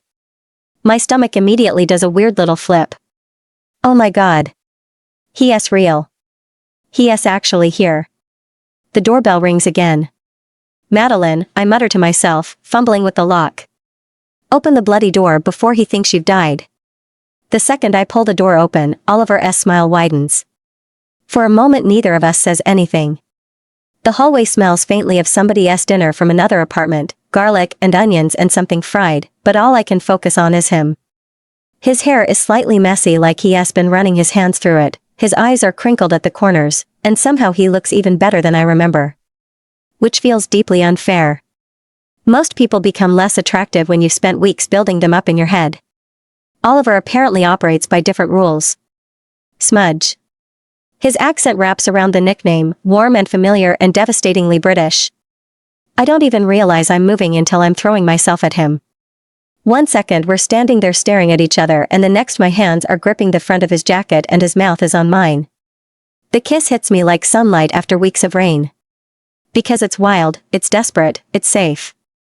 Because for the first time in what feels like forever, my brain stops screaming. The constant noise that's been living inside my head since the positive test suddenly goes quiet. No Vanessa. No Sebastian. Just Oliver. His hands slide to my waist and pull me closer, and I can feel the heat of him through my clothes, solid and real and here. God. I missed this. A tiny voice in the back of my head reminds me that I'm pregnant. That I should stop this. That he deserves to know. But the voice is small. And Oliver is here. After 2 weeks of crying and vomiting and staring at pregnancy tests and wondering if my life is over, Oliver is standing in my doorway kissing me like he crossed an ocean just to do it. So I ignore the voice. I ignore all of it. The kiss deepens, slow and sweet and dizzying enough that my fingers curl into his jacket. His thumb brushes lightly against my hip and a shiver runs through me. My heart feels strangely fragile. Like one kind word might break it. Like one kind touch already has. I take a step backward without meaning to. Then another. Oliver follows me into the apartment. The door swings shut behind us. And then my leg smacks directly into the back of the couch. The impact startles a laugh out of me. Oliver pulls back immediately. You all right there, Smudge? I laugh again, slightly breathless. Yes. You've just been defeated by furniture. I've had a difficult month. His grin grows. God, that grin. I swear something about British men should be studied in laboratories. Oliver reaches out and brushes a strand of hair behind my ear. I don't deserve him. And suddenly my eyes sting.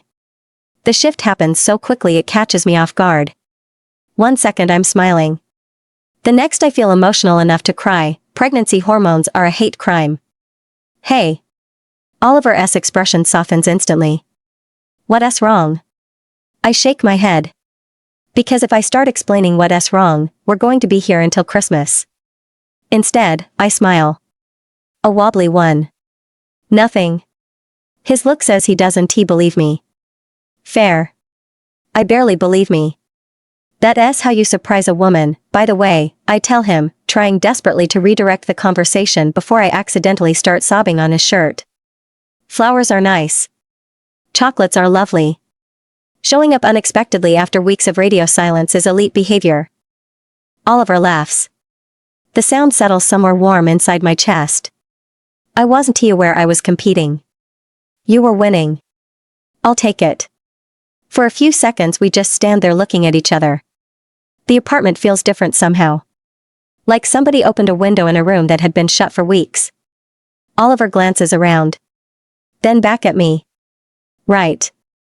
Are you finally going to tell me why you've been ignoring me? And there it is. The question I've been avoiding. My stomach tightens.